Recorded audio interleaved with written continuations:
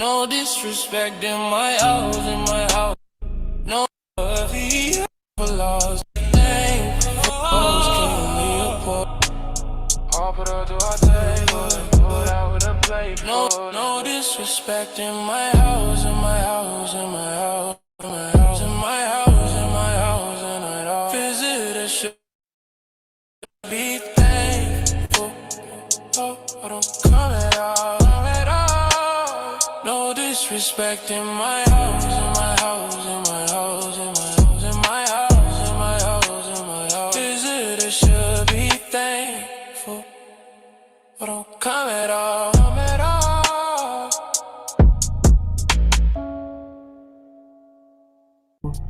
This is my country here. So I don't want to be called African American. I'm an American American. My people have died and done everything for this country. Built this country too. African Americans built this nation.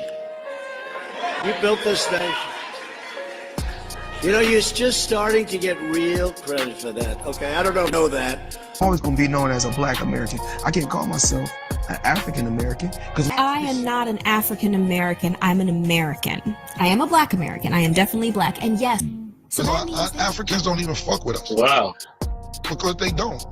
We're not from the motherland. We're from America. So I'd rather say I'm a Black American. So I consider myself a Black American. I don't consider myself African American and shout that. Yes, I'm Black. I'm proud of it. I'm Black and beautiful. I am not Black, okay? Hear me out. Growing up, my mom absolutely hated when we refer to ourselves as Black. She's like, you're not Black, you're Nigerian, you're African. I feel like the term someone is Black obviously comes from the slave era.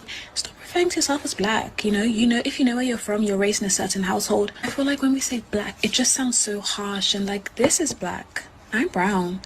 You know, I'm Nigerian at the end of the day. Like, that's who I am. So you've got a deaf, blind, dumb, backwards person speaking an African language, coming from the African country, came here to be a parasite, eat on and play down, because these people are so punked out and scared of the white man that they feel because they're scared of the white man, they got to be against us. Just like a guy from Africa, he can say he's African, but there's no country called African. He's either Nigerian, Ghanaian, Malian, or that's his ethnic nation. You know, Somalians are Somalians, Ethiopians are Ethiopians, Nigerians are Nigerians. Like, if you know where you're from, why refer to yourself as a color? There's no country called African. He's either Nigerian, Ghanaian, Malian, or that's his ethnic nation.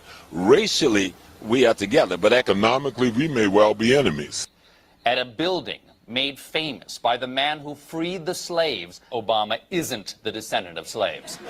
So to make the point that Kamala isn't a foundational Black American, all, you know, roughly defined, foundational Black Americans, the descendants of American slaves, you've taken away the whole purpose of this.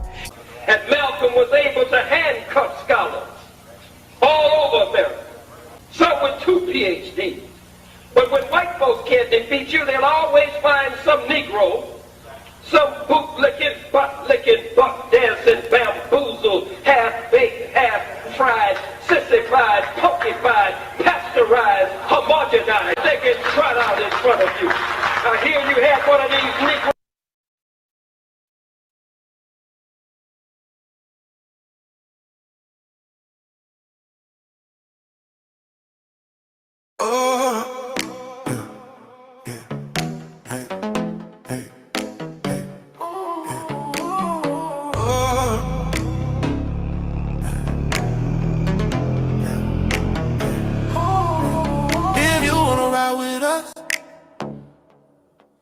You gotta show me love.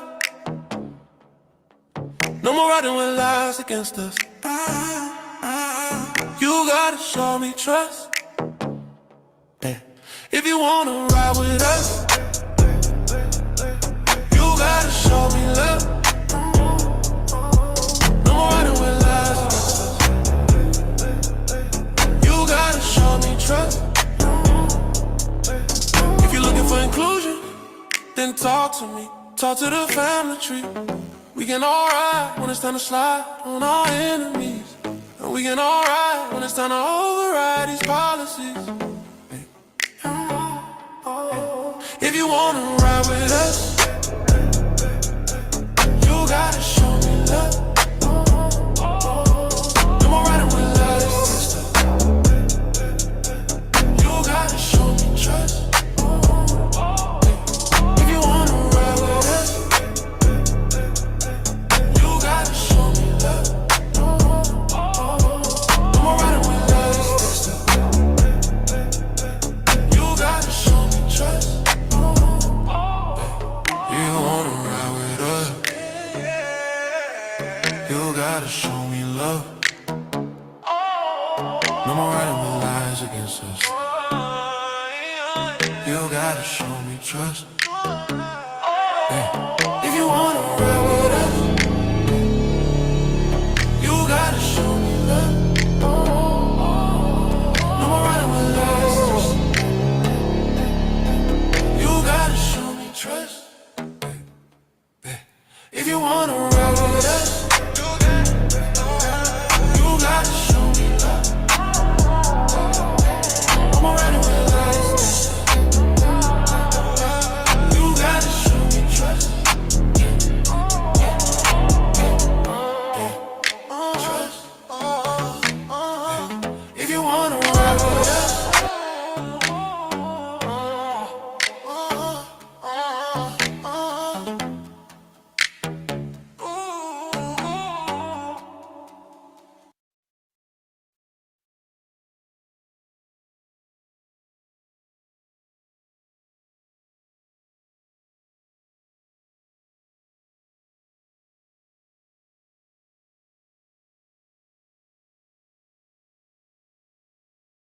up because yeah, this ain't what Reggie was saying. This is something totally different than what he was saying. Okay, all right, we good now. We're live. Yeah, so I'm gonna give you the link to this. What's it called? Restitution, slavery, and then we're gonna go to her site and the laws that was passed. Restitution, slavery, Deidre Farmer.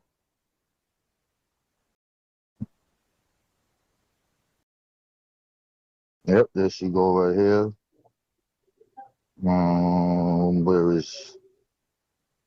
Where's the link to her thing though? Her case is there. But in any event, the argument in court was the judge said, how could you prove you are African? That was the question he had. So then she was like, okay, what about DNA? And then she said, okay, the judge said, well, you're going to have to go get that because anybody could say they are African. We could just give money to anybody. Like, how's this going to work? So this is when Rick Kittles first comes out. And then right after that, he does the thing with the Black Cherokee to help them get on their rolls and stuff, that they got to prove that. So when she came back with that DNA, he said, okay, you can prove that, but now how can you prove that you have been affected by this slavery? How can you prove that? So now she went at insurance companies like Athena, multiple different banks, and what it came down to was, because we don't know our names, like, because these people have, like, if we doing our genealogy on Ancestry.com, you only gonna go to a certain point. If you look at the Feedings Bureau, you only gonna go to a certain point. But all of these companies have our ancestors' documents so that we can trace ourselves. So he said, okay, this is a harm right here, and you can prove that you are harmed via this point. So he agreed with the DNA to prove that you are a person of African descent, and that's really it. And that slave disclosure laws that she has, that's going all around the place. So if we are about reparations, then genealogy is a major point, because this conversation is that's the first thing that came. How you prove you are African? Who's a part of this? We're not just giving money to anybody.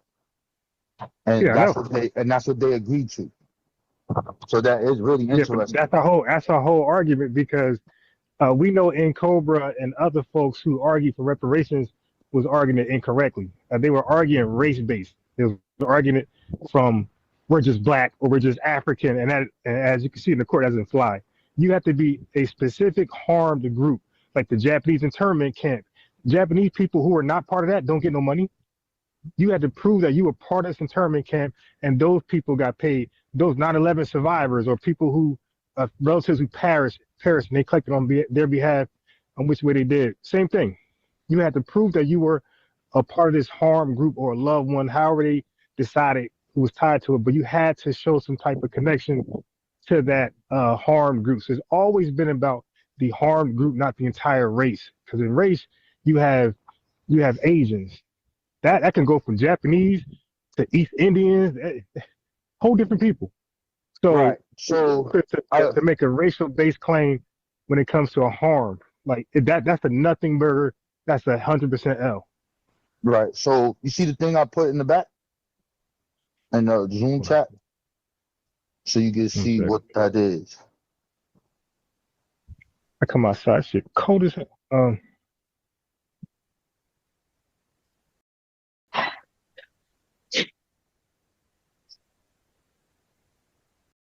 I see it. All right, so let me add some context here. This is the start of our conversation, okay, which I didn't know was a debate, because we're agreeing. So he was showing me a case in point of a young sister, or at that time a sister, who was suing corporations and companies for slavery connections. I found that interesting. I wasn't aware of that.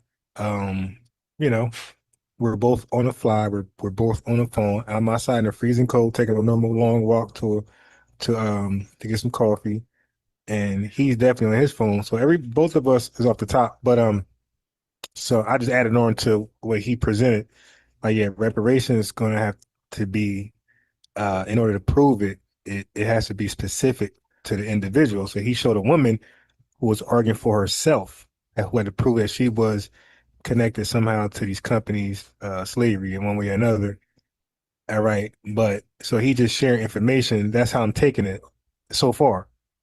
Right. And then, I'm making sure everything he's saying is accurate. Then it's all good. If he says something that I believe is inaccurate, I'm aware of, I'm going to speak up and challenge it. So right now, as you can see, we're just vibing. There's no debate. There's no disagreement so far when he read the lady.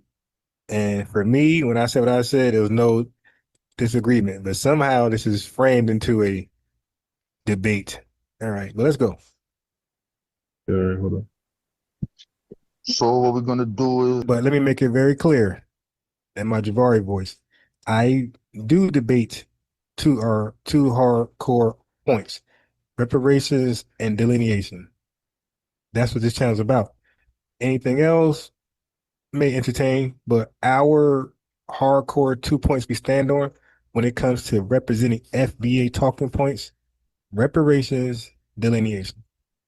we're gonna go to legislation. When you see slavery era disclosure laws. Hold on.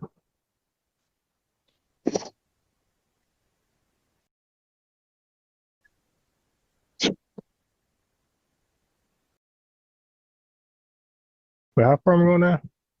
Huh? You said how far am I going down? Where it says on the menu where it says slavery era disclosure laws, press that. Okay. I'm gonna fast forward a little bit because I was trying to look for it. So let me just fast forward. Oh, legislation. Yeah, legislation. My bad. Legislation. All right. Yeah, I see this. Right. So as soon as you pop that up, you'll see that's the case right there in 2000. There's a former Perlman. It'll tell you her first target. And they wrote life insurance policies on the lives of enslaved Africans. Slave owners were the beneficiaries. The practice made buying captive Africans a safe investment. The edge demanded that they disgorge their profits from their policies, pay restitution into a trust fund to benefit descendants of enslaved Africans. To aid in the edge's quest for justice, California Senator Tom Hayden began drafting a bill that required insurance companies to disclose their slavery past. The law passed October 2000. Since then, over 13 disclosure laws have been passed around the United States. These laws have morphed into international legislation, with the United Kingdom passing an anti-slavery disclosure law, requiring companies of certain size to rebuild their modern anti-slavery efforts. Anyway, keep reading down there so far. It's Berkeley, California, Richmond, California, Chicago, Illinois, Iowa, Maryland, Detroit, Wayne, Michigan, Philadelphia, Pennsylvania, Milwaukee. And then the year 2021 saw much progress and blah, blah, blah. You already know about that. I don't know about that North Carolina one. I don't agree that that's reparations, or that Evanston, that's not reparations. But the point here is this. What this person did, you got to look at the case, and I think that's a video that you should show. So I'll give you that link too, so that you sit there and you look at what the argument the government has. Their major... Okay, so what he's saying is good information, but now I'm just trying to see how is this tying into reparations for lineage, right? So that's why I'm listening to see the connection. So right now he's telling me about a Black beautiful woman personal journey, right? Personal court battles in court, proving her ties, her lineage ties to slavery that the companies were, I guess, found guilty of exploiting or having connection. I don't know, but I'm trying to see how does this ties into our reparations claim at this point, because he's not making it very clear. I'm just walking with him. I'm just walking down the yellow brick road. I'm trying to see where we're going. The thing is that you can't show that you were harmed through slavery. So this is the importance of genealogy. So when you talked about Cobra and what they did, when you look at HR 40, they start with 1619, right? And then it'll go. All right. So now he's going somewhere else. So I want to respond to this. What he says. So now he's right that this court case, because now I'm at my computer. Again, both of us were just freestyling, just talking on the phone. This case I'm not familiar of. I'm at my computer now. Okay. So this did end up, well, let me just say this.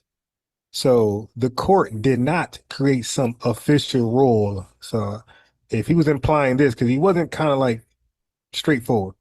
Okay, so the court didn't create some official rule that everybody needs DNA to qualify for reparations. So if I don't know if he was alluding to that, but that's not what this is about.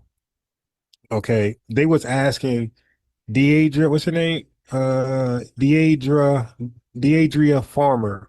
They was asking her, do she have any solid evidence that she personally were harmed by the company she was suing?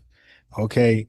And the laws that came out of it was what he said, disclosure laws, but not payout laws. And I'm not saying he said payout laws came out of it. He did say disclosure laws, but he's saying one thing and he's tying to HR 40 other things. I'm just like, kind of like, okay, what this guy do with HR 40? This is her personal court battles. HR 40 is something different. This is something tying to her personally. She's not on behalf of the lineage. She's not suing for reparations on behalf of the lineage. She's suing companies. Somehow she's trying to tie her personal harm to the companies. This has nothing to do with HR 40 and Cobra, which are all reparation claims for the lineage. So I'm seeing he's going somewhere else, and sometimes you can give facts. You can give historical, events, but the conclusion can be pseudo. So I'm trying to see, how does her personal claim of these companies got to do with HR 40, something, the HR 40 and then Cobra, ADOS, their FBA, we're arguing for something way more crystal clear. I mean, the entire country understands that we went through chattel slavery, Jim Crow, civil rights, all that stuff, penis. Then like this is not something that's like irrefutable in this country. Her case, it wasn't that popular. You know what I mean? The judge and whoever was unfamiliar with it and wanted her to source up, say, hey, do some DNA stuff. But that is not the standard. So genealogy matters. Okay. Genealogy definitely matters, but I was trying to listen in to see how does this connect. So this is what they wanted her to do for a personal case, and I'm believing he's trying to tie this into reparations. Again, he's not being very clear. I'm just following him. He told me about her. I didn't know about her. He said HR 40, said in Cobra. So we're kind of all over the place right now. So I'm just trying to follow to see where he's going. And my hunch is leading that he's somehow going to tie this into reparations and how we can't get it, right? So that's what my antennas are focused on right now. So to people who are part of Jim Crow, people who are part of convict leasing, people who are a part of those specific things that affect said ethnic group. So no individual person who is who just comes to this country and because you are African American, because that's the box that is put inside of the census, you can't claim that because you're not a part of that. Your lineage doesn't trace to You go to slavery Wawa. here. Huh? Yeah. Yeah, Nah. you can't. They can't Nah. claim it. No, I'm going to get coffee. I'm not worried about you. Now, I'm walking. This pants got back like I was going to walk up on him. Be careful. Yeah. But you get what I'm saying. So when we looking at it's not a race-based thing. It's just that this is the term that is used to express this ethnic group and specific things that they went through. So if you a person from the 70s, and I mean you could say that, but if it's telling that's you a new term. What? African American. That's a new term. '89 national with Jesse Jackson. Are you aware of when the first time African American was used? Okay, so you're talking about 1790, Brother Richard put it up. But and we could talk about Richard Allen. I know about all that. This is a small, tiny about don't do that. People. Don't do that. No. So that was an actual fact. He was wrong.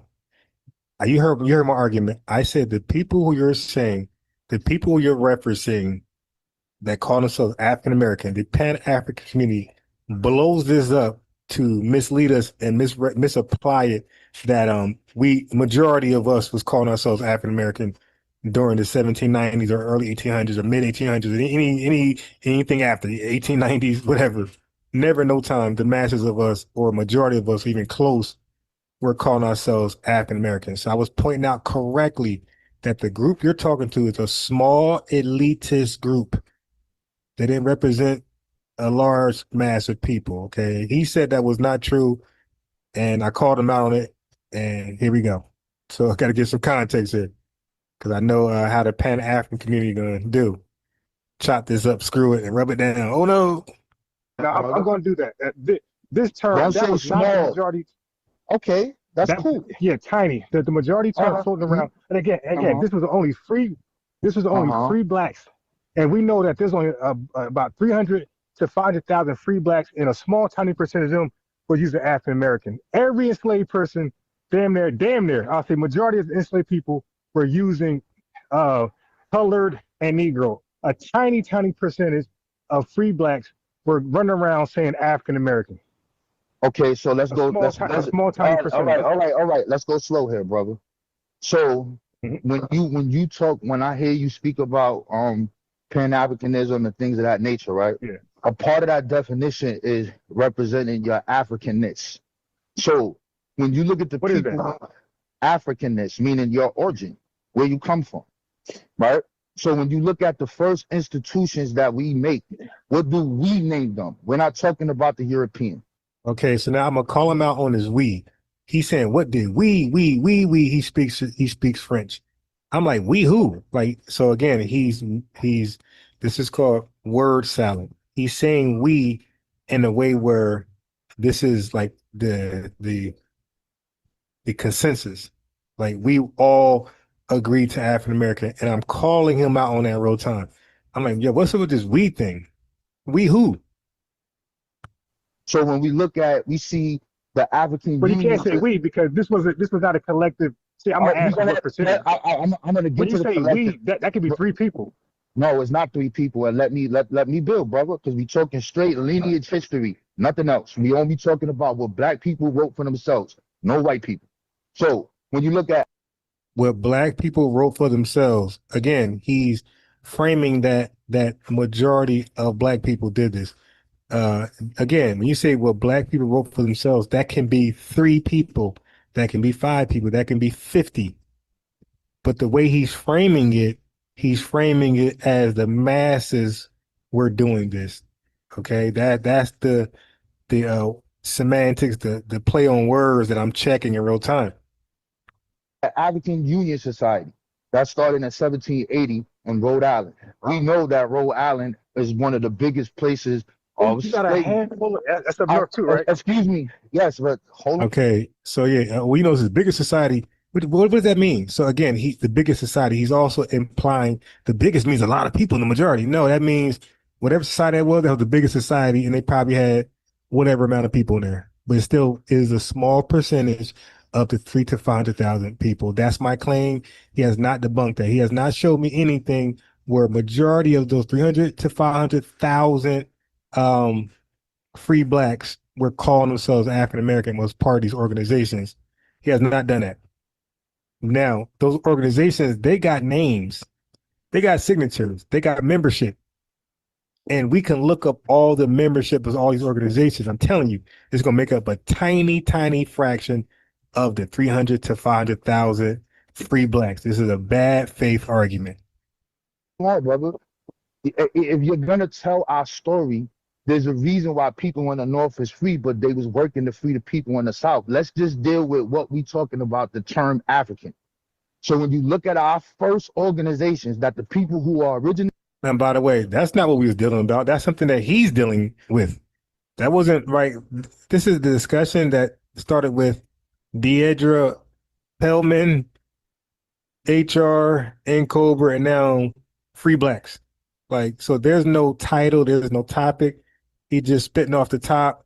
I'm just trying to follow to see where he's going. And it's all over the place. Because we start with reparations for a woman, and then he mentioned HR 40, then he mentioned in Cobra. So now I'm thinking we're talking about reparations for the lineage. And now we're talking about free blacks and what they call themselves African. So as you can see, there's no pathway, like there's no sense of direction where this argument is going. I thought it was going to connect somewhere. So no, we're not actually talking about African. You're talking about African, and I'm challenging you that it was a small elitist group that called themselves African American and created those societies and organizations. That's my challenge. That's my claim. Enslaved in the South who came to the North, they got together and made organizations and told us specifically why they made it. So during slavery being ended in 1809, and in different states, slavery is ended in different states. So like 1827, these things of that nature, right? Every black leader all across the thing, even in the South, you have the African Baptist Church in the 1780s.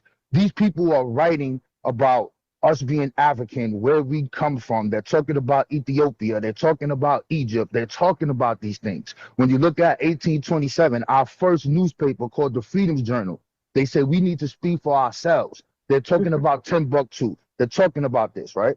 So now when you're looking at this, they're talking about the things that affect all black people in America. So now we get into the point of what you said. First, we have institutions. Our first ones that we made. African Union Society, 1780. Free African Society, 1787. You see, he keep playing on his word, we. We made. We the people. That's everybody, my guy. So he's playing with the word we. Why not say some people or people? He's saying we made this.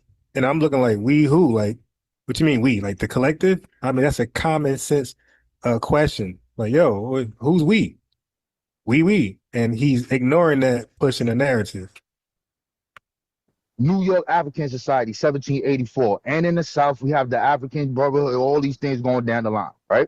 So now, in 1831, we make a national organization. And this organization is called... We make a national organization, family. Again, y'all don't see the language trick bag. We, like everybody, like the black people, like we FBAs. We who, my guy? He keeps saying, like, he went to start naming people by names, and now he's playing the we game. We did this, we did that, we did this. Bro, I can also make a claim where we also were enslaved doing none of that. He's saying we who? He's not making a distinction. Was that who is doing this? Those part of the organizations, all of the free blacks, all of the enslaved blacks, everybody, all of the blacks in the country. We who? These are bad faith arguments, man. The Negro Color Conventions. This lasts from 1831 going all the way to 1819, 1899, around that point. All of those people, everything from the Underground Railroad to the militias that we built, all of those Boston Vigilance Committee, all of these things that we did in our whole history, these people are telling you we are the people of African descent. We are the people of this. We are the people of that. This conversation didn't happen. They call it Negro colored people, right? No, Negro Color Convention is what they called it. But the people who are part of it, such as Richard Allen, and the first organization they made was the Free African Society. And it says me and Absalom Jones decided to come together to form this group for our people. And they said, we are two people of the African race. This is what they say. So even to the term of black people, you have the narrative of the proceedings of black people during the late awful calamity in Philadelphia, 1793. He's calling the people black people. So now we getting mad at, because we've been stripped from our home. You got people utilizing European languages to describe stripped our home themselves. from who? See, now that part you gotta ask some context. You said we're stripped from our home. Who stripped us from our home? What you mean who stripped our home? The slave trade. Who? Right, but who particular? Because like we say that in America. Okay, so let's wait. So he said the European. I'm telling you, family, these guys. He said the European stripped us from our home. That's a bold-faced lie, and that's why I challenge them right away. I know their game. Dude's not on my level at all. So you Pan-Africans, you can watch this all you want, and you can reap. We're stripped of our home. People, when they say it like that, I told you that trick bag.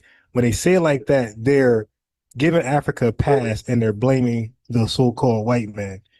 That's why I said, who stripped us? Oh, the slave trade. The slave trade can't strip you, my guy.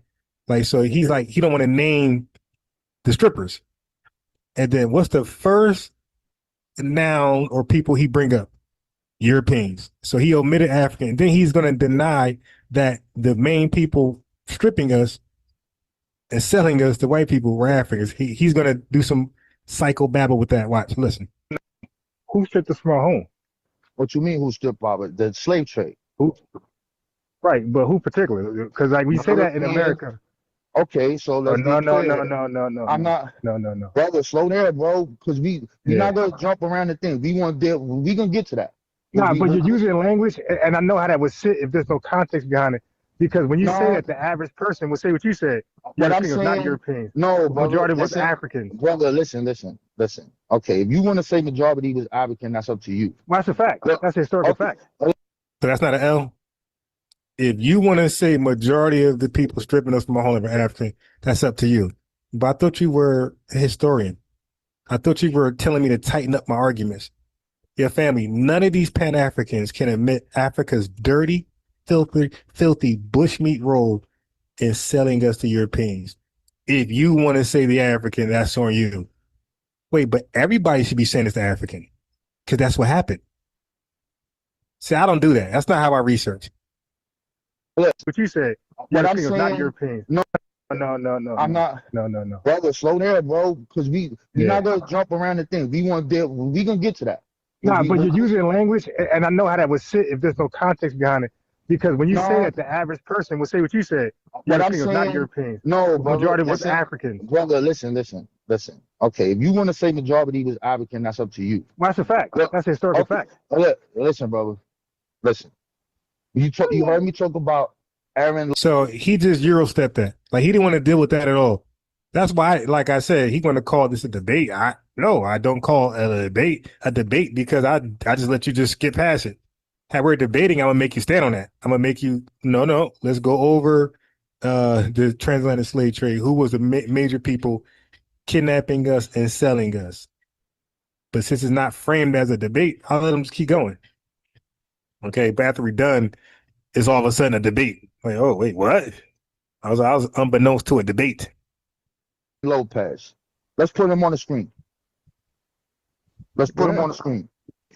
Let's put Aaron Lopez on the screen. Aaron Lopez, slave trader, right? Let's put him on the screen. This is happening in America, right? Where is he at? Aaron Lopez. Let's put him on the screen. Aaron Lopez. Okay, so before we go to Aaron Lopez, let's do some fact checking. Like I said,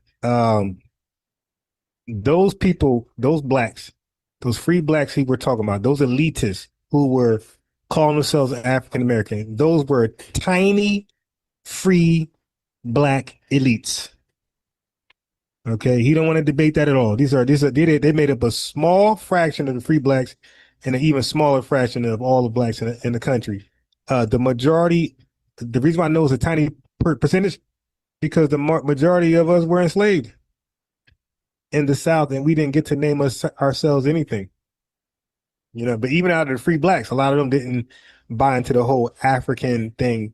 Okay, we mostly were called Negro, colored, and sometimes black by law in white society. So there was no single settled name at that time, family.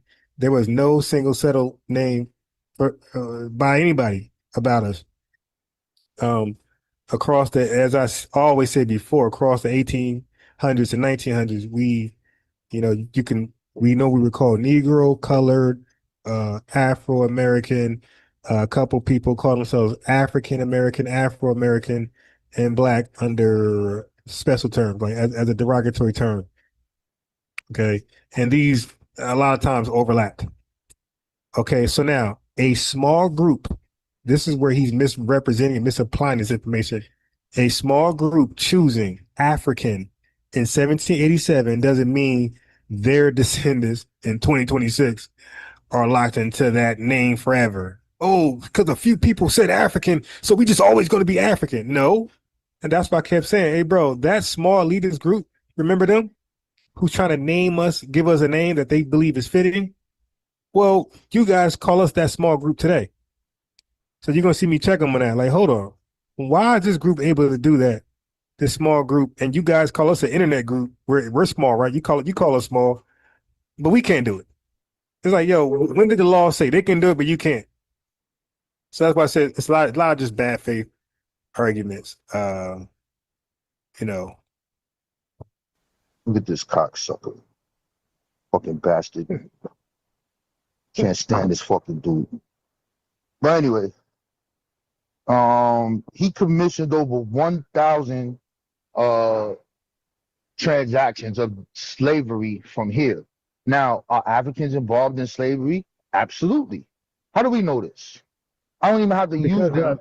I can use Adriano Diaries, and we know the Asante, we know Dahomey, we know Queen of Zinca, and we know Ghana itself. No. We're gonna go. Hold on. I know this is you want. We gonna go to that, but first, let's finish off with how we defined ourselves.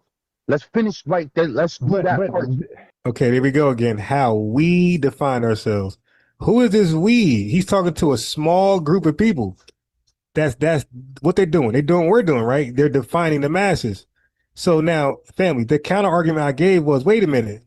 When FBAs, you guys say, according to Unc, we're only 1,500 or 1,500 deep. We're 1,500 deep, Unc says.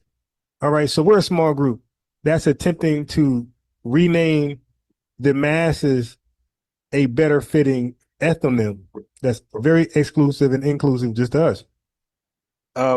What they would say is, yeah, but the majority of FBAs don't call themselves Foundation Black American or ADOS. Well, this small group, he keeps saying we, French. Well, the masses at that time didn't call themselves African American either. But somehow this small group is allowed to rename and represent the masses, and they call us a small group, and we're not allowed to do that because they're stuck on this word African. It's a bad faith argument. Hold on. All I'm saying Wait. That we is not the we. That's the two Listen, people. brother, listen. You made a claim and said that this is talking only about 5 people, a little bit of people. That is a national organization. Yeah, okay. Now he's lying and misrepresenting me. I said, when he kept saying we earlier, I said, who's the we? I said that could be 3 people. I said that could hypothetically be 3 people. I didn't factually say it was 3 people or 5 people. Lying, misrepresenting me. Yeah, these guys can't beat me in an argument because they can't even be honest. I never said 5 people for sure. I said that we could be anybody. It could be 3 blacks that escaped from slavery and wrote something in their journal.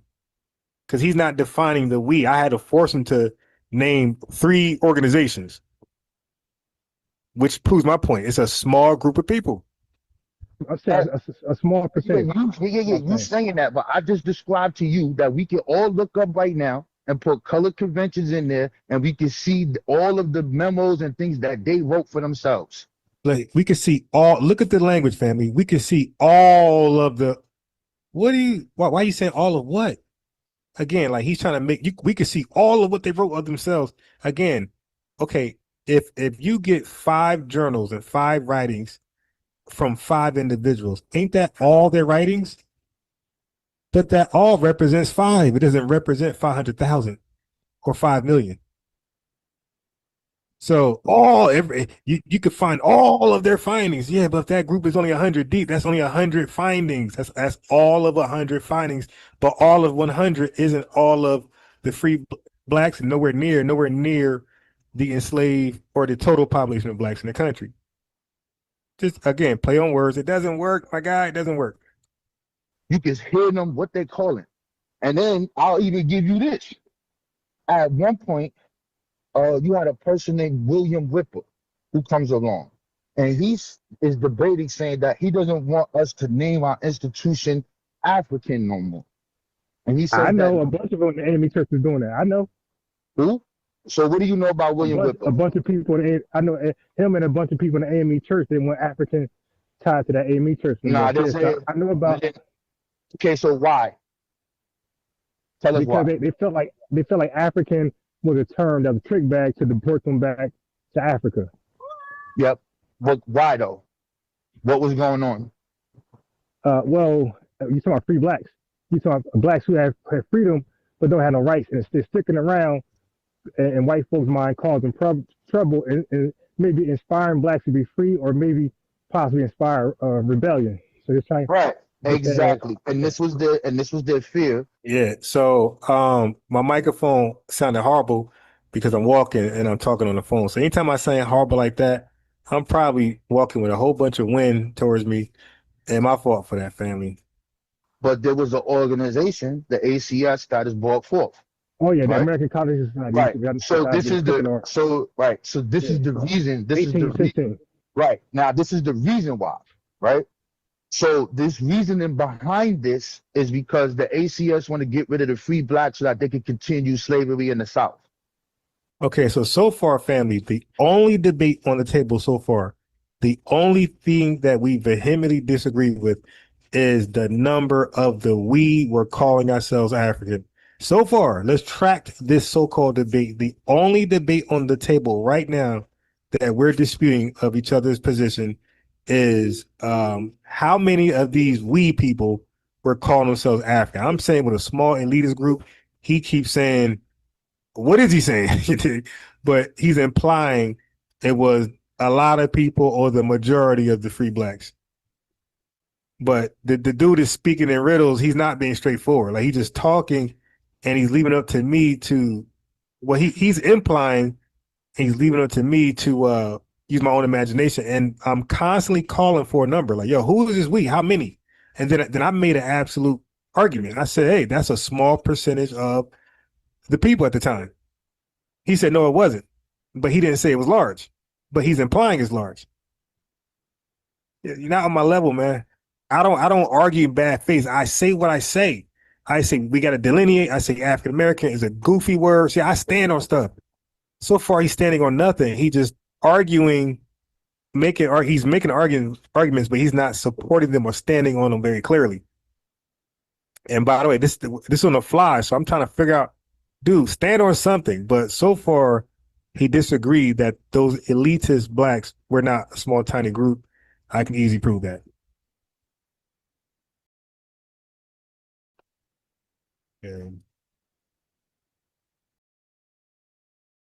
And this was the argument that was brought forth, and it was more of you being an American citizen to get your rights, not denying that you're a person of African descent, but in the political aspect of we not identifying with this because these people were using this so that they could just ship our people away. So we clear on that. Now, in spite of us disagreeing on the percentage of those black elitists, those free blacks calling themselves African, where are we going with this? You did, because this went from reparations, a single personal court case. He briefly mentioned HR 40, which is the lineage-based reparation claim. He mentioned in Cobra that's speaking on behalf of everybody. And now we're talking about free blacks calling themselves African. So I'm totally lost, and I just want to catch you guys up. What's going on? How does all this connect? Even talking about 40 minutes. How much time you need, bro, to connect this stuff? Now, during this same time frame, around 1834, there's the revolt that's in Jamaica, and that's the Bishop Samuel revolt. When that happens, now they wind up breaking up those colonies over there. All of the black leaders that are over here in the Americas do what now? They are now going to all of the Caribbeans. They're making orations, and then we have our holiday, which is dealing with August 1st. And this August 1st rights. So now when we talk about delineation in the time frame that we are, we want to stick to the lineage of our people and our history and what they did. Okay, you see? So the topic, now he gave you out the topic of the debate. The topic is delineation. And I said that's my hardcore argument that I love to debate. So we're talking about delineation. So now you know how to judge this so-called debate. Who won the delineation debate? Okay, because now we're going back to delineation, and we know that's what I advocate for. That's what I preach. That's what I teach. All right, so delineation, is he going to make it so he would have to be arguing that's not necessary for us to delineate in 2026, and I'm saying yes. So everything we're saying during this exchange, it has to either be yes or no for delineation. Now, when you're looking at William Whipper, Frederick Douglass, all of these, Martin Delaney, all of these people are part of these. Did he say Frederick Douglass? So I'm going to cook him on that. So I think he's just testing what I know and what I don't know. And if I know it, he's going to misrepresent it. And if I know it, he'll fall back. Because he mentioned Frederick Douglass. August 1st rights. That shit went on for Cromwell. Yep. That shit went on for 50-something years. So now they in Jamaica. They all over the place with this. So when I'm looking at this, right, there was no delineation made there. There was no delineation when the Fugitive Slave Act came into place, when people left the South and came to the North and the kidnappers come try to get them and bring them back. I know Frederick Douglass definitely delineating. In what way? Because he didn't want no ties with anybody referring him to it as an African or Africa. He made that very clear. Right, and then now we have to get back to the reasoning why. Well, you shouldn't have mentioned Frederick Douglass to begin with, because he was not part of no African smoke at all. Reasoning. These are the people who are against the ACS. All of those people we talking about, Richard Allen, Absalom Joe, all of them was against that shit. Yeah, I know. He had 3,000 people in Philly somewhere arguing, against the ACS. Right. So they arguing against it, right? So then, during that Negro Color Convention, what is the argument that they're having for Black America, period? What do we do? Do we leave or do we stay? That's the first debate that we have amongst each other. Do we leave or do we stay? So Sierra Leone gets put on the platform. You already know about the revolutionary dude, Thomas Peters, and all of this. And they was like, nah, bro, that ain't working. So we going to go to Canada. So they agreed in 1835 to go to Canada. So we go to Canada. They built a black college. The white people didn't like them. They kicked them out. So that ain't going to work. Now they're getting invited to Haiti. They go over there. Shit don't work. That's not happening. Liberia then comes into play. Now people are going over there dying because of the malaria, diseases, and shit like that. And then there's stuff where they're not getting what they were promised. And they begin to write their slave master talking about, I want to come back. These are just facts. So if you in America and the newspapers is coming in and black people is telling you like, yo, this is what's happening, that we not going to Africa. So now they say, yo, we staying here. Now we're going to stay here until we basically free our people here. And that begins this long trajectory down the line. So in your point, from delineation, I think if we're gonna talk about it, See, we're back to delineation. Don't let these fools lie to you what we're talking about. And back to my point of delineation. I even make the point.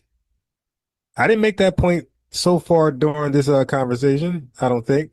It was basically him giving a storyline of the woman who sued for reparations for personal harm for herself, not the lineage.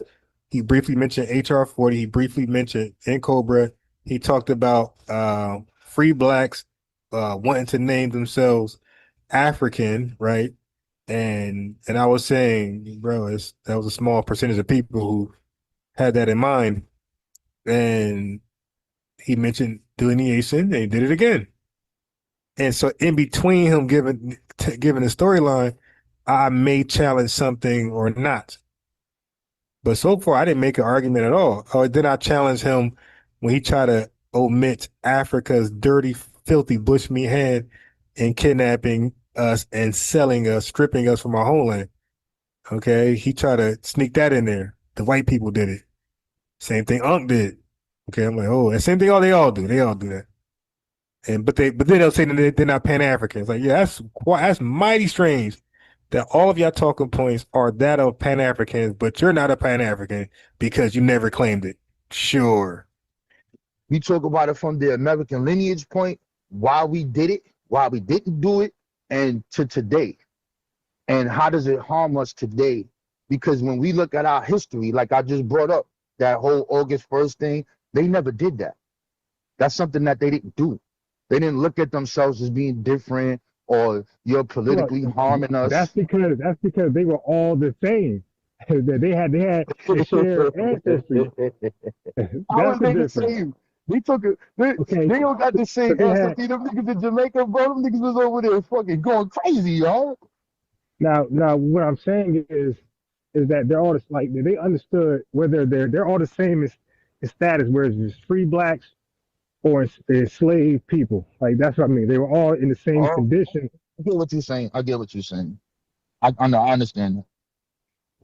But do you get my point of why I see this? Okay, so let me further elaborate my point because my audio is so terrible, and that's why I wanted to do a review, my own review before I let people have the original copy because you can't really hear me. You hear him he kind of muffled too, but you can hear him better than me.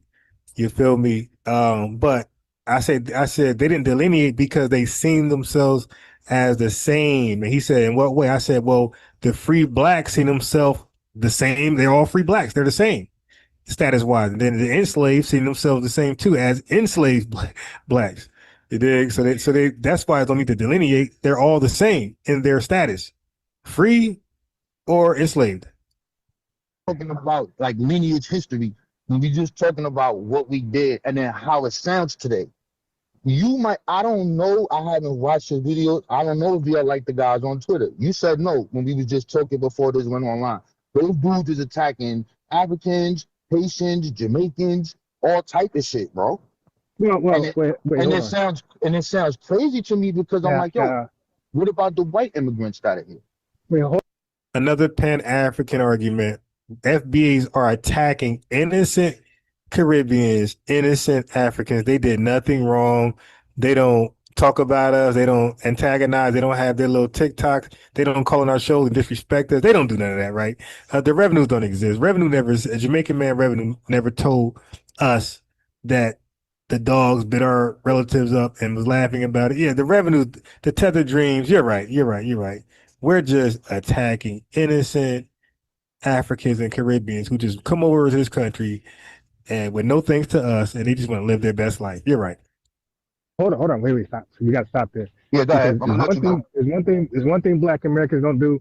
We have zero testimony about our parents training us and cultivating our minds to stay away from immigrant Africans that come over here. So we have. Hold on. Let me go because I know I have gazillions. I got this. Yeah, that's never our. Yeah, we never had no like that. Right. Okay. So I'll just say it right now because again my microphone's muffled. I was saying that there's no such testimony of foundational Black Americans parents teaching their kids and offspring to stay away from African descendant immigrants, whether from the Caribbean or Africa. Right? We don't say we watch movies and that's why we hate Africans or Afro-Caribbean people. That's not what we say. That's what they say. So I'm gonna fast forward my part. That's all I said. I was muffled. We come out of America so like we were deaf anywhere else. It was on my own. Especially if you live in urban cities, like I live in New York, that's gonna come across. Yeah, his microphone is way more clear. Why? So okay. So I got to cut the bogus ass reasons. For one, which I think is like the most retarded shit somebody could say. So all I'm saying is that, bro, are you about to justify these tethers disrespecting us? Now he just said a family just 30 seconds ago. He said we were attacking Africans. This is a Pan-African position. It's the same thing, brother. Reggie did. They all say we're attacking these tethers. And then when we point out, wait a minute, they've been attacking us the whole time. Now they want to justify their attacks. Now he's going to justify their attacks because, oh, they're just poor puppets of white supremacy. So they're not attacking us? No, it's not their fault. It's the white man's fault. But with us, oh, nah, yeah, FBs are just aggressive. That is white supremacy talking points as well. Like, brother, that they get just 100,000. I didn't even know that. Yeah. No shit. So, as a kid, right, this is a reverse thing, Yeah. and then I'm gonna bring it back to your exact point, so you don't think I'm staring off. When we first heard about Africa as a kid, this is not from my parents. My parents didn't teach me nothing about none of that. I know that my grandmother practiced Santeria, but she never taught it to me. I never went to church. I don't know why. I wanted to go to church because my friends are going to church. Well, I can't go to church. That's another story. When we looked on TV, bro, when we wanted to watch them Saturday morning cartoons, what is the commercials that we saw, bro? Every time we saw Africa, bro, we saw them hungry, starving motherfuckers, bro. So no, we did, but let me give you the proper context behind that. Okay. Let me finish though. Hold on. So when as a kid, as I'm internalizing that, right, by looking at that, I'm like, damn, son, the niggas fucked up over there. And now, but it didn't make you hate them. No. It didn't make you say. It made us want to help them. Yeah, no. Yeah, exactly. Now, hold on. Yeah. Let's build though. Okay. Let's build because we're gonna tie this into the lineage history too. So now, when that happens, and then we see Africans in our community, what was they doing? They were all, they used to have the cab driver thing. This is before Uber. This is before. I'm gonna be honest, bro. I didn't see too many Africans. Hey, bro, I didn't see too many Africans growing up. I'm gonna be honest with you, bro. I know, like, you from Jersey, bro. Yeah, but I'm telling you how non-existent they were in Jersey. I seen two. What part of Jersey you from? Nah, I'm from Central. I'm covering North all the way to New Brunswick. But nah, it ain't just me. I could call my brothers older than me. We had this conversation. So, all right, so cool then. So I'm gonna finish it up. So like in Harlem, we saw them. Those were the people that was outside selling T-shirts, selling the bootleg shit. And you a hip hop person like me. We saw Tupac and all of them make videos. Yo, stop selling my shit. We all saw that. So this is the perception that we have of them. On the vice versa, right? When the parents of those children, their whole objective is to have a good life here, right? Today, right now, is to have a good life. That's what they come here for. They think that we these thugs. What was the #1 show in the 80s about black? One of the shows, besides the Cosby, which is positive.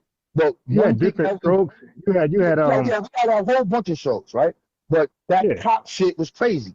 So when cops. Yeah, with the Jamaican guy singing? No, cops. Yeah, bad boy, what y'all gonna do? Right?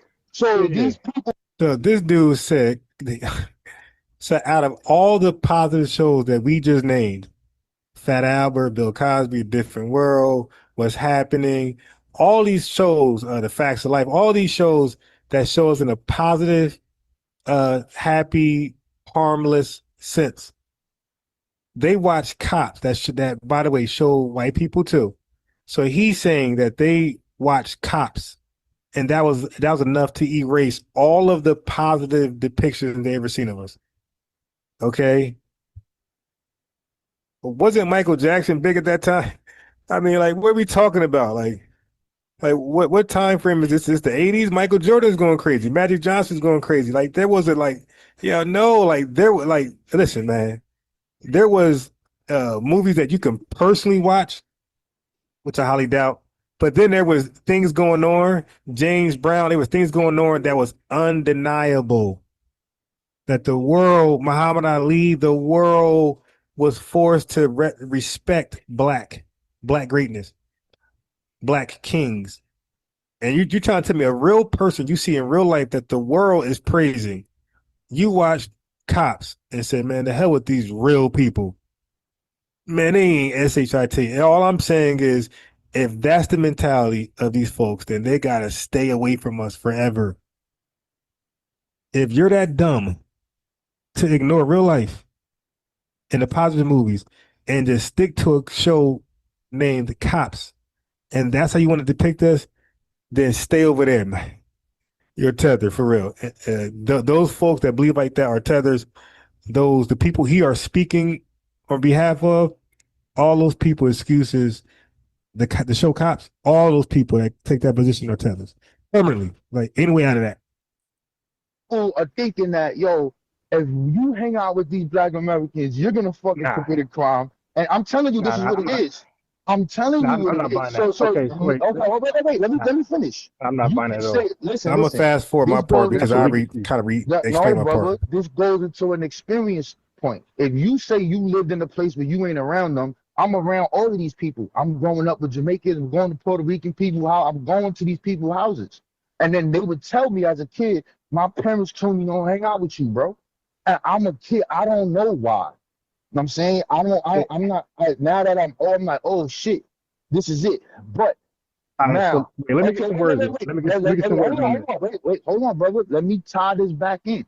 So this is a media. Yeah, I ain't gonna lie, I'm cutting in because I am livid. I'm mad that he's justifying their behavior, their hatred, they're shitting on us, or their attack. He's justifying their attacks on us, but can't justify ours and just say we're attacking them.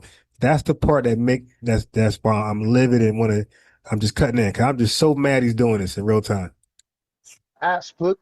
This is a European aspect. Let me finish, brother. If you left the country, right? You've been out of this country, right? Nah. All right, so I went to Italy, right? So I used to go back and forth to Italy a lot. So while I'm in Italy, these people would walk up to me and they would be like, you play basketball? I'm like, no. They're like, I see you too, but you box. I'm like, no. They say, all right, you from New York? Oh, you know Jay-Z. You know this, you know that. Your perception of these people are associating me with hip-hop and basketball or a fucking boxer because I'm fucking tall. And because I'm from New York, you asking me about fucking New York rappers. Why I can't be a doctor? Why I can't be anything else? Why the fuck I gotta be that? This is the power of media and how people present themselves. Hold on. Now I'm going like that. 1 minute, and then you can cook. So yeah, and we're playing double dutch. I gotta jump. Yeah, I know you're gonna go. So in our lineage history, when you look at one of our greatest people, you know the black atheist. We ain't gotta tell you about him. You know who he is, Hubert Harrison. When you look at this individual who comes here, we called him the Black Socrates. He's the one that's responsible for bringing us Marcus Garvey and all that. Even though Marcus Garvey stole his shit, it did him dirty. That's crazy. He's a scammer. Go ahead. He stole his flag and all that. Yeah. But Hubert Harrison was a beast. He was piping his girl. Yeah. So far we're 30 minutes in. We're all over the place. Like off the top of that, I could give you a recap of all the areas he talked about, and we ain't stick to none of them. So I'm thinking we're just having a dialogue, but it's just a, we're like on the phone. Like, so if somebody look at this as a debate up to this point, like, you're just jealous of me, my guy. You're just mad that you're a failure online and I got shit lit in a small limited time. Because so far, 30 minutes in, nobody can name the debate. We're talking about 100 different things. Yo, they do the same thing that we do today. But those people, they could have came here and just chill. So you look at Cyril Briggs, you look at the African Brotherhood, you look at what's going on in Tulsa, and he goes and they make this little thing to go over there. So you have this aspect in our history where you got these people from different countries coming here for this specific reason. You have the woman that we call Adakor Kofi, who they called the great mother warrior. This, she said her whole point was to come to America because of what happened in Africa to save black people. She made a whole movement, whole black.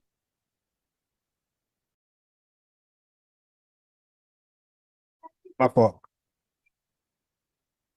We have this aspect in our history where you got these people from different countries coming here for this specific reason. You have the woman that we call Adakor Kofi, who they called the great mother warrior. This, she said her whole point was to come to America because of what happened in Africa to save black people. She made a whole movement, whole black church, and guess who she got killed by? The UNIA. They blew her head off because they was jealous of her. This is just our story. This shit is crazy. So, but when you looking at the lineage history, you see this dynamic of people coming from these Pacific countries forming organ. They don't got to do that. They could just sit there and work and mind their fucking business. So when we fast forward to 2025, bro, we in a whole different world, whole different thing, and all of these social things you're talking about is true, bro.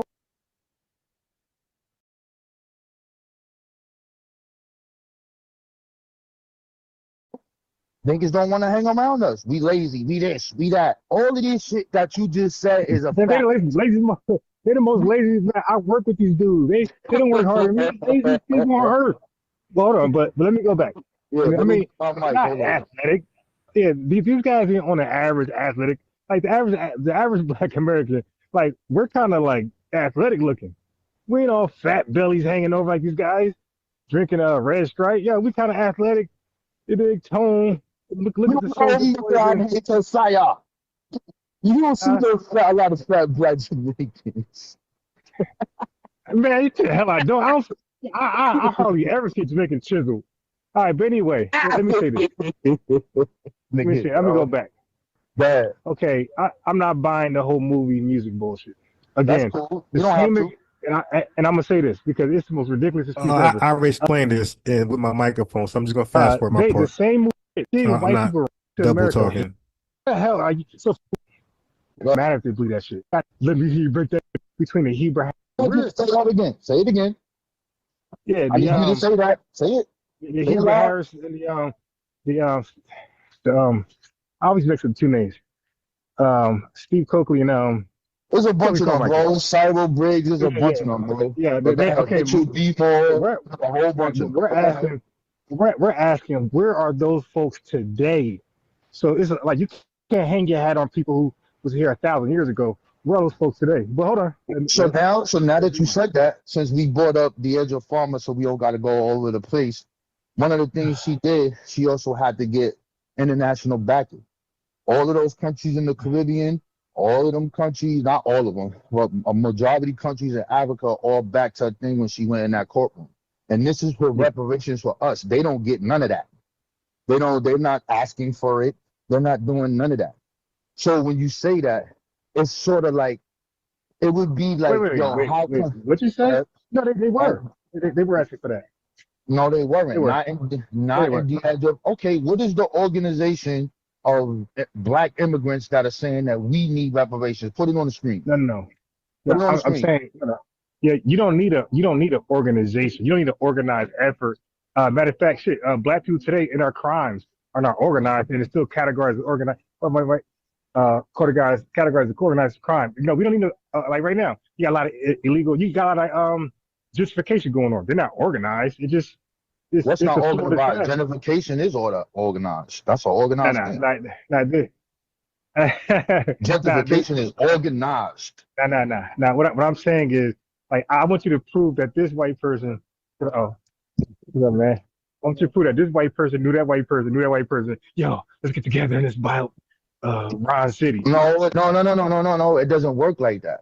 That's not that. I'm not trying to go too far. I'm not trying to go too far. My point, because you're like straw man me somewhere else where I don't want to be. I know this. I know the reparations conversation. I know that we had to get it from race based to lineage based. And once we did that, once we tried to make it specific, and we started to give acronyms for people who look like that person, but you're not part of this lineage or this harm, so you're not involved. I know that you had people who are not of the lineage would we say mad as hell and talking shit. Okay, so I know where that. it, oh, hold on, brother. You can say that all you want.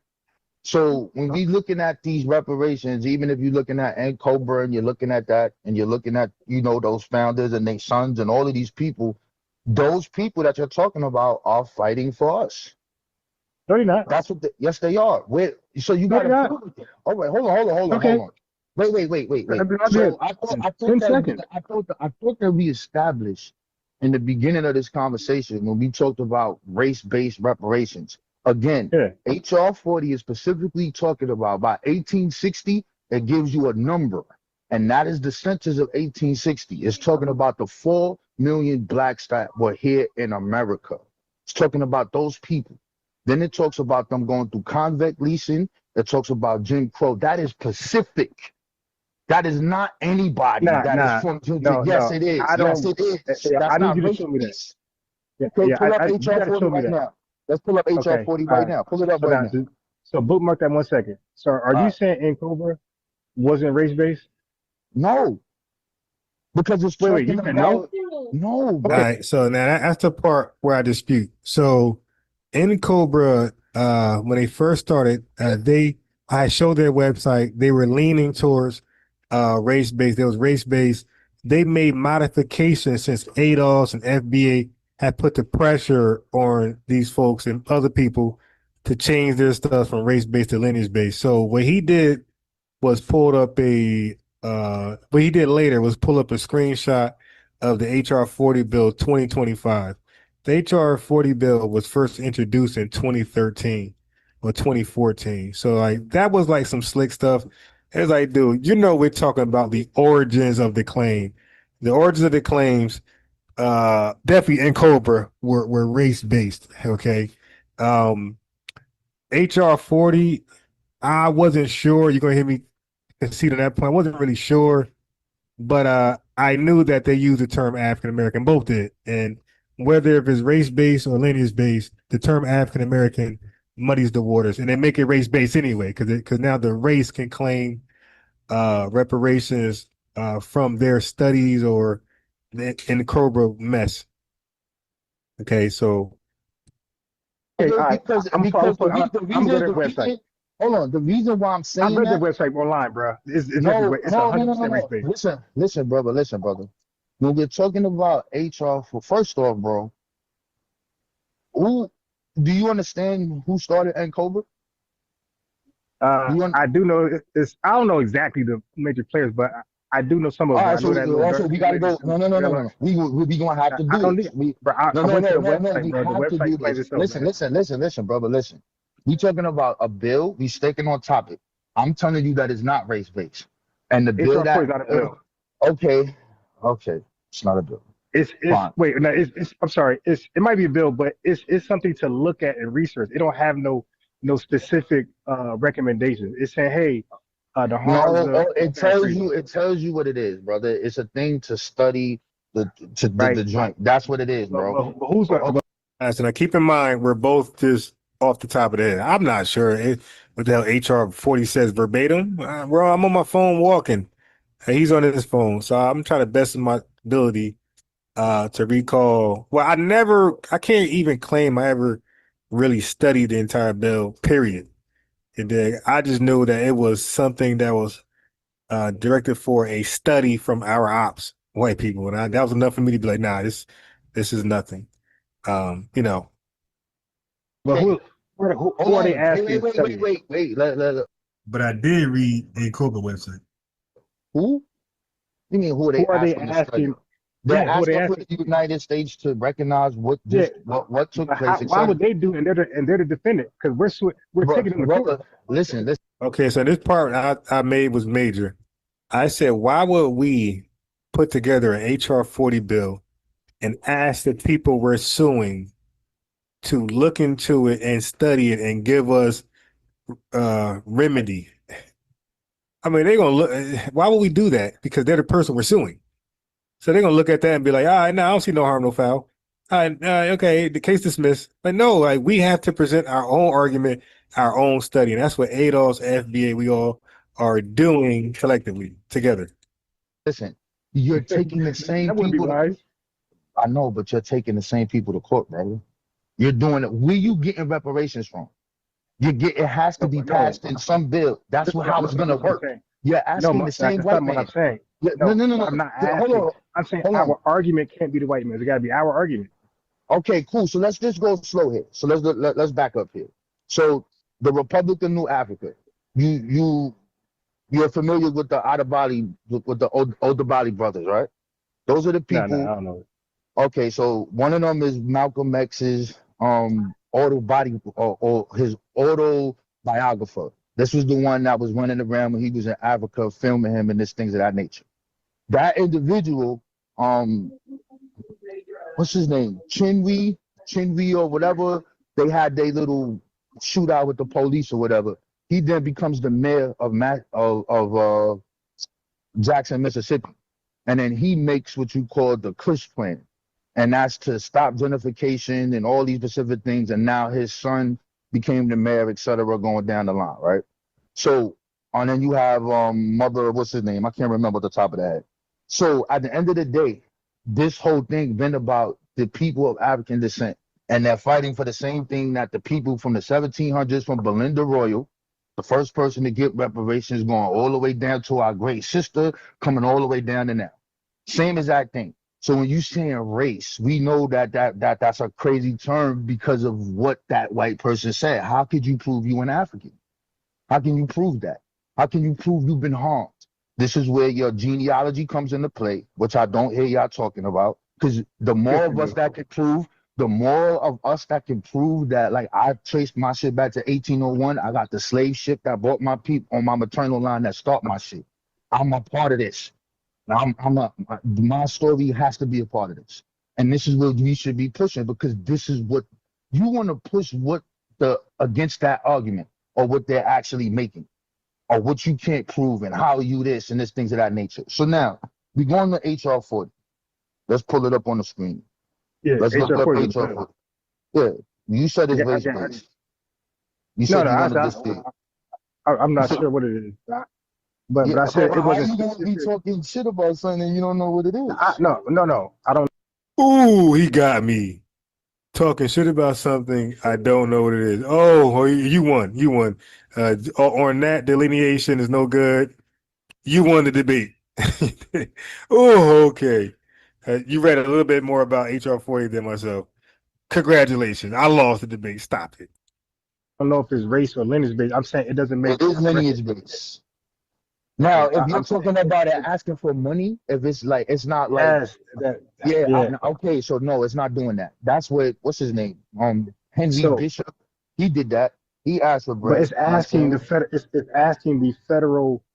asking for a federal commission. Why? We're suing the federal government. Bro, where are you gonna get okay, what is your reparations bill? Wait. Who's we suing? What are you suing? Okay, because I'm not in tune with what you're saying. We're suing the federal government, and we're also going to sue the states too, and maybe even companies. But everything starts at the federal government. So you're gonna sue the people who did the harm to you and expect them to pay you? Isn't that the same thing? Yes, because they also pay. See, we got case studies where they actually make payments. The Japanese internment camps. Well, you know what, yo, brother, listen. This is why I told you. Study the Republic of New Africa and the reformation of the reparations because you have to, because they made that same argument and they lost. This is no. Yes. Hey, bro, So, they did not make the same argument that Adolf yes, they did, son. Okay, so I forgot he said that. So I'm gonna Google that. I'm gonna research that right now. The New Republic of Africa. Did they argue the same argument that ADOS? Because what he's saying is they made the same argument that ADOS and FBA is making, and they lost. So therefore, we're going to lose. Like, what else conclusions you could draw from that? But brother, listen to me. Lost. The Republic of New Africa. They also pay. See, we got case studies where they actually make payments. The Japanese internment camps. Well, you know what, yo, brother, listen. This is why I told you. Study the Republic of New Africa and the reformation of the reparations because you have to, because they made that same argument and they lost. This is no. Yes. Hey, bro, So, they did brother, not listen, make the listen, same yo, argument brother. that Adolf Yes, is they making. did, son. No, they Yes, didn't. hey, yo, brother, listen to me closely. You just said that the Native Americans got it, the Japanese got it. They brought that up in court, bro. So if you're All gonna right, wait, hold have on. this, Wait. hold So, on, brother. what's Hold the on, name again? I'm looking at it right now. What's the name again? The new Republic. the Republic of New I know they did. Africa. Yes, they Okay. did. What are you talking about, No, they bro? didn't. I Yo, how got you you. gonna be talking about something that you don't know about? And how you gonna be talking about reparations and you don't know the history of reparation of Black Americans? How Bro, are well, you gonna have because the conversation? because Yeah, my man said I can't talk about reparations because he said I don't know the history of reparations in Black America, so I can't talk about reparations as a Black man. That's dumb. Like that's a dumb position to hold. What are you talking about? So no Black American can talk about the civil rights movement if they're not a historian on it. Like that is okay. You don't know it. because I'm an advocate. You got to know the history of reparations to be an advocate to say harm was done to you and your lineage. Cut the check. You out your mind, bro. That's a white supremacist talking point, and typically a Pan-African one. So basically, stop talking about reparations, like because there's requirements to talk about it. Man, you out your mind, bro. How Bro, are well, you gonna have the conversation if you don't know it? because I'm an advocate. What are you talking about? Do I got to know about the entire civil rights movement to be an Yes, advocate? because No, you don't. No, you don't. because we're No, because making an people, bro, argument. Brother, listen, what I'm brother, saying, no, I'm part of, hey, bro, I'm part of a body. Like when you protest something, you don't need to know all the details of the drug. You no, know that you brother. got to be out there. Yeah, We talk. stop. Yo, listen. This is how law works, right? If a case comes Oh out, shit. if a case comes out, right, and we got a case, and there's case law that helps your case, you use that. That's Yeah, how of it course. works. So if you're making an argument that was already made in court with the same thing that you But just said, we're not and they though. lost, We're not though. yo, brother. All right, bro. I I mean, like don't know you got what to to tell show you, bro. ADOS, like no, but what I'm saying is you're just I saying don't stuff. know. You gotta I'm not you just gotta saying show anything. but you gotta show ADOS is making the same argument of the Republic of New Africa. What are you talking about? No, I'm talking about the reparations movement part. Their Yeah, that's what I mean. organization. Yes, brother. And in that where you So think this they came delineated from? too? What do you Wait. So what do you mean did they delineate? delineate? Brother, the whole bill is delineation. It's All clear. right. All right, Why don't no, you I'm talking put about the HO? Republic of New Africa. Yes, brother. This guy said it's clear, which I'm gonna cook him on that. He said it's clear, but they use the language African American that serves as a dual that has a dual usage. It represents the entire race. That means everybody who's African descent that comes to America, and also that's inclusive to everybody of African descent. And it also speaks to a specific harmed group from U.S. chattel slavery, Foundation Black Americans. And he said that's clear, a usage that represents everybody and then only one body. He said that's clear. But those are the people who made the goddamn Cobra in the bill. Oh, no. Okay, so in Cobra Nothing Burger, because we know that Cobra for sure was race based. I know that for sure. No, it's not, brother. The All right. people that you don't even know the history of this shit. Yo, how you go? Yeah. The origins of N-Cobra were leaning towards race-based. They were not lineage-based. I'm gonna stand on that. The origins of N-Cobra were all inclusive of everybody of African descent in this country.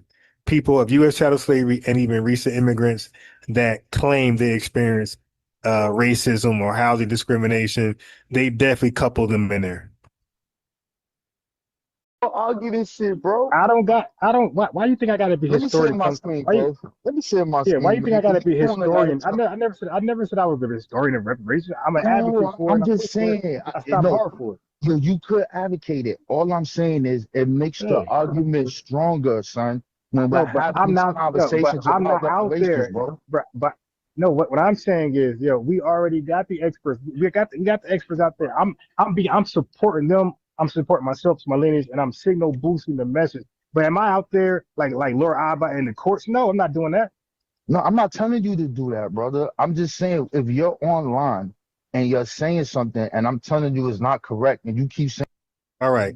So the short answer is no. The Republic of New Africa, RNA, did not make the same reparations argument as Adolf and FBA, what we're making. It says they overlap on U.S. owes black people, but almost everything else is different. So, I mean, this guy just be lying. I'm like, yeah, so they made a case for reparations and they lost. So basically, you making the same case, it's already done. You're a liar. They did not make the same case. Watch this. Everything is different. Who the claimant is, what we're asking for, and what legal theory they use. Watch. So, okay, so now let me go to Adolf's FBA first. From the 2010s to now, the claimant is a class of U.S. citizens, descendants of enslaved black people in the United States, U.S. chattel slavery plus Jim Crow plus 20th century discrimination.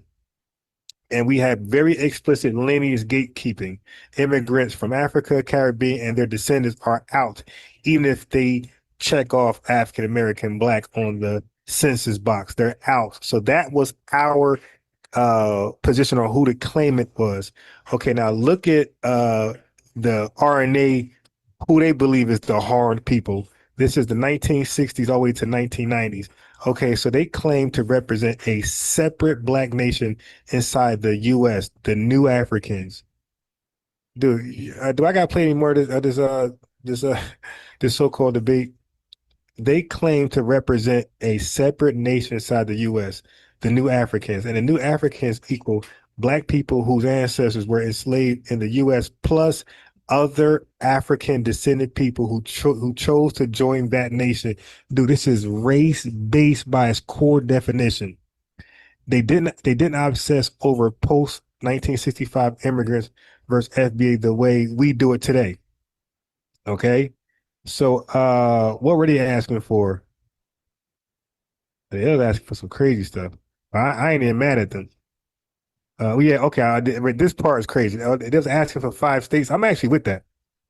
So the RNA was asking for 5 states: Mississippi, Alabama, Georgia, Louisiana, South Carolina as the national territory of New Africa. Look, I ain't now that New Africa stuff is garbage, but asking for 5 states, I'm not even mad at that. I actually like that, to be honest.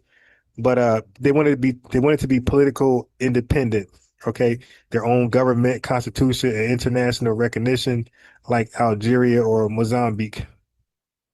Okay, so they frame reparations as decolonization damages, payment for centuries of slavery, colonial occupation, and going. Nah, we're good.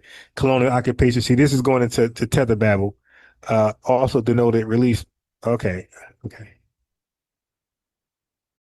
You stole our land, our labor, and our political rights. Now return the land, recognize our nation, and pay damages. Yeah, nah. Yeah, this is not what we are standing for. So nah, that's garbage. Okay, so he lied. They did not argue. When did we argue for 5 states? Now I would like to have 5 states. I wish that wasn't our argument, but nah. They said any black people who joined their nation. Not black people, I'm sorry, any African people of the Caribbean or the continent who joined their so-called nation of New Africans, they also were miraculously entitled to reparations. So that means that every goddamn scamming African was going to align themselves up with this new scam, okay? Saying no. And then I show it to you, then you're like, what you're saying is not correct. Okay, so let's show the screen right now. Yeah. How you share the screen? What is this? Show? Oh, this whole shit is different, bro. Oh, I can't share my screen? Yeah, you can. It's a little tricky. I found out how to do it. And you gotta click the the whole Zoom is different now, bro. Damn, that's how long I've been on this whole. So we're 44 minutes in this so-called debate, and it's no debate. We're talking about a whole bunch of things. Here and there, I disagree with certain things, and then the show was going on. So that's why I said, no, let me put this out and frame it the correct way. There's no debate. He's talking about history. He's talking about certain things, and certain things I disagree with, and I challenge him on the spot. Okay, but we don't have he says delineation, but we're not arguing delineation because I'm not even talking. Like he's doing most of the talking, and I'm picking my shots where I disagree, and then we'll we'll go at it for a little while, and then we'll move on to something totally different. All right. So I know y'all was hoping that this was y'all king to dethrone me. Didn't happen. Shit look different, bro. Yeah, you gotta make sure you click the audio button too, or we ain't gonna hear. We see the screen. We ain't gonna know what you're talking about. Shit, bro. Believe me, if I'm debating, I won't be this calm and poised and happy and go lucky. Nah. So where's the okay? We got participants. Oh, here it is. Share. Okay. Yeah, Share. reparation. I'm an advocate for it, but I'm more of a representative of delineation, not necessarily reparations. Like I'm an advocate for. I push it, but that's not my strong argument. So None of my I'm videos reaffirming what are I strong on debate on a reparation. All regular my shit is basis when on I go delineation. live. All right, my screen is sharing now, right? Hold on. So I'm basically on my lives. I argue delineation. I support both, but my All right, so strong now we're gonna go arguments are for into delineation. Reparations, I feel like the there's other people text. of the lineage who got that handled. All right. I'm gonna focus So on we're gonna start delineation. right here. To address the fundamental injustice, cruelty, brutality, and inhumanity of slavery in the United States and the 13 American colonies between 1619 and 1865. So we clear on here, we have two dates right there, right? We got Okay, so this part is right. So where he's reading HR 40, the study so everything he's saying right now, he's going to be correct. But I didn't notice he's reading the 2025 rendition, but I'm gonna let him get it anyway. So I'm gonna say he was right about HR 40. Okay, and then I'm gonna point out what I disagree with in the bill. But overall, what we disagreed on, I'm gonna say he was right on HR 40. 1619, we got 1865, right? Which I don't give a damn anyway. HR is a nothing burger. HR 40 is a nothing burger. But no problem. Then it says, in subsequent bourgeois and de facto racial and economic discrimination against African Americans and the impact of these forces on living African Americans. So let's go down here. Right here. Yeah, you there? Yeah. It says approximately 4 million Africans and their descendants, because that's who we are, we're the descendants of Africans, were enslaved in the United States and colonies that became the United States. This 4 million is talking about the 1860 census, right? It talks about the institution of slavery from 1789 through 1865. So we real clear here. Now let's go down right here. Hold on. We want to get to the things that exactly happened to us. Talks about Reconstruction, the brutal overthrow of Reconstruction. Who traces themselves back to Reconstruction? You can't do that if you just came here. If you're an African that just came here in the 70s and say, oh, I want this and I want that, you're not a part of this. This is real clear on who is talking about. Now, let's go right here. Let's keep going. Not real clear, but all right. It's not real clear. Following the abolition of slavery, the end of Reconstruction, the United States government, through laws enacted at the federal, state, and local level, continued to perpetuate, condone, and profit from practices that continue to brutalize and disadvantage African Americans, including sharecropping. Can an African who comes from Africa today say that they're part of this sharecropping? No. Can they say they are part of convict leasing? No. Can they say that they are part of Jim Crow? No. Can they say that they are part of redlining, unequal education, and disrespect? No, they can't.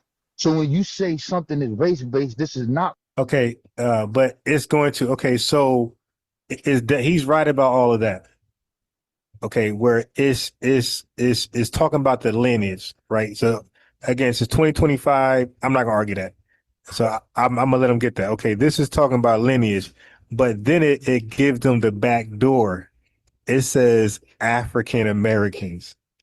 Okay, so it gives it's lineage based with a backdoor clause, and the backdoor clause is naming the claimants as African Americans, the same name, these same people who are excluded from this bill are now included because they also use the name African American legally, so they are legally African Americans. So if there's an HR 40 bill for African Americans, then they're gonna be like, hey, I'm African American. let me see what's up with this money. All right. And we see a glimpse of their scamming behaviors. Look at Minnesota. That's baby Somalia.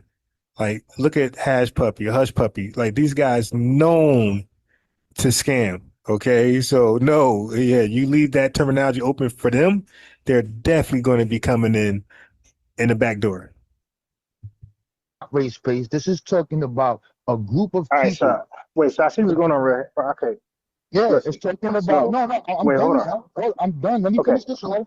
This is talking about a group of people that is an ethnic group that is defined as an ethnic group that went through specific things. This is not race-based.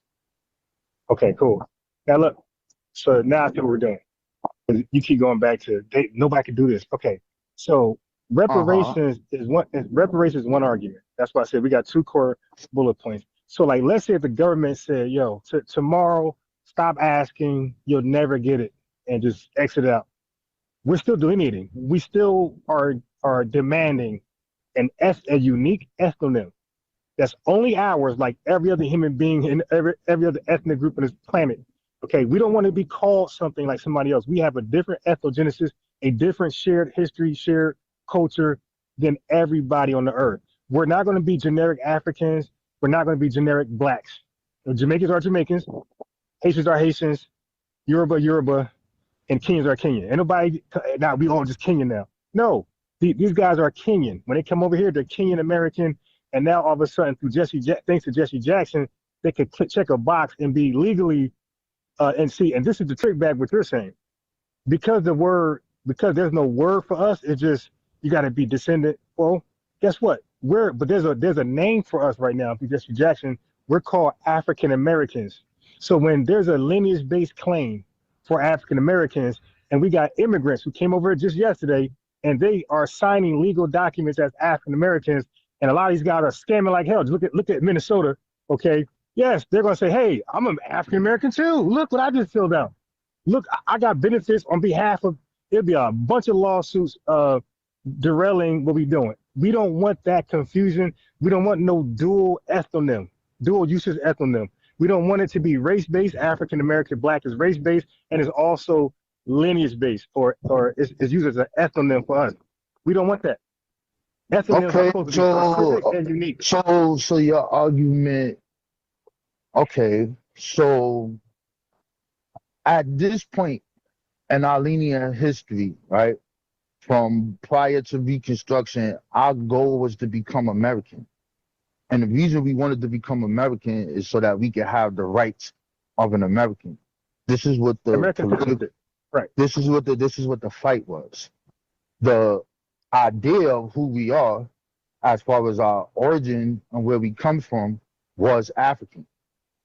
Now, yes, we already did this already, bro. Bro, you could keep saying nah all you want.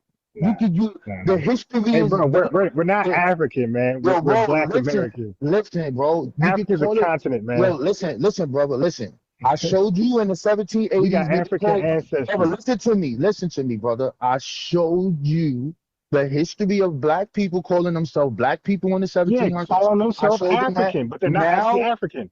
Brother, it's African. So he showed me people call themselves something. That means we got to call ourselves that today. Well, I could show you more black people call themselves Negro in color. So what does that mean? That means we should start calling ourselves Negro in color. This is a ridiculous argument to make in 2026. African American. Once you say African American, that's what it is. You can't be. No, you can't. Bro. First of all, look what you just said. What? You said they're calling. Okay, look. What did I say? All right. Okay, you said they're calling themselves something. You can call yourself a Hebrew Israelite. That don't mean you're that. So what I'm saying is, we know we had an ethnogenesis. We're not African. Africa is a continent with 54 countries and some tribes like that. Okay, there's no African country that's where the ethnonym is a continent. Matter of fact, there's nobody out on this earth where the ethnonym is their continent. People are exactly, brother. What do you call the people? All right, so that's why I said, because I cut them off too, so I can't complain about being cut off. But again, like I'm kind of like we're arguing almost everything. Like there's no clear cut debate here. So I know y'all Pan-African booty scratchers thought y'all king dethroned me. He didn't. Right? We talked about everything under the sun. I was wrong about HR 40 and maybe something else, but he was mostly wrong about everything. He was wrong about RNA.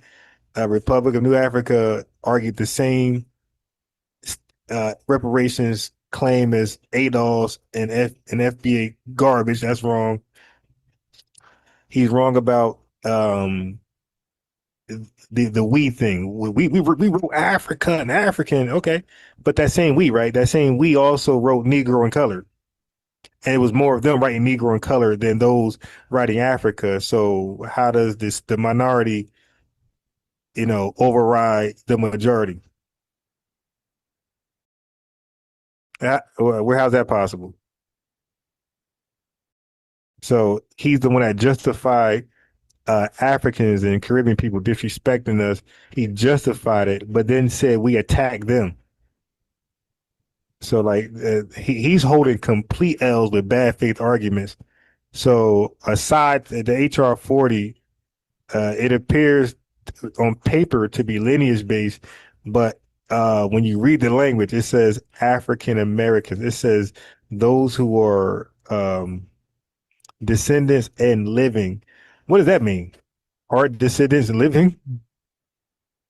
So I'm gonna pull that back up. By the way, I'm gonna pull up the HR 40 thing. We read it together. Who that is that never would have really had contact. Like, wait. Hold on, let me finish. I just gotta pin down to see what you keep. Okay, what you established earlier. Look, what you established earlier. You established how we use African American. So now let me go from there. Let me piggyback from there. Yeah, because he ain't gonna let me talk too much.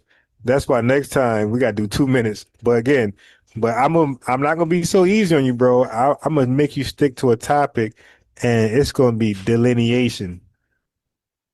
Is it necessary, or is African American good enough?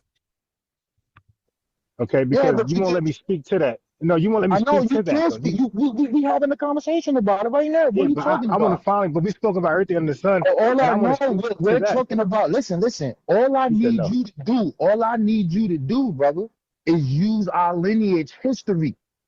I'm gonna pull the shit up again. I do this shit all night on your show. You keep playing, I'm gonna pull it up. They're going. We are the people of the African race. We are the people of the African race. You're arguing. There's no such thing as an African race, by the way. No, brother. It doesn't matter what you say, brother. We're talking about what our lineage people said for themselves. You don't have no alternative history. You don't have no other alternative history. What are you talking? I do. More of us were calling ourselves Negro and colored. That's the alternative history. Yes, I do have alternative history. I know for a fact that the majority of us called ourselves Negro and colored. Bro. Okay, so here we go. So at that time, the same time you're speaking about a handful of guys or hundreds, how many, 1,000? Stop calling them a handful. Okay, so how many would you say? Because it can't be more than 500,000. Hey, yo, brother, they represented all of the black people here in America. There you go, family. You see, he's speaking in code. This is called semantics and word salad. I said a handful. He said, stop saying that. He said, stop saying a handful. So I said, how many? How many? I said, it can't be more than 500,000. So then his answer to how many is this. Stop calling them a handful. Okay, so how many would you say? Because it can't be more than 500,000. Hey, yo, brother, they represented all of the black people here in America, bro. This small group represented all of Black America. You see the word salad, family? So the all ain't them. The all ain't they. He used the all separate from the they. That's why I kept saying the they is a small hand group of people. It's a small handful. Stop saying small because they represented all. So he's throwing all out there, trying to confuse us. The all is the they. This is weak, man. There's levels to this, my guy. Okay, so here we go. So at that time, the same time you're speaking about a handful of guys or hundreds, how many, 1,000? Stop calling them a handful. Okay, so how many would you say? Because it can't be more than 500,000. Hey, yo, brother, they represented all of the black people here in America, bro. Yes, they did. Yes, they did. Okay, so watch this. Stop playing with me, bro. Watch this. Hold on. Stop. That doesn't stop. Listen. That doesn't stop. When does that stop where people can't represent the masses? We're doing that right now. We're representing them. We're doing what you're saying they did. We're doing that right now under Okay, FBA. We're yo, representing the masses. Okay, bro, but listen, check it out, right? 'Cause I gotta go shortly. You can Yeah, call them that. it's not a one and done. Okay, so he straight dodged what I had to say. But this is your king. Like you guys got to stop. You Pan-African booty scratchers. Oh, yo, play the audio. Play the video with you and Rob Bourne. Like he did something. I'm like, oh, so you're talking about the small representing the masses, the large. Well, don't you guys call us the small? And you're small representing the masses. We're introducing a new term. I thought you guys hate new terms. Oh, FBA, that's new. ADOS, that's new. We don't like it. Well, African American was new in 1989. And what he's talking about in the 1800s, that's new because we were called Negro and colored. So now all of a sudden, see, family, they pick and choose. So these Black Americans in the 1800s, they can come up with a new word, and this small group can represent the masses.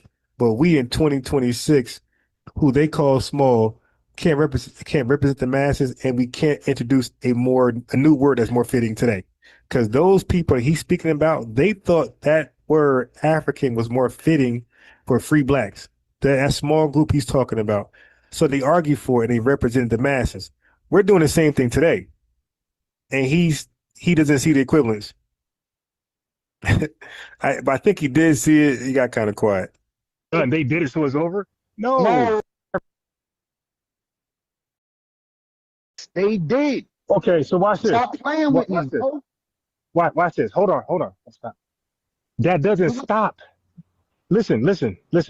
That doesn't stop. When does that stop where people can't represent the masses? We're doing that right now. We're representing them. We're doing what you're saying they did. We're doing that right now under FBA. Okay. We're Yo, representing the masses. Okay, bro, but listen, check it out, right? 'Cause I gotta go shortly. You can call them that. It's not a one and done. They did it, so it's over. No, brother. We basically doing this, right? If we're gonna keep talking about the lineage of our people, we're gonna look at what they did, what they said for themselves, what they called themselves. So here you have the Afro Baltimore newspaper, right? This is one of the biggest newspapers of the time. So listen to the language. So he keeps saying all, large, biggest. And he keep using these demonstrative words to try to be synonymous with the small they. Biggest newspaper, biggest organizations, all. So somehow that makes this small group large now because it's the biggest newspaper. This is trick bag talk, man. This doesn't work nowhere in life. All right, so give me a second. I'm trying to pull up that Congress HR 40 bill. I got it. I'm pulled up from 2013 when it was first introduced by Kanye. Okay, so here we go. So y'all let me know if this is clear language like he says. 2013, 2014, 113 Congress. I think his was 117. Like he pulled up a latter rendition. See, it says latest action House, January 25th. No, 2013. Now that's different than what I'm referring to. Okay. Anyway, this is exactly what I pulled up. This is the latest action for this date. All right. So 2013. Watch this. He said it's clear language. It says Commission to Study Reparation Proposal for African Americans Act. That's not clear language, my guy. Establishes the Commission to Study Reparation Proposals for African Americans. That's not clear language. That represents a race of people in the millions. You dig? More than 43 million. And it also represents an ethnonym, a unique group of people that went to experience a shared ethnogenesis in the United States of America. Okay, so it says proposals for African Americans to examine slavery and discrimination in the colonies and the United States from 1619 to the present and recommend appropriate remedies. So this African American, so my argument was, so now his argument is this is lineage based, and I will agree. This language right here is lineage based. That language, but not this language. This is race based and lineage based. Okay, because African American represents two peoples, foundational Black Americans, and it represents recent immigrants. So that's not clear language. All right, and that's our problem. So we're saying, although some of it is lineage based, but this language right here sneaks in the diaspora, making it not lineage based by a technicality. That's all we're saying. That's all we're saying. It's not that hard to follow.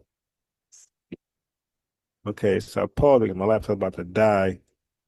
I think I'm gonna connect from my phone. Let me see. Shit. All right, hold on. Because I gotta switch over to my phone now. You know, my phone be muffled as hell, man. Ain't nothing I can do about that. So I'm gonna try or maybe do a part 2 tomorrow. Okay, come on. Yeah, I'm gonna try or do a part 2 tomorrow. Cause I know y'all heard how I sound from the phone. Shit. All right.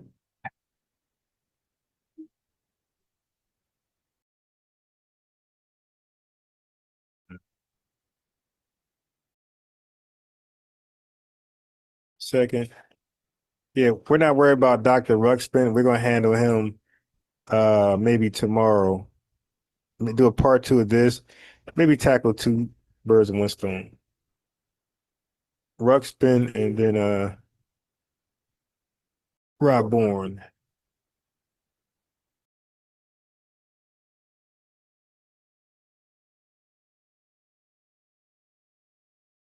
Rob Bourne says, if I ain't do nothing, tell him play the. I am playing the video. I'm giving commentary. I'm playing the video because I'm pointing out what are we actually debating? We're not even debating nothing. I'm disagreeing with things here and there. And you know, wherever you're going, I'm just following you. It's not circling to anything in particular. Hold on. But so far I played my laptop. It's 54. We're 54 minutes in, right? We're 50. So far I played the first 54 minutes with me highlighting. We're not talking about nothing. I'm highlighting the parts where I was wrong at, and I'm highlighting the parts you were wrong at. So nobody could take this video and spin it like we're actually debating a topic.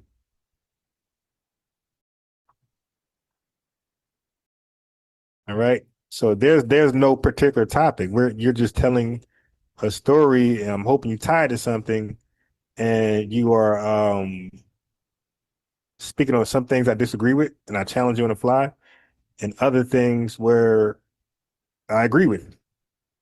But HR 40 is lineage based on record, but the technicality is backdooring other people of African descent with the language of African Americans. I mean, that's just irrefutable. And that's the part I want to debate. I don't want to talk about all this stuff. Because right now you're just talking about a lot of stuff. I want to focus on delineation and the terminology African American versus Foundation Black American. That's what I want to, if we're going to debate or have a real exchange, that's the exchange, not talking about several different things. And I'm just like trying to follow you to see where you're going.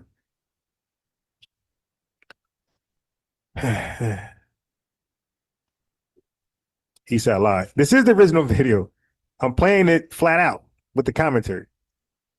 And then I'm gonna do a part 2. Then I'm gonna play the whole thing. But I want to point out how, like, what are we talking about? Like, what are we debating?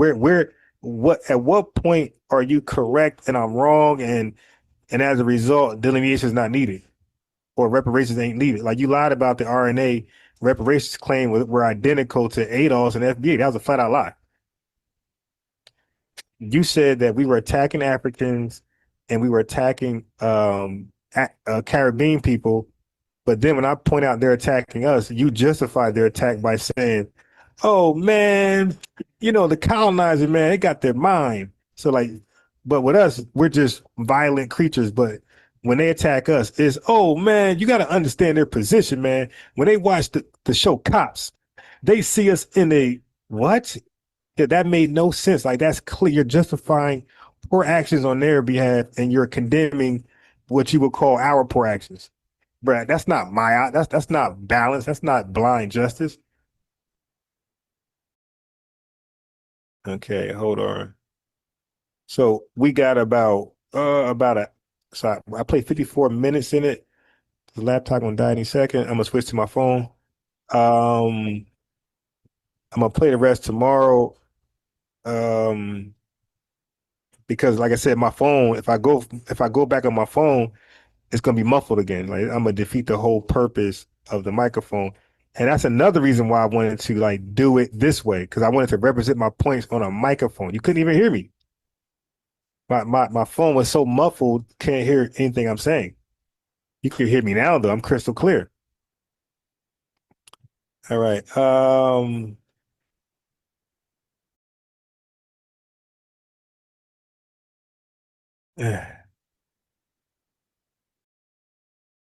So damn. Trying to think what headsets, because I want to play the rest of the video, but what I don't have no. You know what I'm gonna do? I'm gonna try. This laptop gonna die. I'm gonna switch to my phone, and I'm gonna try a different headset. I'm gonna do an audio test. You feel me? And if my microphone is good, then I will play the rest of this, the rest of the debate. He said play the video. This is the original video. I'm just pausing it and talking in between.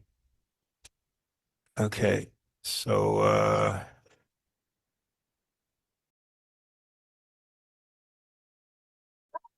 right. Okay. Oh, so let me play it through it down and break.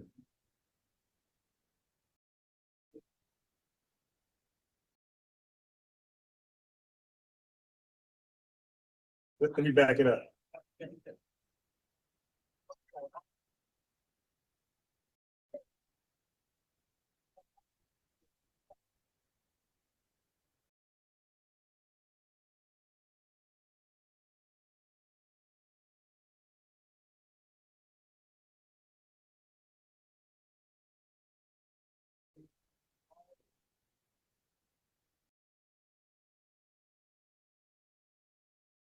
Yeah.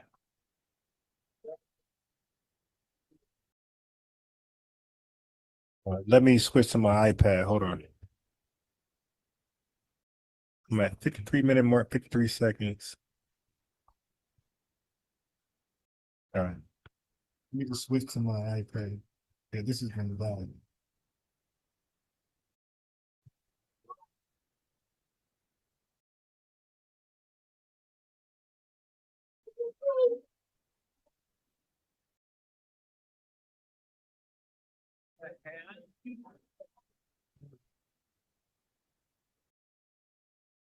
I was switching to my iPad, but then eventually I switched to the phone.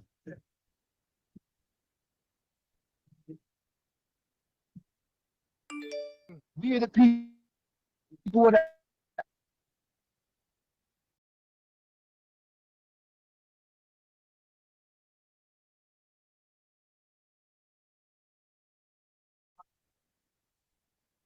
I'm saying we the people of the you're African arguing. race. You're arguing. There's no such thing as an African race, by the way. No, brother, it Africa's doesn't not a race. matter what you say, brother. We're talking about what our lineage people said for themselves. You don't have no alternative history. You don't have no other alternative history that says anything other, bro. Okay, so here we go. So at that time, the same time you're speaking about a handful of guys or hundreds, how many, 1,000? Stop calling them a handful. Okay, so how many would you say? Because it can't be more than 500,000. Hey, yo, brother,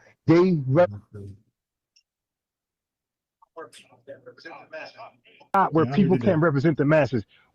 Here you have How many of them? iPad got me chose. backwards. You have to pick this Now, yes, you in have to 2020, listen, in 2026, in 2026, we are doing it now. So whatever they did at that time, that's not representing all the people. You need to show me this shit happening all across these 52 states. So the next time you do this thing that you're trying to do, that's not how that works. Ron, listen to me. See, now you're in my area now.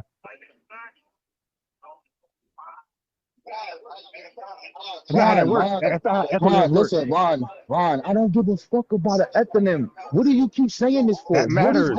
Yo, listen, See, now, Ron. That's what, so when I'm trying to present arguments, like the FNM, now we don't give a shit about the FNM.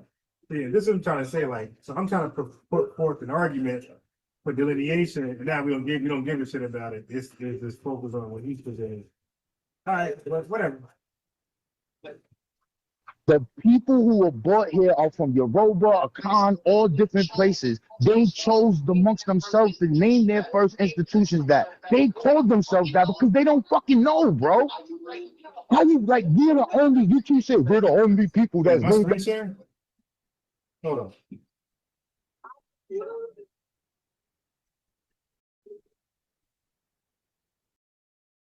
Hey, yo, mic check. 1 2 1 2. Mic check. Mic check. Continent. Why? We're the only people who went through the goddamn diaspora. Do you Why did we go through the diaspora? What? Why did we go through the diaspora? Because of the slave trade. Okay, and what two parties were part of the slave trade? Europeans and Africans. Okay, right. And there was a buyer seller, right? Yes. Okay, so which one is your friend, the buyer or the seller? As a lineage, which one is your friend? What do you mean, which one is my friend? The person who's selling you in the largest human trafficking event ever, or the person buying you from the largest? Which one can you seek alliance with? That's like you could see as your brother or family. Which one, the buyer or the seller? Well, I'm not in that time no more. So if I was at that time, because this is what you're doing, you're trying to juxtapose a time for me to put myself at that time. So let's be clear. So again, I'm gonna use Black American history on you again. So we got Paul Cuffey, 1811, one of the richest black people in America. He decides he uses his own money to go to Africa to whatever to make food, like Sierra Leone, right? Yeah. So now he took 39 people with him. Right. Got it. Go ahead. So now let's get to what he says. When he gets to Sierra Leone, he's telling the people like, yo, I have a new thing that I'm doing over here, and I'm dealing with whaling and things of that nature. The slave trade is doing this, and that to the people. I think you should stop doing it. He described them as being Muslim. He called them Mohammedans, the ones he came across. And they told him something specific. We don't sell the people in our tribe. We selling these other people, and we not stopping.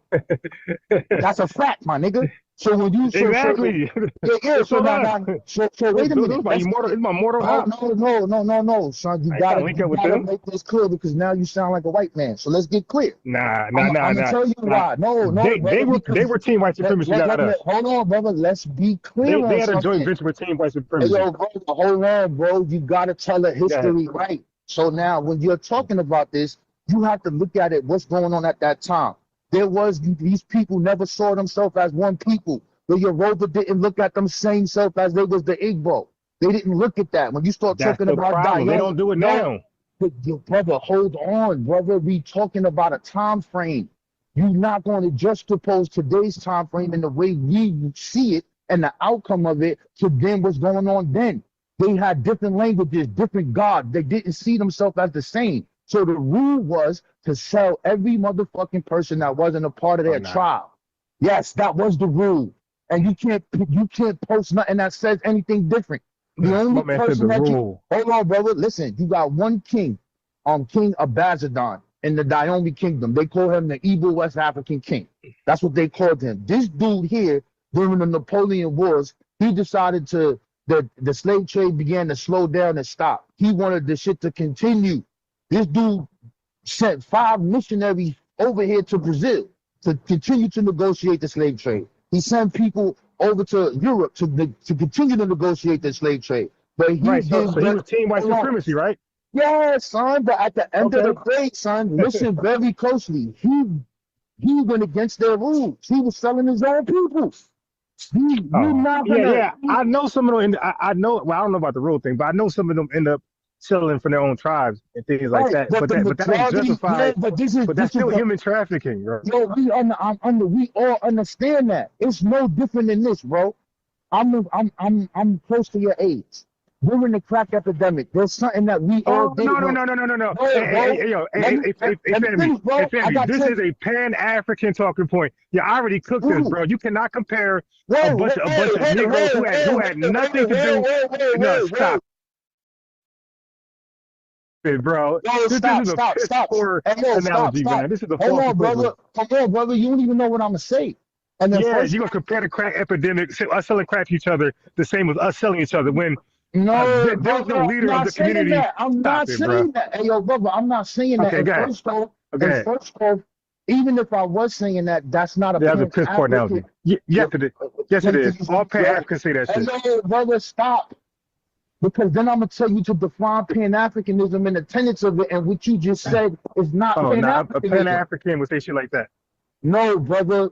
If you Pan-African is talking about all of the people in the diaspora, we have the same history that, and that we should get together, and that we should fight against oppression, economic But they don't ever oppression, do that, and though. slavery. That's a lie. How you gonna say that, bro? Okay, slow down. Are you familiar with the West? Wait, hold on. No, Are you familiar with the West Indies Federation?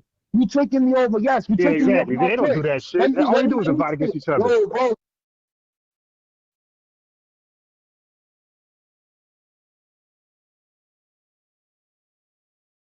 Don't stop the play button now. Don't stop the play button now. Don't stop the play button now.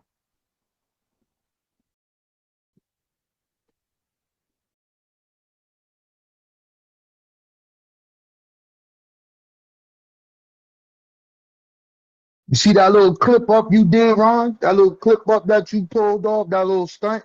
But now you see what happened when you play the whole thing without doing that little cut. You should play that whole part. Why you lie and say that the Edge farmer was only dealing with her situation? Why you lie, son? Why you lie? We need to share the screen, bro. I know you hear me talking to you, man. It says I'm in here.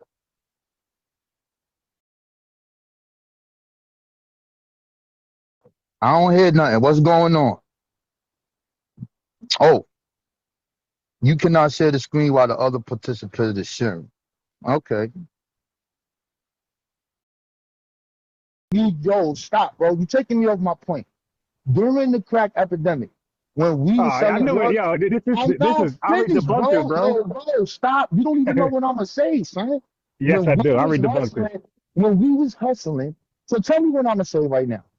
Okay, so you're gonna say that we're doing evil to each other. We're selling drugs to each other, harming each other. That's comparable to those African booty scratching kings selling us to white people. Now the difference is the difference is that we were the victim. So the people who were selling drugs, we were victimized by COINTEL, CIA. They planted drugs, and these were not leaders. These were not the kings of the Dahomey tribe. This wasn't Queen Nzinga.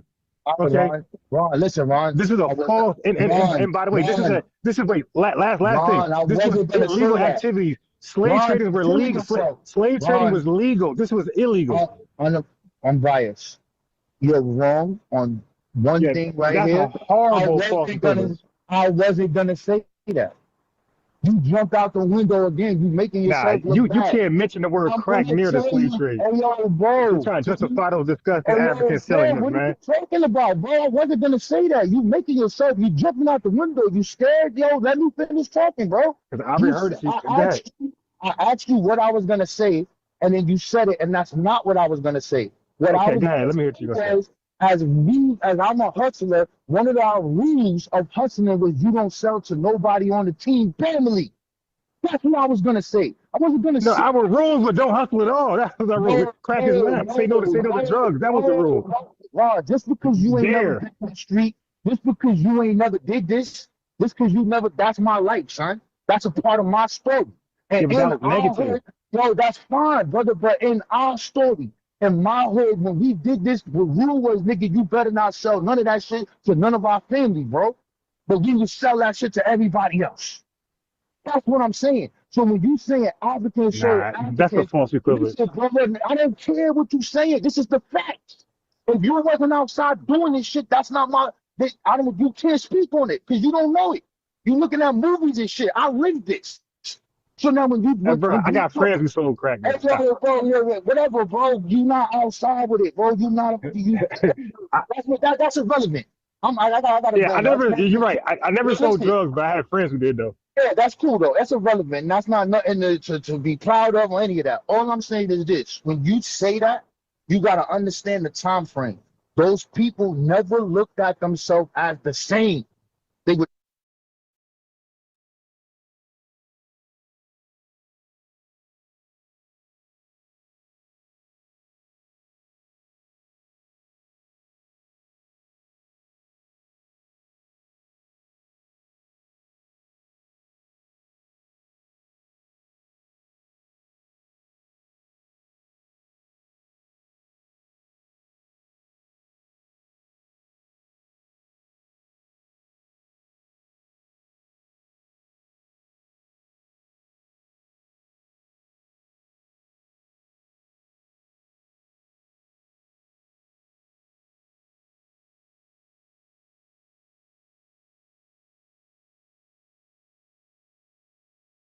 Hey yo, mic check, bro. What am I doing here if I can't hear nothing and nothing's going on? What the hell is going on, bro? What the fuck is going on here? Mic check, mic check.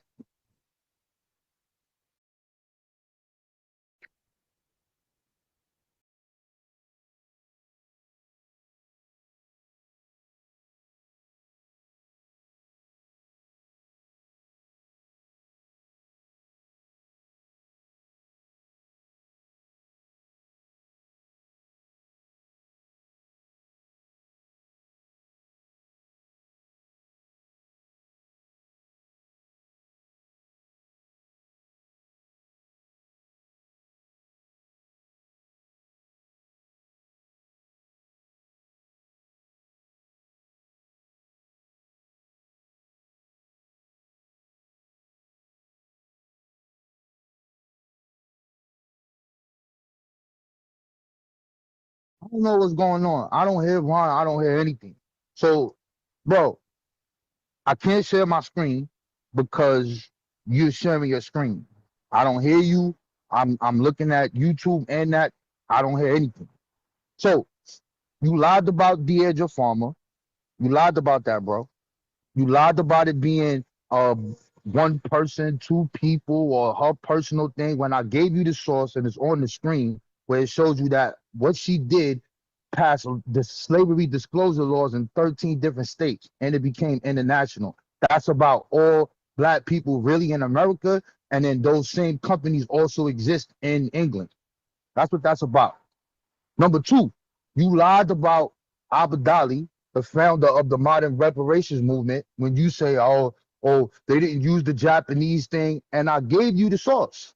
If I can show my screen, I can show me giving it to you in the chat, and I can show me giving it to you on Facebook. I said, look at this, they're making the same argument. Bro, you need to play this video from end to beginning to end, so the people can see it. I don't know what's going on with this live, because I can't hear you. I don't hear nothing. I got the YouTube on. I don't hear shit. All I know is that it says I'm in here. Oh, y'all can hear me.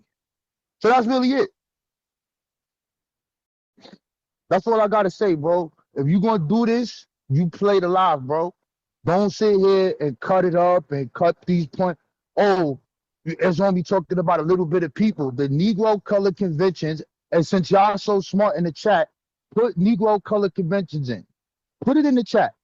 Put it on the stage. And when you look at it, it's a national thing where it's in all of the states, bro. But it's crazy, bro. Play the video. That's all I gotta say, I was bro. learning. I got you. Now, wait, did you hear me earlier when I was just talking? I don't hear nothing. Okay, I mean, wait. Hold on. Now I can hear something. Hold on. Let me pause YouTube. Say something. Yeah. Now I hear you. Okay, so the whole time I was talking, the audio wasn't connected. All right, so I was saying, dang, I got to say that all over again. I said after you left the live yesterday, the video was made public. I was on the phone. I didn't know how bad I sounded, how muffled I was. So the video was made public. It was still public all the way till I got to work. Once I got to work to do my normal morning live streams, I played some of this, and I heard how muffled I was. Nobody could. You're not muffled. We can hear you the whole goddamn thing. What are you talking about? No. I was very muffled. Hey, yo, why don't you show the screen, show the Facebook page that I sent you a message that asked you why you took the live down. You said that you wanted to be the first one to react to it. You didn't say nothing about no muffled nothing, bro. Why you lying? Okay. And why you lied to the people and said that I didn't show you the Abu Dhabi versus United States case that made the same arguments that you making today, talk about they did it wrong, the Japanese got it, that I gave it to you. Wait, you talking about the RNA people? The Republic of Africa? Yeah, you don't even know this. You're supposed to know this. They did not make the, bro. Yo, put it on the screen. Okay. Yo, so unscreen your thing and let me show my screen, and we're going to show the people how you a liar. Okay. Unshare your shit. I'm not sharing. Am I? Yeah, so now I'm going to share my shit right now. Hold on. Let me go to. I know you're lying. Okay, so we're going to go to my. They did not. They asked for 5. Did they ask for 5 states? No, bro, that's one part of the Republic of New Africa. I gave you the link that tells you the history of reparations cases. And it talks about the things, the barriers that is to reparations. Where it's talking about, when you're talking about, oh, we're going to sue the federal government. The federal government uses something called sovereignty immunity, meaning that you, as a citizen, you cannot sue them unless they agree to it. And then they have 2 acts that go with it. One is called the FACT, and the other one is called the TAC. And this is the part that the Japanese use, and this is what Abu Dhabi used when he went to court. He said that the Japanese did it, and the Native Americans did it. And then they begin to talk about I gave it to you in the Facebook chat. Why are you lying?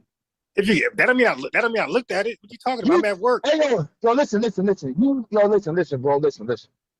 You kept saying no, it's not true, it's not true. Yeah, they didn't argue this. So you're saying they make this. Okay, share your screen. You're saying they make. Hold on. Let me see. I'm gonna go to Adolph's website. Go ahead. So you go share your screen. I'm gonna go to Adolph's website. Hold on. Why won't let me share whole screen? You can. I want to share my camera. Share camera, photos, Zoom whiteboards, Zoom docs. It won't let me share the whole entire screen. How do I share Facebook? That shit won't let me. All right, let me see what happened. If you gotta choose entire screen. It doesn't say it. It doesn't let me say. It doesn't say that. On my phone. It says Zoom. Oh, there it is. It says share screen. All right, I see it. Okay, here we go. Here we go right now. Here we go. Share screen. Start broadcast. Okay, let's go here. Facebook. Ron Harrison. So this is the first one that you lied about. I told you that I got sources on everything we talked about. It's 1 o'clock. I got presentations on all of this. I told you about there's a rule that people said that you can't enslave your own tribe. This is Paul Cuffey. What it say here? A brief account of the settlement and the present situation of the colony of Sierra Leone in Africa by Paul Cuffey. Right here. It says they have declined the practice of selling their own tribe. Let's blow it up. They have declined the practice of selling their own tribe. But notwithstanding this, they continue to sell those of other tribes. And though it's hard that the traffic in slaves should be abolished, as they were made poor in consequence thereof. Hold on. All right? So that's one. That's one there. Now let's get to the other joint. Let's get to the other joint. Let's get here. Wait, let me respond to that real fast. Yo, there's no honor amongst thieves. Wait, there's no honor amongst thieves. Yo, All right. You can call it a thief, call it Yeah. what you want. Yo, listen. They're kidnapping us. There's no honor. Yo, listen very closely, bro. This is the same thing that happened with the Native Americans. This is the way that they was able to conquer, bro, because they saw the fusion that was amongst these different tribes, and they picked specific sides that they wanted to choose, whether it was the Portuguese, the Dutch, etc. But anyway, here we go right here. What is this, Ron?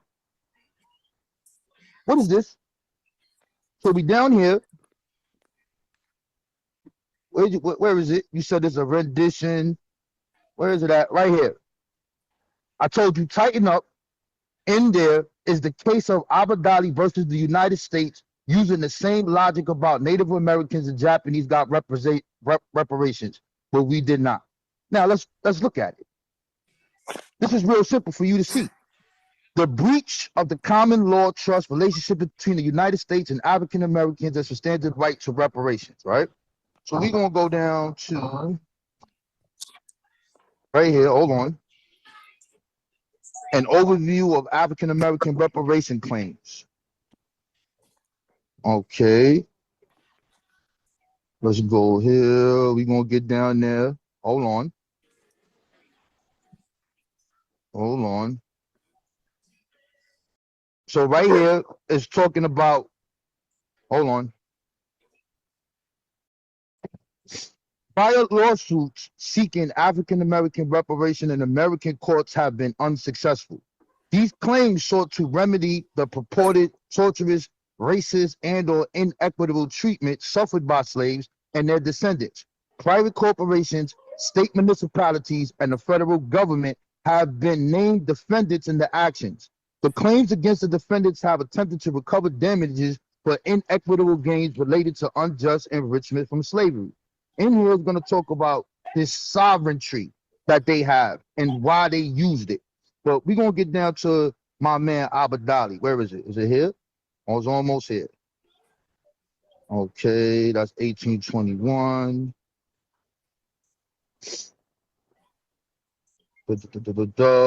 Here's the Federal Tort Claims Act. The Federal Tort Claims Act was enacted in 1946 as a sovereign immunity waiver for certain types of tort claims.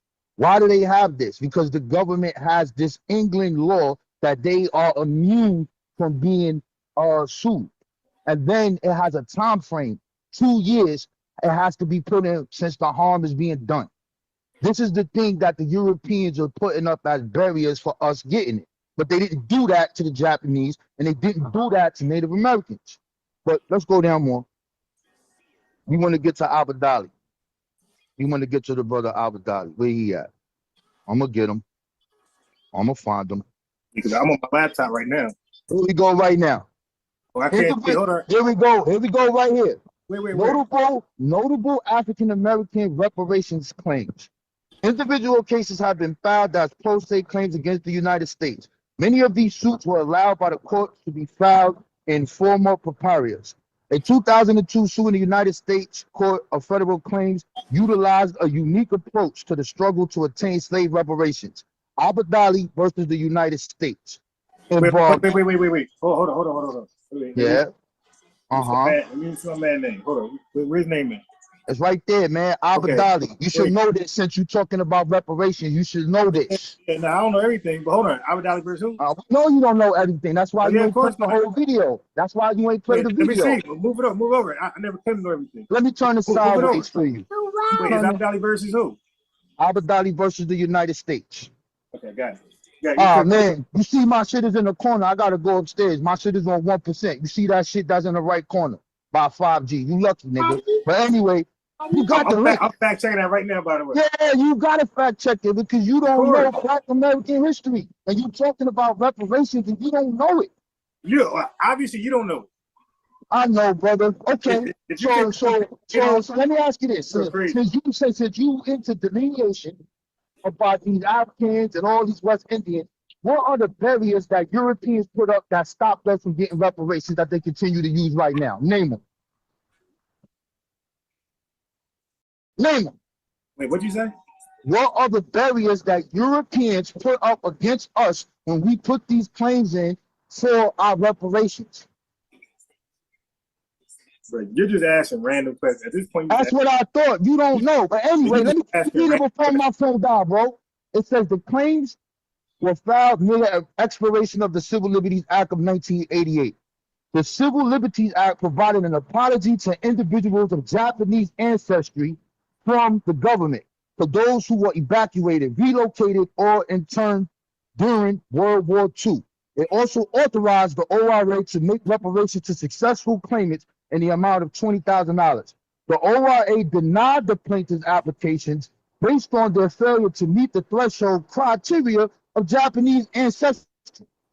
Plaintiff Abadali subsequently filed a timely appeal to the Assistant Attorney General for the Civil Rights Division. The appeal specifically requested that the Attorney General seek an extension of the Civil Liberties Act. Anyway, they're using the same thing that the Japanese did. They're using the same thing that the Native Americans did, and they shutting them down.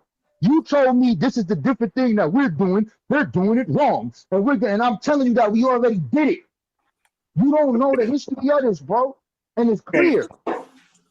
And that's why you said it in the video. I'm the one who give you the information. I'll be giving you information for years. That's why you don't want to call. That's why you ain't want to show the video. So what I did, I showed 55 minutes of the video. No, you did not. No, you didn't. You cut the whole goddamn video up. Wait, so I skipped. Yeah, I didn't finish yet. I said I got one person. My laptop about to die.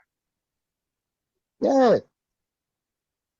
So 55 minutes of the video was everything in the video. Nothing was edited out.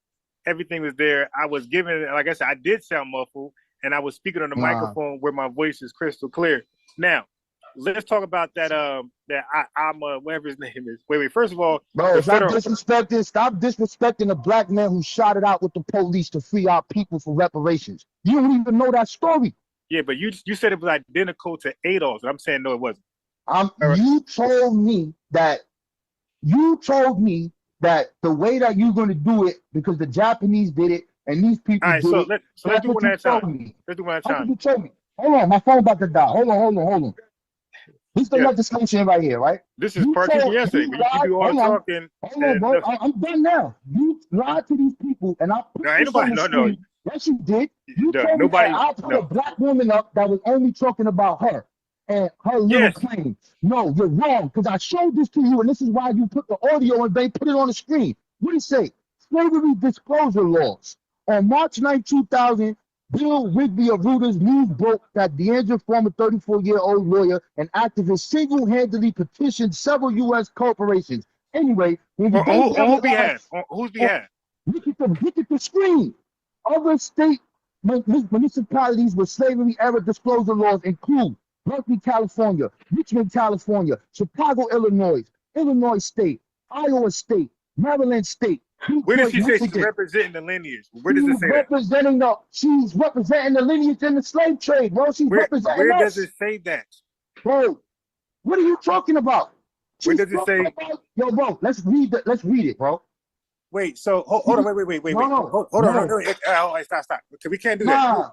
I'll let you go for the longest, because just like last night, I let you go. I barely talk. My shit about to die, bro. I'm gonna come back on. You see my shit say 1% in the corner. It's about to die for the next 15 minutes. You see shit in the corner. My whole screen is showing it. Say 1%. Now you trying to lie again on the live. You lied to these people. I showed this shit to you. You don't know Black American history. You don't know reparations. All right. Well, once your phone died, you're gonna die again. I know, bro. I'm not here to talk to you, bro. You show the whole fucking video, or don't talk to me ever again. If you don't show the whole video being played, if you don't show that video from beginning to end, don't talk to me no more, bro. The whole video is being played. Yeah, I know, bro.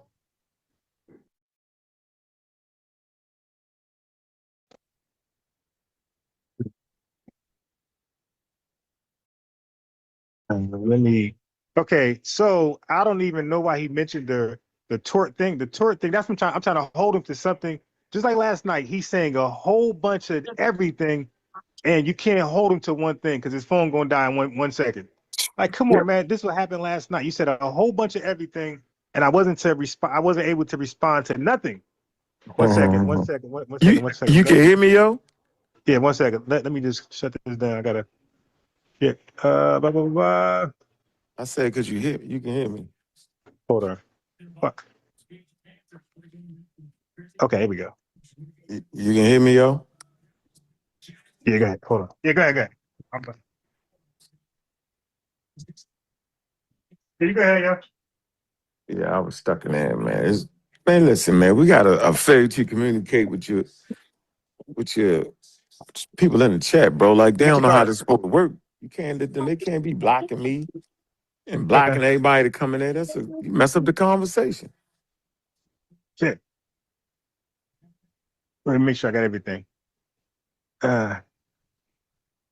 What you say, Hawk? Essentially, I said if you're wild moderators, right? They don't even got moderator behavior. You know what I'm saying? I know you just give everybody a wrench, but you can't just block me in the chat. If I don't say nothing disrespectful, I can say it the way I want to say it. As long as I ain't disrespectful, as soon as I get in the chat. You got people blocking me and blocking people coming in there. Any support is support. Whether it's I don't agree with you support, it's support. Yeah, yo, they can't be acting like they in the cult or something. That's a cult. What Do name are that. you using in chat? What name? Man, community of skeptics, bro. They treat me like I'm a new to this, like I'm a newbie.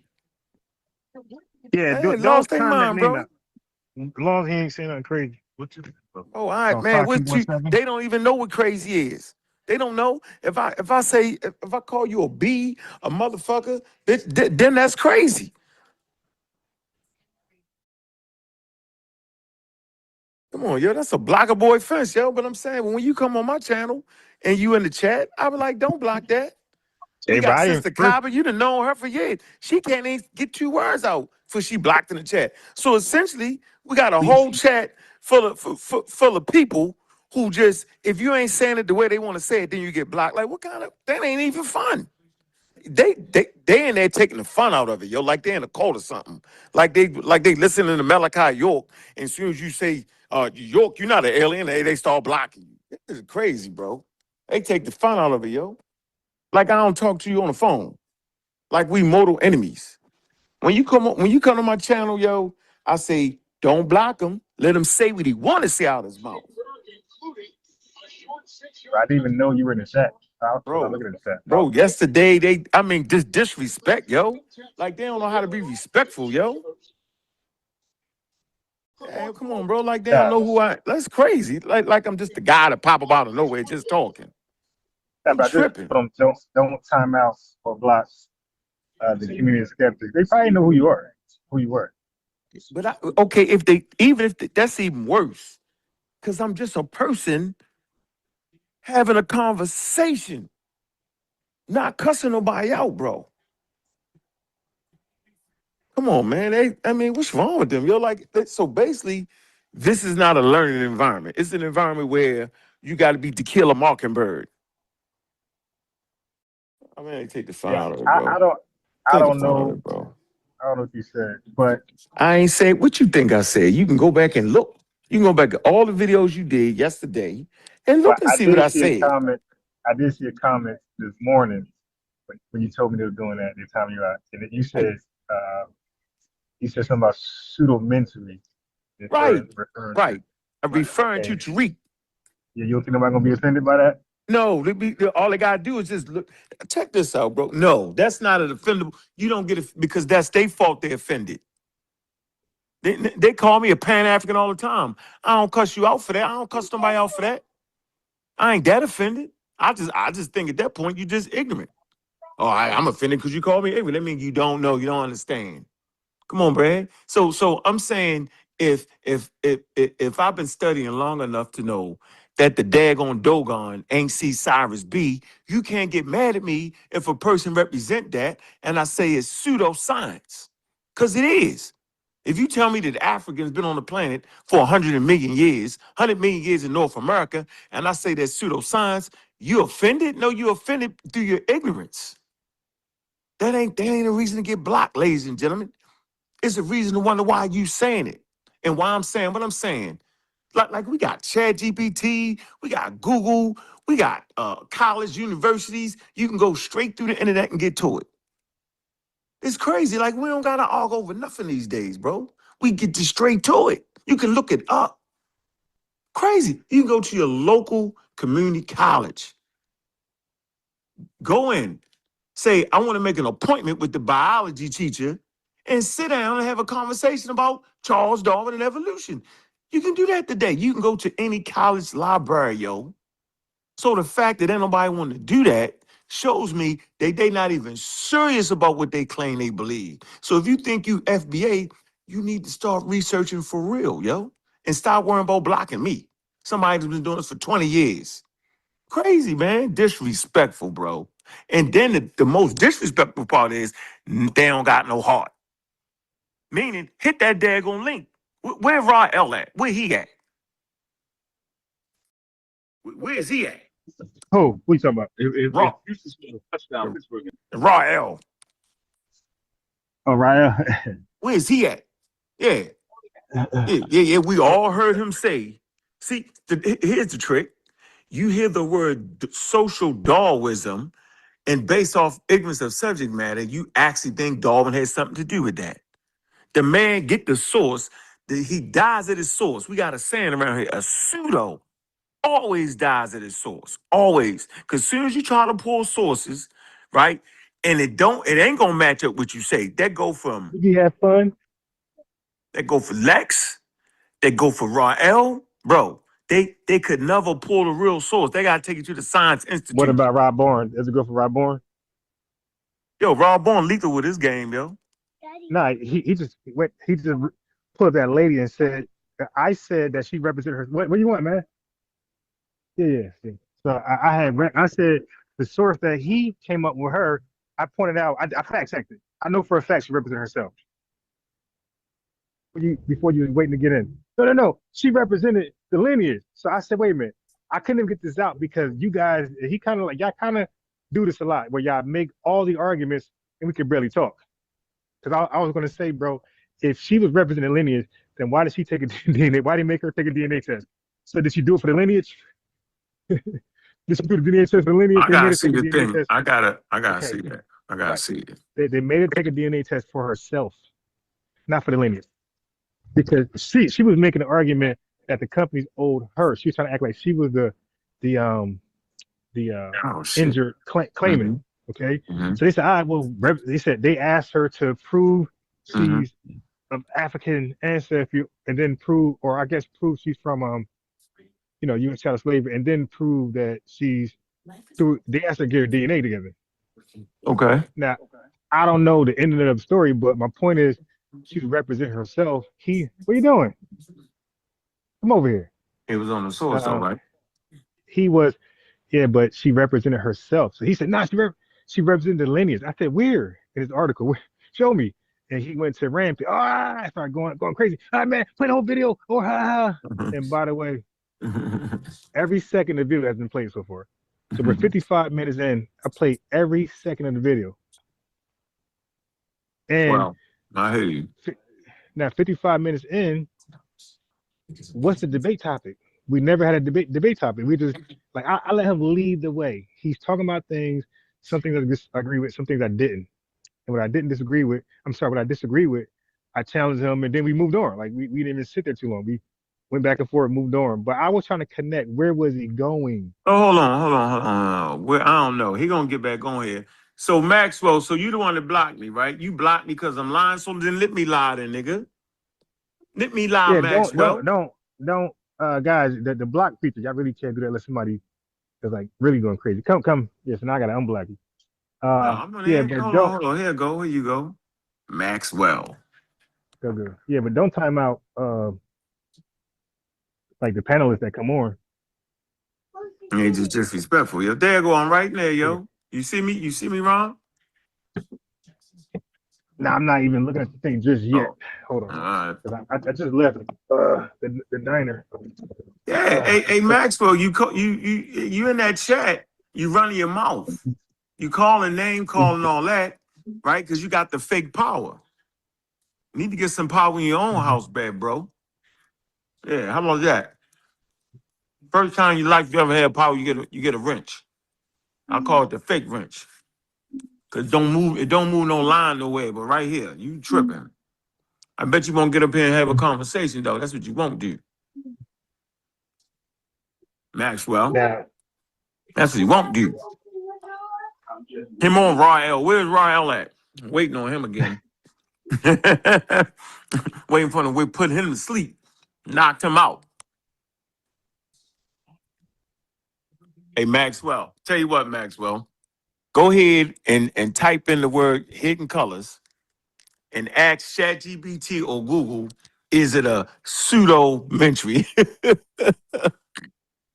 well, hold on. See, that's not fair because It's the truth. It's the truth, look, if bro. we ask ChatGPT Yeah, ask about it. Rob Born Lady, it says she represented herself.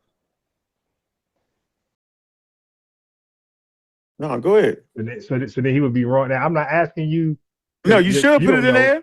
Put it in there. Right, all that fair game, bro. Put anything I I say want in him. ChatGPT. No, I don't want you to Oh, stand okay. there. Okay. I want him to see it because Okay. he's the one that making these hardcore arguments. But look, this is what I did say to him. What? I told you too. I said I want to be the first to make a reaction. Yes or no? Yeah, you said that. You said that. Okay. So I I told pretty him you much said that, but I told him you said that. We don't do no lying on the side, yo. Got too many guns and cannons and thermonuclear weapons and because high altitude bombers to right lie. because I'm not You gotta lie. I think I did pretty good. I jumped out the window a few times too early, but That was you you know, good. he got me on the HR 40 bill. Right. Right. But He been getting niggas like that for years. but And he a pretty good teacher though. See, that's the thing. And this is what your audience, don't know. He the first person to put together a presentation on his iPhone about 9 years ago with all the books in it. He got a whole library on his iPhone, and he figured out how to share. It was the craziest thing ever. Yo, you remember that? He figured out how to share. he's pretty good with the phone. Crazy. Straight New York. Straight New York shit So right look, there. so we were talking from your chat yesterday, right? You was replaying the video, and so you replayed the video of us. We had a dialogue, right? Yeah, and of course. I was enjoying it. Now, had you made some commentary, I wouldn't have been. No, I mean, like I already got my copy, so you can't do nothing that it ain't already public. You feel me? Right. Yep, I made the So, commentary. Yeah, so I told Rob, I told you, I said I'm gonna do the first live reaction. I'm pretty much. There's a few more things to play there, but I'm pretty much done. I'm gonna finish up tomorrow. I'm gonna send you. Matter of fact, I'm gonna make it back public because make it I back knew I public. sounded. But I knew I sounded muffled. I know I did. He said I did. I knew I sounded muffled. I heard it this morning, and I said, no, I'm not gonna go out like that. I'm not gonna go out where people don't understand what I'm saying, but we hear him clearly. So I said, this is a decision on me. I'm gonna do a live reaction, explain I'm gonna highlight what's going on, how we're playing with words, things like that. We're not going nowhere. I made a concrete claim. I said those people who he's saying, those free blacks who he was saying call themselves African, I said they were a tiny elitist group that he was magnifying that they were this large body of free blacks calling themselves African. I said, no, ready? We're the minority. Okay. Most of us didn't say that. But even still, I don't mind them saying it. I know why they were saying it. My opinion, they were using African the same way we use not today, but during Malcolm's time they used Muslim, right? The black Muslim, because it was opposing Christianity. So people use African, in my opinion, to oppose white supremacy. Hey, we're not American. We not really American, but no citizenship. But we're not you. We're over here with it. It's like a rebellion type of stance to take because that was like no enslaved person could make that claim without being brutalized.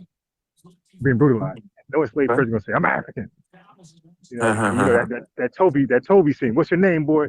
So they're not letting us tie ourselves back to Africa in any way, shape, form. So I'm saying like we took on that, not that they didn't feel like they were, but they took it as a sign of like rebellion. I ain't with you. I'm over here with it. So I didn't even necessarily disagree with his stance. I was just saying, bro, you're magnifying how many people were involved in those organizations and movements saying they're African. You're like you're overflating that claim.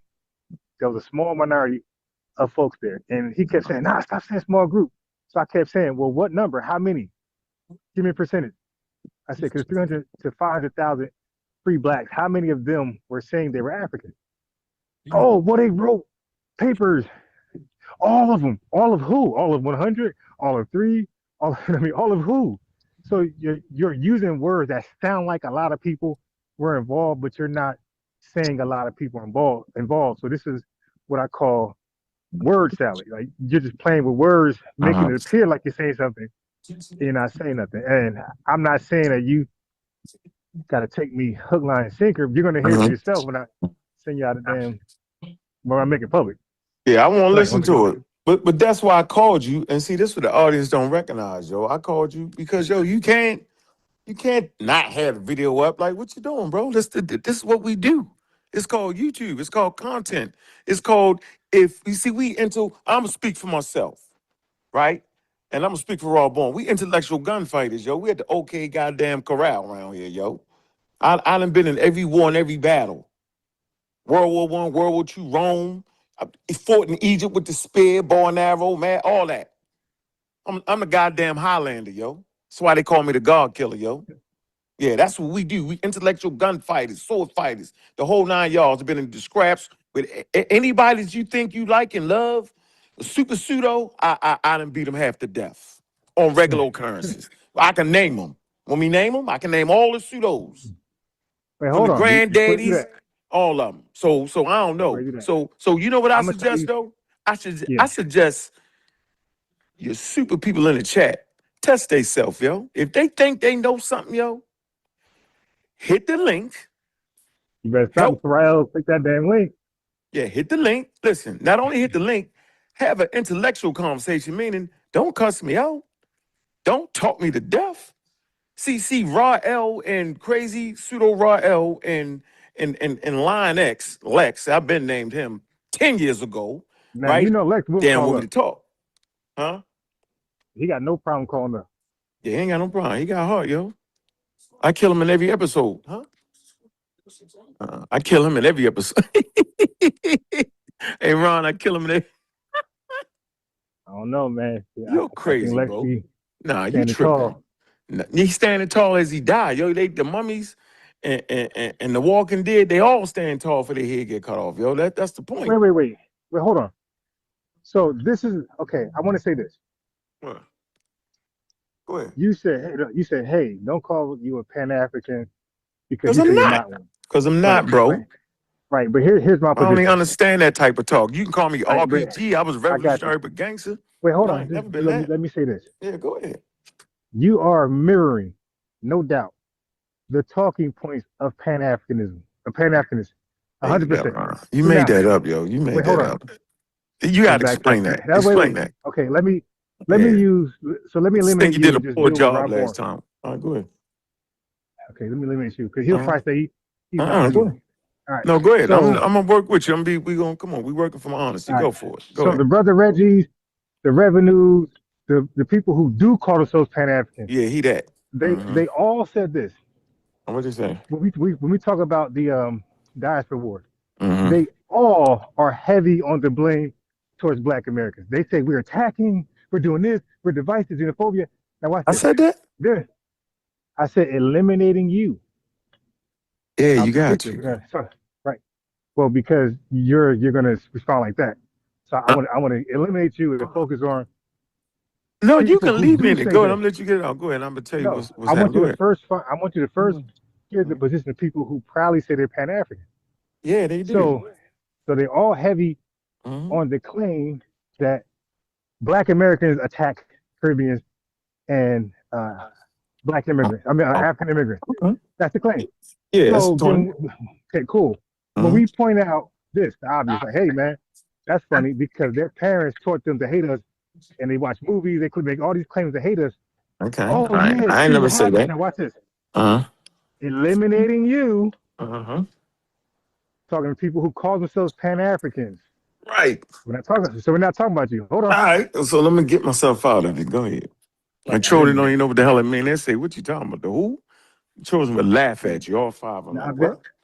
I've been eliminated you. Right. For this. You never heard their father say that, yo. They were like, what? You the God killer, ain't you? You the atheist, right? Let's focus on the message right now. They I'm know he's a saying God killing that mouse.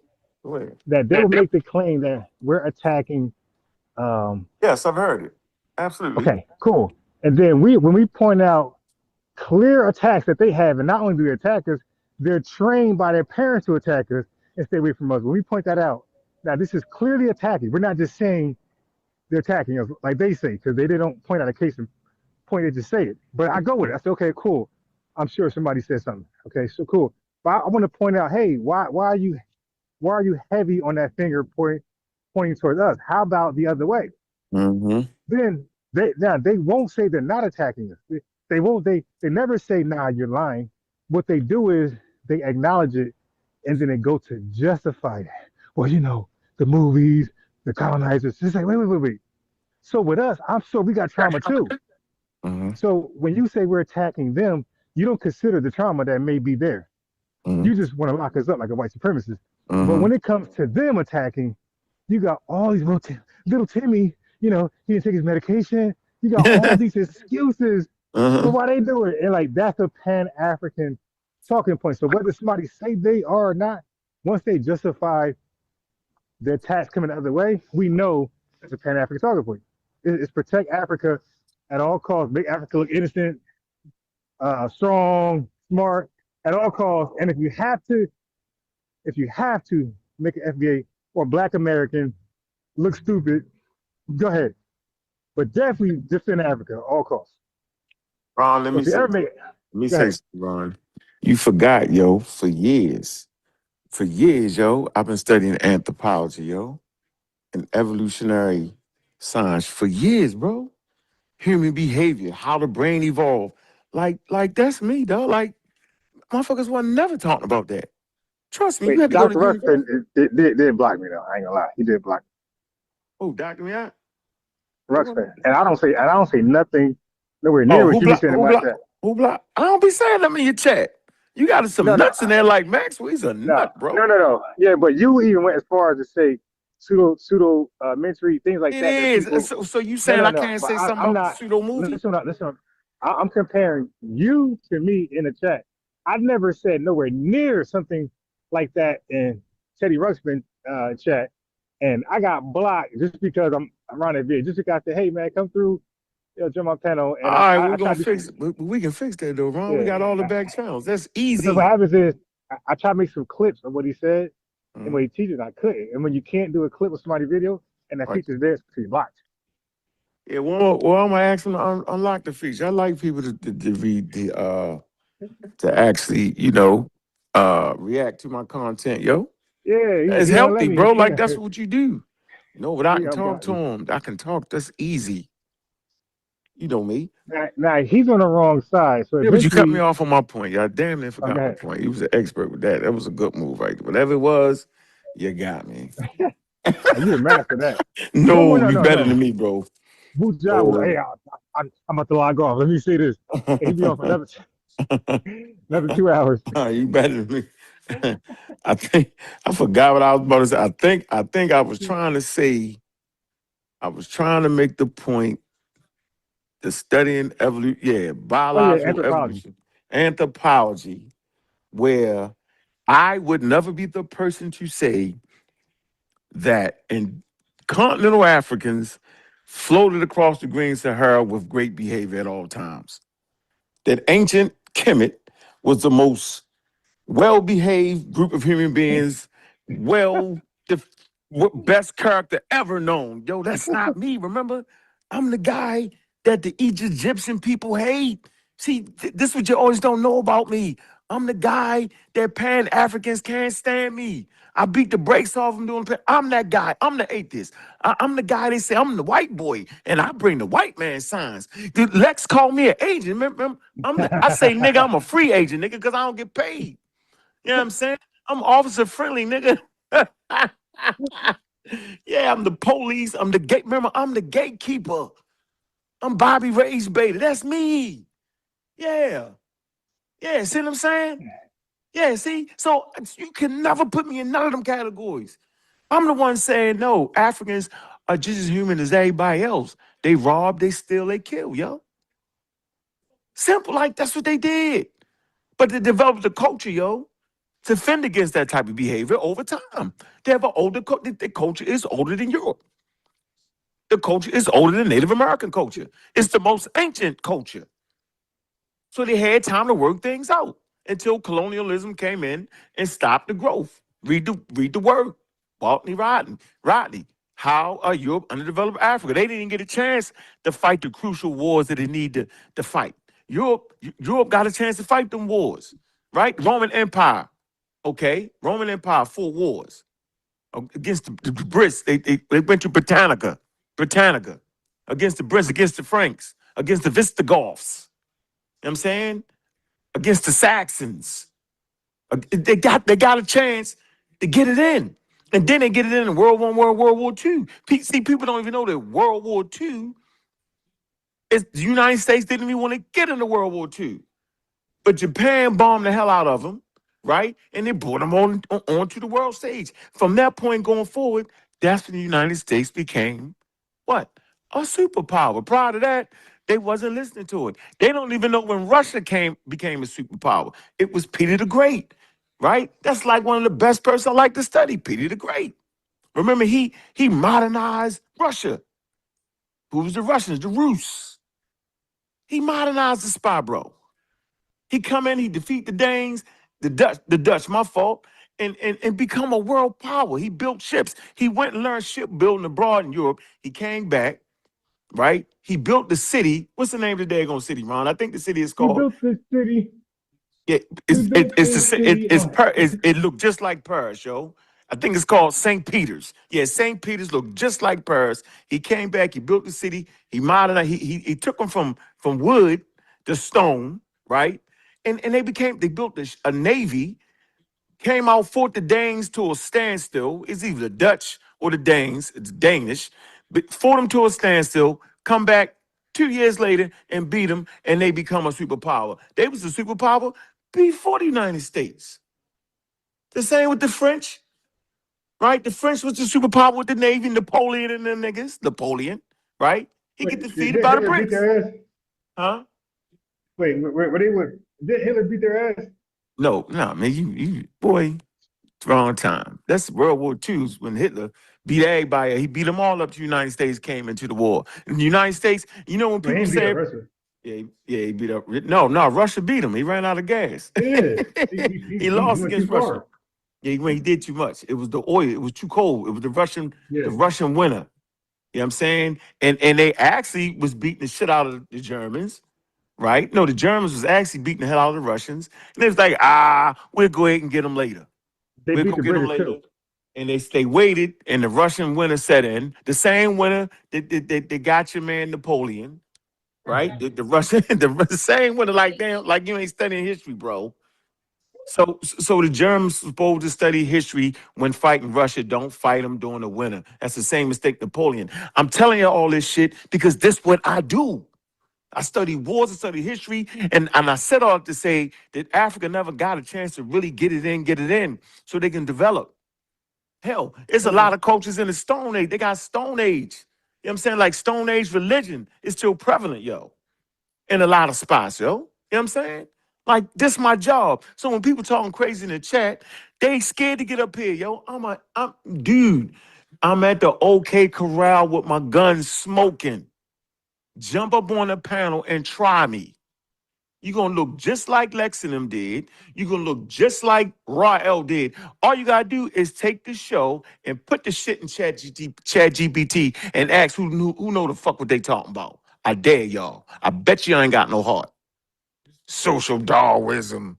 It's Darwin. It ain't got shit to do with Darwin. It's after Darwin. Galton and them popularized it. Who was Galton? Charles Darwin's second cousin. He's the one that started eugenics, not Charles Darwin. Galton misrepresented Charles Darwin III. Didn't know he got it wrong. And you can read what he say, bro, you don't got that right. Hold on. It's just as hard as the subject you was talking about. Margaret, what's her name, yo? Margaret what? Margaret Sanger? Yeah, people think you crazy. But you spot on, bro. They don't even know what you talking about when you say that. Yeah, come on, bro. Like, nah, I ain't the easy mark in the crowd, yo. Y'all tripping. Maxie. Yeah, I beat Max up. I can tell Max ignorant. Yeah, Max ignorant. I beat him up. I don't know, but Max got those. Max be like one of those kung fu movies, man. The Shaw Brothers. Nah, bro. I put my hands behind my back with Max. Yeah, I go off the top of the dome. I won't bring no. I beat him. I bludgeon him. Anything he think Hey, he want to yo, talk about. some of my guys at the job said Jersey Club is better than Baltimore, man. The who? What happened? The what?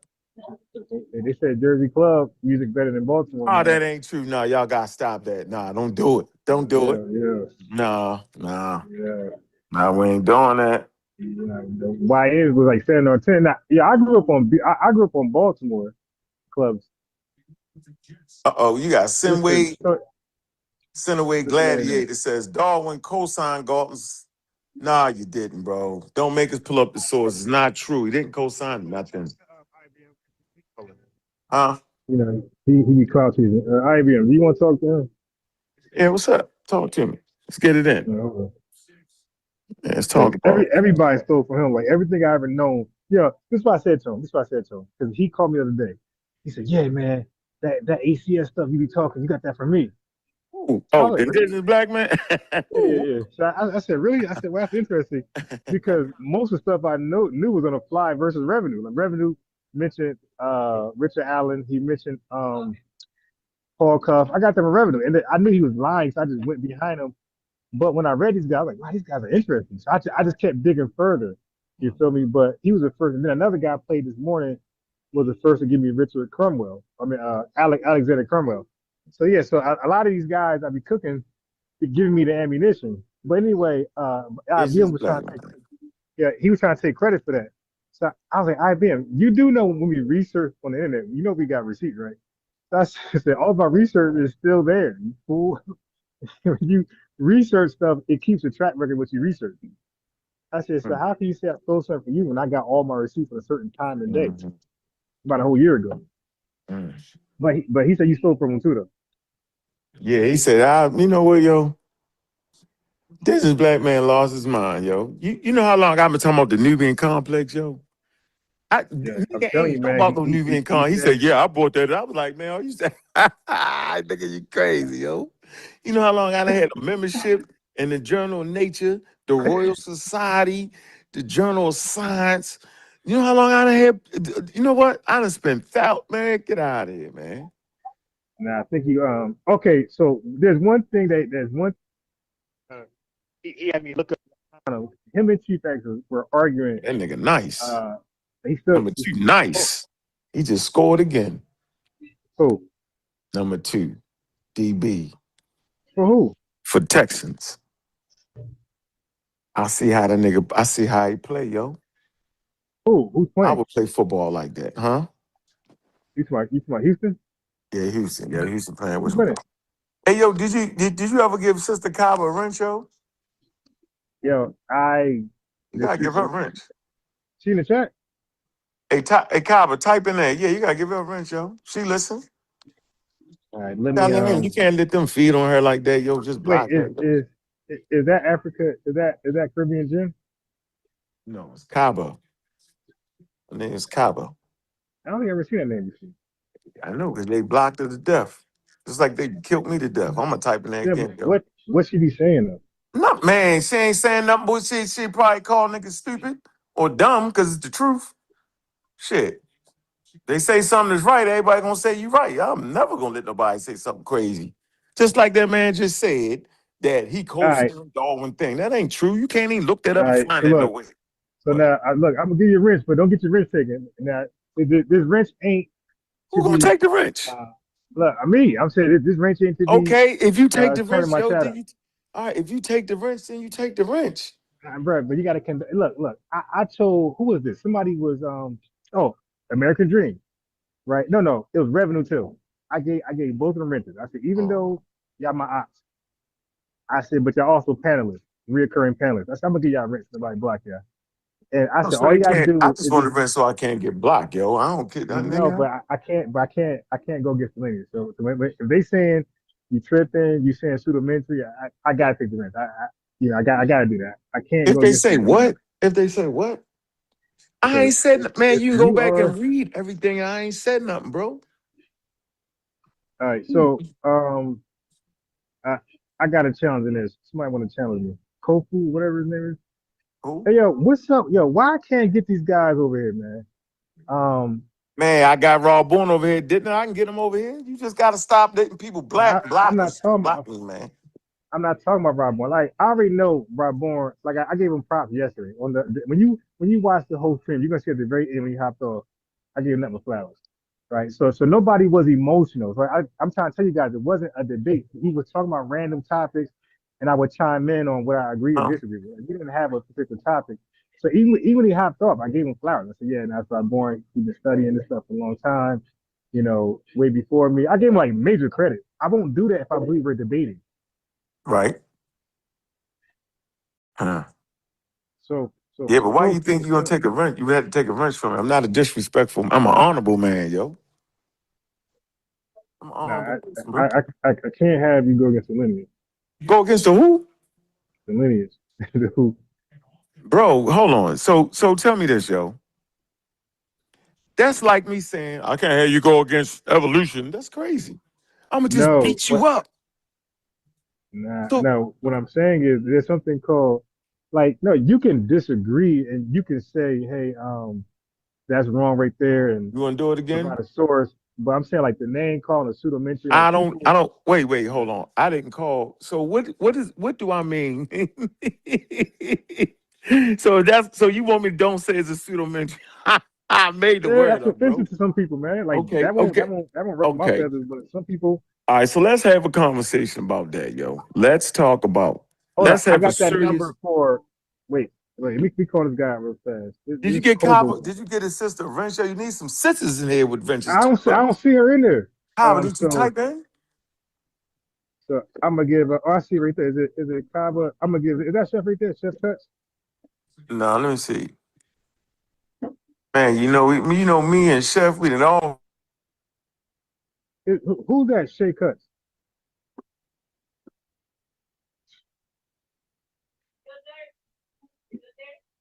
Where the hell?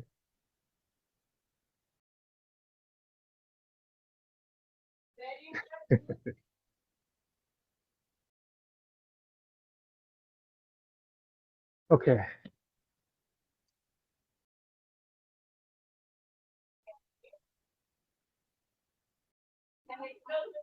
Okay. All right. You get Chef Brent.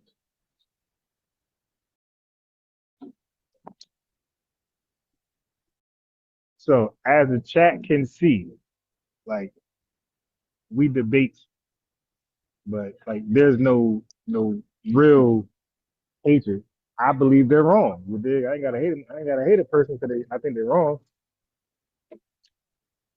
Um, at any moment, I'll defend my position. You feel me? But there's no real like hatred. Even when Rob Bourne cussed me out and hopped on. Like I'm a little back on. As a matter of fact, I'm going to make the video private tonight. But I know I sounded muffled. He gonna act like I didn't. And also I didn't want nobody to change it, make the narrative like we were debating. It was never a debate because I debate reparations and delineation. And when he was trying to question me on reparations, I was like, listen, man, I never claimed to be the strongest arguer or debater on reparations. I stand by. I'm advocating for it, and I got like above basic knowledge on it, above basic knowledge. But my strong point is delineation. Like all of my videos, all of my arguments, all of my debates are about delineation. So I said, Rob Bourne, if you got a problem with that, let's get it. So he attempted to go against it, and y'all gonna see tomorrow. He attempted to argue against delineation, and he backed off. And we instead talked about the HR 40 and reparations. And then after I told him like that really ain't my strong point, it is delineation. So you would think that he would want to argue my strong point, and he went back to the point I said was. He went back to the argument where I said wasn't my strong points. You would think a fierce warrior will rather go to your strong points and debate. But you'll see. I had 55. The video's like hour and 54 minutes, but it's not that long. That's me ranting for like the last 30 minutes. probably an hour and 20 minutes. But most of it was him just going over his sources, giving me a book to read or a link to click. Like, dude, just because you sent me a link doesn't mean I'm gonna click it right at 3 o'clock in the morning, man. I'm trying to go to sleep. But yeah, no, I definitely want to argue, debate. All right, we're gonna do that. We do that, yo. Listen, it's real simple. Because I told him tonight, I said, bro, I'm gonna do my reaction. I'm gonna send you the link. You call right after that. I said, no, I got you. I'm gonna send you the link. And I want to just keep the narrative that's not a debate. We were just talking. He was sharing information. I disagreed at certain points. But you see, we never stuck to no topic. We kept moving. And I didn't want people to change the narrative. Because I'm at work. I ain't want nobody, chopping and screwing. Look. No. I mean, that's what you told me when I No. called you, bro. When I said, yo, put the video up, yo. You can't do it.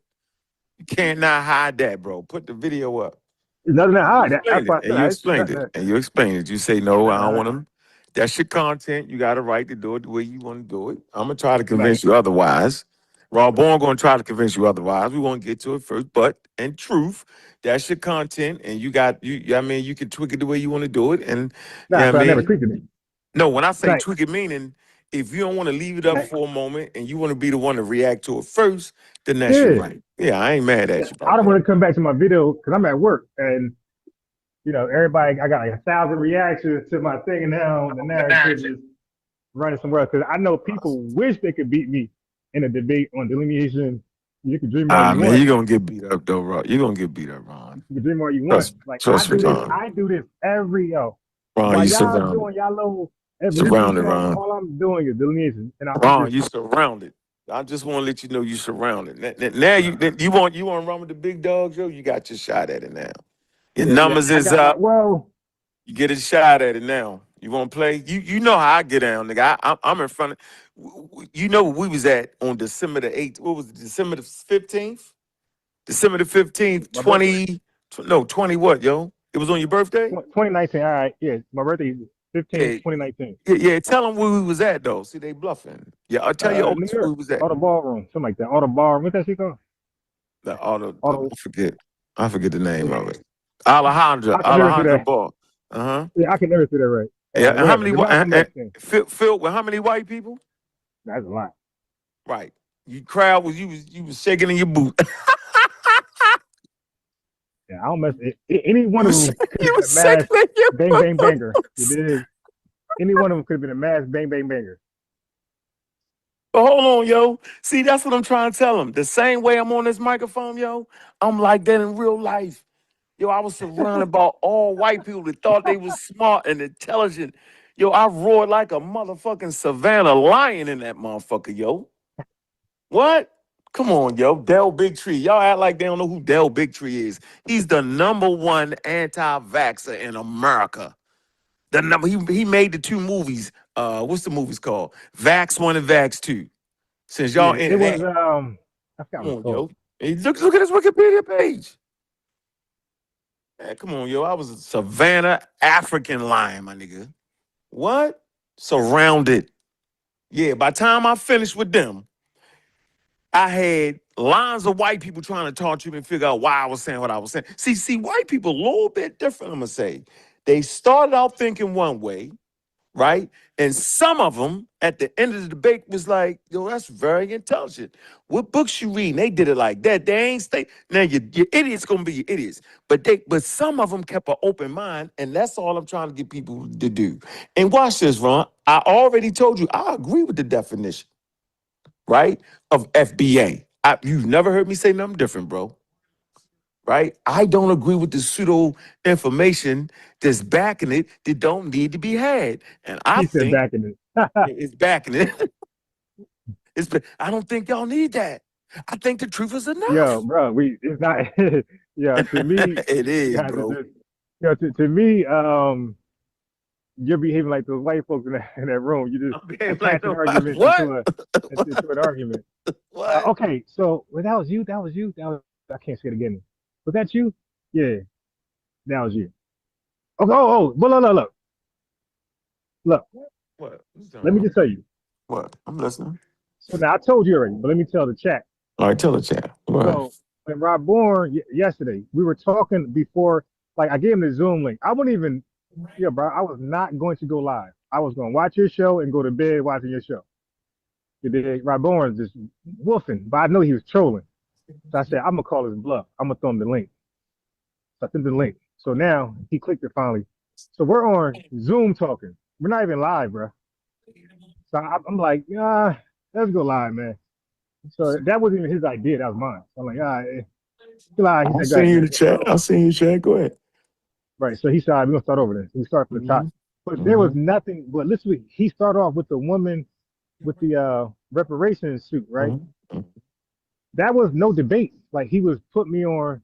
Rob Bourne know what a debate is, yo. We've been on real. I get paid for debate, so I know what a conversation is. Rob So Bourne he know what a put me on conversation is, bro. certain information, right? I'm just listening. So he goes from her, he goes to HR 40, but he touches it just briefly. Like before we even like disputed HR 40, he just touched it briefly because he came back to it. So then he touched on in Cobra, right? So I'm just trying to. I'm like, okay.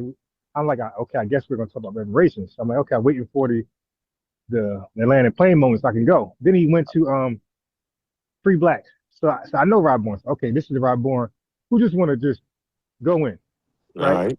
All right, just go That's in. his wheelhouse. I said anything that I disagree with, I'm just going to let that be known, right? So he went to Free Blacks, and that's when we started saying African. So I said I disagree there, and we went back and forth a few times. But then we moved on. So like even when we disagreed, we didn't even stay nowhere. We went. Well, he was leading the whole thing. So I'm just following him, trying to see where he's going. So you know me, I'm itching to present my arguments, which I never had a chance to do. What's your argument? I'm telling you, surrounded, yo. We're gonna beat you. You're gonna get you done. Okay, so my argument is what's your argument, yo? Can you unite with the divided? Can you unite with the denied? With the what? Right. They're divided. Okay, who divided though? The Caribbean and the Africans of the continent. They what? I'm saying, can you really unite with the divided? Hold on, yo. You know what? I remember what you knocked me off my square with. You had asked me a question earlier. Stay right there. Can you unite with the divided? But hold that point. You said that people was trying to say that y'all hard on immigrants, right? And I brought up the whole anthropology thing to try to show y'all I'm saying what people don't know, yo. When Facebook first started, it's a group called Africans versus African Americans, yo. And if you would have been in that Facebook group, it's probably said, yo, it was the most venom coming from both sides, yo. I mean, I can agree because I remember I was looking for smoke. Yo, in any RBG post, man, bro. Like I was doing the same thing, but what I'm saying is, bro, a lot of times it's mutual. Like you have, it's mutual. Like that's what I'm trying. Right. That's what I'm trying to say. They just don't have a channel. Listen, they don't got a platform as big as Tariq to do the same shit because they absolutely would, bro. You get it? Like I'm telling you, it's even Steven, yo. It just so happened y'all got the light. Y'all got the beacon right now. I don't think they could ever master talent like that. You know why? It can't. Because, no, bro, you tripping, bro. It's a lot. Listen, let me tell you why. It's the youngest continent on Earth, bro. They got the youngest population, bro. But they're so divided. Nah. You looking at the old. Look, Sekou from Sanetta, right? I heard him going. The dude, I actually like him a little bit. That's my man now. That's my man now. He turned the page. Turned the page. He said this. He said, yes, if you're like that, I would talk to. Like people like Rob Bourne, people like Sekou. You want to talk to intelligent people, yo. Don't get it. Don't get it. I want to talk to people who are gonna make me research and make me try harder because I feel like I'm just like not doing my best right now because everybody been a walk in the park. I want the next level of people, readers and thinkers and debaters. I want the next level. You ready to step it up, man? All right. So the dude like Sekou would be a good one.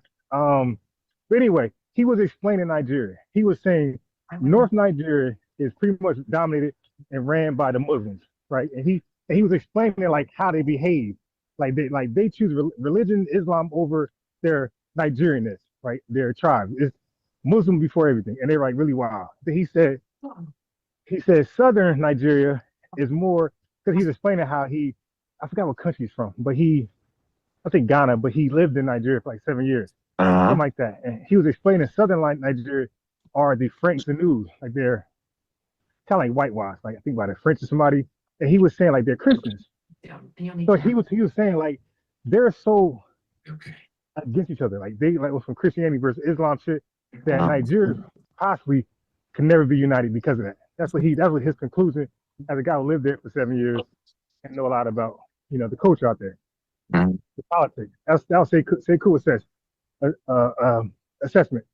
for Nigerians. That's why I say like, how can we unite with the divided? Like these folks can't unite nothing amongst themselves. So I was going back to the channel. So now the channel thing. I was going to say that you'll never see a large African channel with a bunch of Africans. You're going to always see an African channel with FBA supporting it. You'll never see one with a bunch of Africans supporting Africans. It's almost like the same thing with the Pan-Africans. Like you'll never see a Pan-African channel as large where other Pan-Africans are there, because they're always competing. They're always competing who sells the most books, who is a better scholar, who was in this first, and who did what, and how many authors. I'm an author. I wrote more books, and I cited this paper. So it's always competition in my mind with Africans and Pan-Africans. So you'll never see like a large channel for that reason. You believe that, bro? It ain't like every daggone channel, yo. That's crazy to say that. You know how big YouTube world is, yo? Of course, of course, there's like a gazillion channels out there. Of course, like there's, will I be surprised if one was out there? But I'm saying, okay, let me reword it. I don't think anybody on this panel or the chat is going to have a channel like that come across their live feed, like as a suggestion. You're not subscribed. Let me address Breezy. What's this Breezy Mega? I'm just trying to figure out why would you hate any individual, yo? Like you calling tethers, you hate them. That's par for the course. But I'm just trying to feel like you don't even know who an immigrant is, yo. You know what I'm saying? Like you, if a person wouldn't really open their mouth, or they've been here for a while, second generation, you wouldn't even know. Like that could be the very person that can help you and your family on something. Like you supposed to deal with each person based off of how each person deal with you, yo. If you start out just hating a person because they're an immigrant, then you ain't no better than the white people that brought you over here to make you have to call yourself FBA. And that's a lesson that we learn in human behavior, yo. You become the thing you hate, yo. Think about that for a minute there, Mega, Breezy Omega. Yeah, I ain't saying you gotta love nobody, yo, but you should always practice love, not hate, bro. Yeah, like that ain't even, warriors even know that. Yeah, you don't just kill somebody, yo. Gangsters know that. That's why I'm still living today, bro. Like, just because you can kill somebody don't mean you're supposed to kill them. That's the uncivilized, bro. Yeah, you can't. I'm saying if an immigrant come over and impose themselves on your culture, you supposed to stand all the way up. But just to attack the weak and the meek, See, that did I ain't do that loyal. word attack again? See, that's that Pan-African talking It's point. not. It's not. How about respond? How about he responded? It's attack, That's yo. like a. It's Oh no, attack, hell no. bro. It's an attack. If a battered It's a woman difference between responds to her responding and attacker, attack. she's not attacking. She's responding. She's defending herself. She's I countering. don't like the characterization right there. I think you can respond, like you said, but to say you hate somebody is an attack. Those words are attacking, right? If you're responding, right, responding to what? If you're responding, a lot of us hated the Klan, yo. In the South, we hated the Klan, man. Supposed to. That's a different animal right there, bro. They're killing you. They're hanging you. No. If an organization is based off of hanging you, then why would? And then you can't hate them. Hold on. If you hate them, you can't even think straight. That's one thing. You know what I'm saying? Like the hate is always the wild shit. Yeah. What you want to do is you want to be measured with your dislike, yo. You won't be able to control that. You ain't supposed to trust them. That's what you do. You're not supposed to trust the Klan. So y'all basically saying you don't trust immigrants, but based off of what? Based off of YouTube? Y'all been messing with immigrants forever, yo. Wait a minute. Don't do That's a that. good. Because in Yeah, real come on, life, when bro. when we go to get wick What? or wick, You can't listen, and children. get No, wicked hold on. unless you're a citizen, bro. Hold on. Wait. No. I'm saying when we go to get it, and there's a person who we believe to be we know for sure that's non-FBA and they're behind that counter. If there's anything like where it's like kind of like you got the paperwork, but it's kind of like shaky, you're missing something. Normally, when there's any deciding moment where sorry, they normally take that route.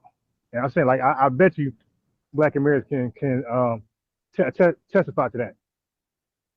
Where if that was somebody else over there, some really white person, oh, it's in a car. Oh no, okay, just come on. With us, you ain't got. I want everything. Gotta have it up front. Oh, you gotta get out. Nah. And I'm telling you, yo, when we see these folks, When is this all like social media is amazing, yo. Wait. So how you feel about what social media is real life? That's what extra trying to explain. Hey, yo, to that boy Amazing, Sean Bay. yo. Amazing, nigga. I ain't never had no problem with no immigrants. My whole life, I don't know what y'all talking about, yo. Well, you was fighting in the hood at one point. Hey, nigga, I got shot up by FBA. Yeah. Nah, you ain't do no DNA. That dude was Rasta. I don't want no damn Rasta, nigga. That dude was Rasta. I got shot up by You done fuck FBA, with the real nigga. one, man. Tripping, yo. You tripping now, yo. I'm the last done daughter. The delineated ones, yo. Get out of here, yo. That's what I've been shot by. Y'all tripping. Shit, immigrant ain't never get shot up by no immigrants, yo. I've been in drug wars with the FBA, the African Americans. Y'all tripping. Whatever you want. That don't mean everybody like that. I'm just making a point here, yo. Oh, by the way, I want to get Chef back on it because when me and Chef were talking about Sudan and the S&M thing, I actually I was somebody ended up talking to me. So he was like, "Hey, boss, you there? Yo, for the record, if you're on the panel and I'm talking, and then out of nowhere I go on mute, keep talking. I'm busy. Oh, okay, I got you. I mean, I go got hang I up, know. and then the other folks don't say nothing. Let the lie just go to waste. Yo, if I'm talking and I'm not talking out of nowhere, you gotta keep the live going. You know I keep it going, yo. That's easy work. I remember you That's used for to fall anybody. Like, asleep. go in. If you got a problem with it, that's the best time to go in. I remember you used to fall The hell with you, asleep on the FBA? link back in the day. See, they don't remember back then. You used to fall asleep on that. I did that a few times still, but I was smart enough to have. Hey, Raw Born back on here, and all you want to talk about is the subjects you swear you the best at, and that would be what? Delineation. Well, not well. Rob Bourne. What's your? Because Don't let them drag you another place, Hey, yo. listen, Don't I let had him do it. hold on. I had 2.5 hours to sleep yesterday, messing with him because I wanted to reason. I wouldn't go see time. I had checked out his sources. That's why I couldn't wait to get him on here tonight. Okay, Right? yeah, he That's why back. I say no. It's too late. It's 11. It's 11. We got Peter back. Dude. It's 30. It's 11:30. I don't want to. Again, 2.5 hours. You got Peter. You got Peter back. So I want to. I want to get Rob Bourne fresh. I want to get him fresh. And again, I want two. He get 2 minutes. I want 2 minutes back and forth. I'm gonna slaughter him, bro. Ooh. Man, Rob I Bourne. don't know, yo. He I'm gonna run with slaughter the him. Highlanders, yo. I'm not sure. We get Matter of fact, I'm time. positive. No, bro. Yeah, we get listen. He could bring up all stuff he brought tonight. That little lady. That's so crazy, yo. Bring up all that stuff. And don't You know touch delineation. You know how overconfident you is with that, yo? Yeah, right. Well, he ran from that the whole time. Yo, y'all gonna see when that thing when I get into the house and make it public. Yeah, I want y'all to tell me his rebuttals. Hold on, I just want to ask you. Hold on, I want to be serious, yo. Like, you ain't never seen an intelligent designer like Lex, or whatever the other nigga name was, or anybody talk crazy, anybody saying humans is monkeys, we say we come. You ain't never seen him beat me in a conversation, never. So what make you think, yo, you gonna beat Raw Boy? That's what NB. Yeah, well, he made a couple mistakes already. Yeah, I was gonna point it out on the live just now, and he went crazy. Yeah, but that's not a Okay, so problem. See, I'm gonna save it. I'm gonna save it for tomorrow Dave it, because hold it. because Don't let them know we, it. we got But the hold it. audio. But Ron, but see, you know, in this thing, yo, when you're an intellectual gunfighter, yo, ain't no problem with getting shot and going to the hospital, yo. I know. I Right, say being I say he wrong got is me when on you learn HR something. Ain't 40. nothing wrong with that. Yeah, I say he got me on HR 40 and Hey, maybe another thing or two. But Beetle, hey, hey, Beetle, it what's wasn't up, worse than I y'all, got him. man? the bag juice. What's up, bro? What Hey, up? what's up, man? I just gotta get it in right quick because I gotta hop off in like 5 minutes. Oh, they always say that. Be here for 50 minutes. Yeah. You know I gotta hit you. I gotta hit y'all with that woo job. That woo job, nigga. Woo job package. I gotta go. Let me get it in. Yeah, nigga. But hey, I Just really keep it pulled on. up. Uh-huh. What's happening, Ron? Hey, I really pulled up about that. What's the name? Co-signing his cousin. Galton. Darwin co-signing his Okay. cousin, right? Oh, you about to get cooked. Oh, Yeah. So who about to get cooked? You about to cook you. Nah, come on, bro. so so You about to so tell me You so your never seen me cousins lose jumped that. you. You ain't never seen so me lose that. Go ahead, yo. So, check it out, right? I already know you a stubborn dude, so you're not gonna relent. You feel me? You gonna spin and you gonna rationalize, but I want to hear your spin That and sounds like him. rationalization. Though, right? All right, go ahead. So I'm a drop this link in the chat. Boom, right there. It's a letter from Darwin to Galton, and he was reviewing Galton's work on selective breeding. That book he wrote about heredity and all of this, trying to breed out the Like that. best. Oh damn, no, damn, it won't let me because I'm on my Hey, I don't Ron, have you the gotta website. let you got what's Drop them it stuck in. in the back, yo. You can't have him stuck in the back, Who? yo. Who? Ron Bourne, yo. Oh, shiny, bro. I didn't even see it. I'm on my phone. I'm not on the computer. Oh, you all right? Well, look on your phone up in the corner. Yeah. I mean, like, it doesn't show, like, when you're doing the phone, it doesn't always make a noise. Oh, okay, all right. Where the letter at, yo? I'm looking for the, what is where the letter at? And where I could drop a link at in here. Do it in the chat. He ain't got Damn, no. I ain't got no rent. What's the name of the letter? Make sure you ain't give me a pseudo letter, bro. What's the name? Hold on. What is the Let me do name? my ranch real fast. Hold on. What is the name of a dead buddy? Let me Hold on. see. It was written January 4th, 1873. Hold on. Get the ranch in there. Let me see Uh, this. Because I'm running his mouth. it's on the Darwin correspondence website that got all Oh, his letters.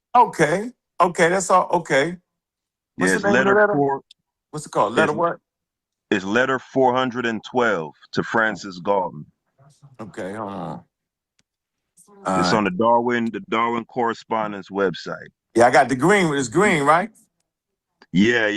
Yeah, you know, I know. Letter 412, written from hmm Galton, from Darwin to Galton. Yes, sir. January 4th, 1873. Yeah, Rob Broom brought this up one time. Remember that, yo? All right. So do me a favor, right? I All right. want you to hit the find button on your computer, God, I ain't right? on my computer, yo. Or you could do it on your phone too. You could do it on your phone You too. can You do that on hit your phone? How you do that?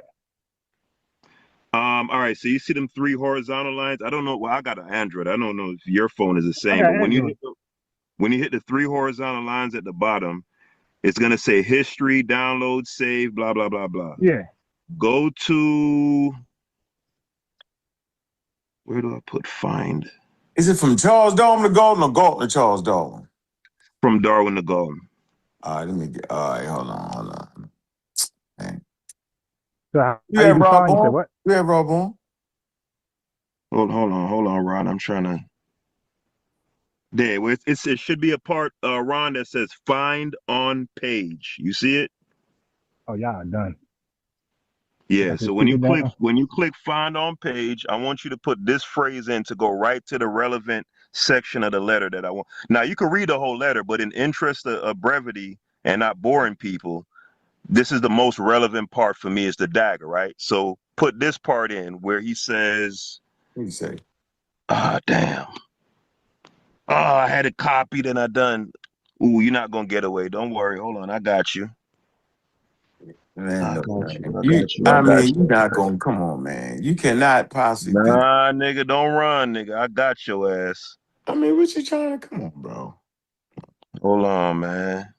I want to see what you proving. Francis Galton.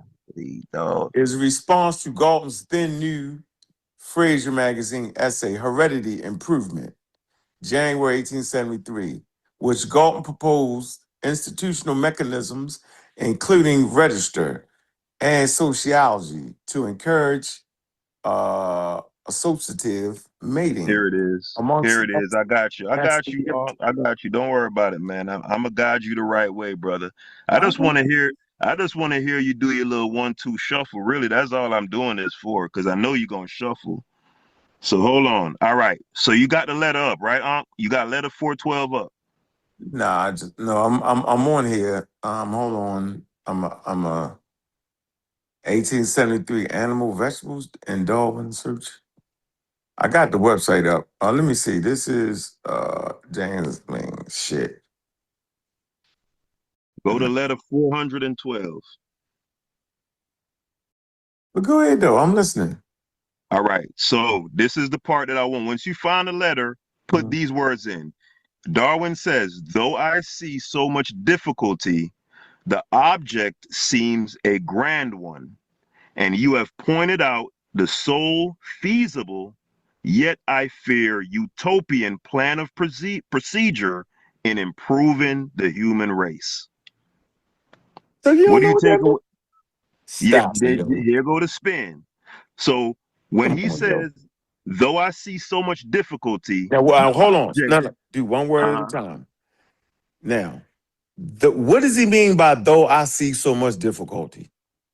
He's saying as a matter of implementing it practically.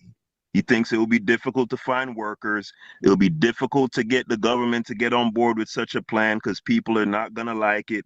They're going to find it distasteful. That's what he's talking about, the logistics of it. Nah, says where. So I need to find that context to say he's talking about it. Because right now, keep read what's the next sentence that There says. go the spin. No. You adding that in there. Let's figure out what he's talking about difficulty. Come on, yo. We got to be able to match that up. That's how you comprehend. We ain't doing that. The gist is we talking about. It's in the entire letter. Yeah, but you come on. What's the next line? Go ahead. You want to read the whole letter out? I don't want to do that for the audience. No. What's the next line? Although we find different, it's fine. Go ahead, read that. Go ahead. All right, hold on. Let me go to the letter. And I'm gonna tell you what I think based off how I'm comprehending what I'm reading, what you're reading. Cause you know they talking that old ass English too, man. Right. Damn, you gonna do all that? You gonna put it in? Come on, bro. That's part of it. Nah, I'm saying people don't really be trying to hear that shit though, cause I remember I read this shit for Chef, and he was like, I don't understand what they talking about. No, but we can feel me? Yeah, but we got tools now. You can put it in Oh there. yeah, we could throw that. That's a good point. We could throw this shit in Chat GPT. Jesus Christ, that's a great point. That's a great point. Right, but read the next line though, yo, because I think I'm sharp. I think All myself right, to be sharp. All right, so I'm gonna read a couple lines before and after, right? Yeah, do that. What So, all right, he says, I am not, however, so hopeful as you.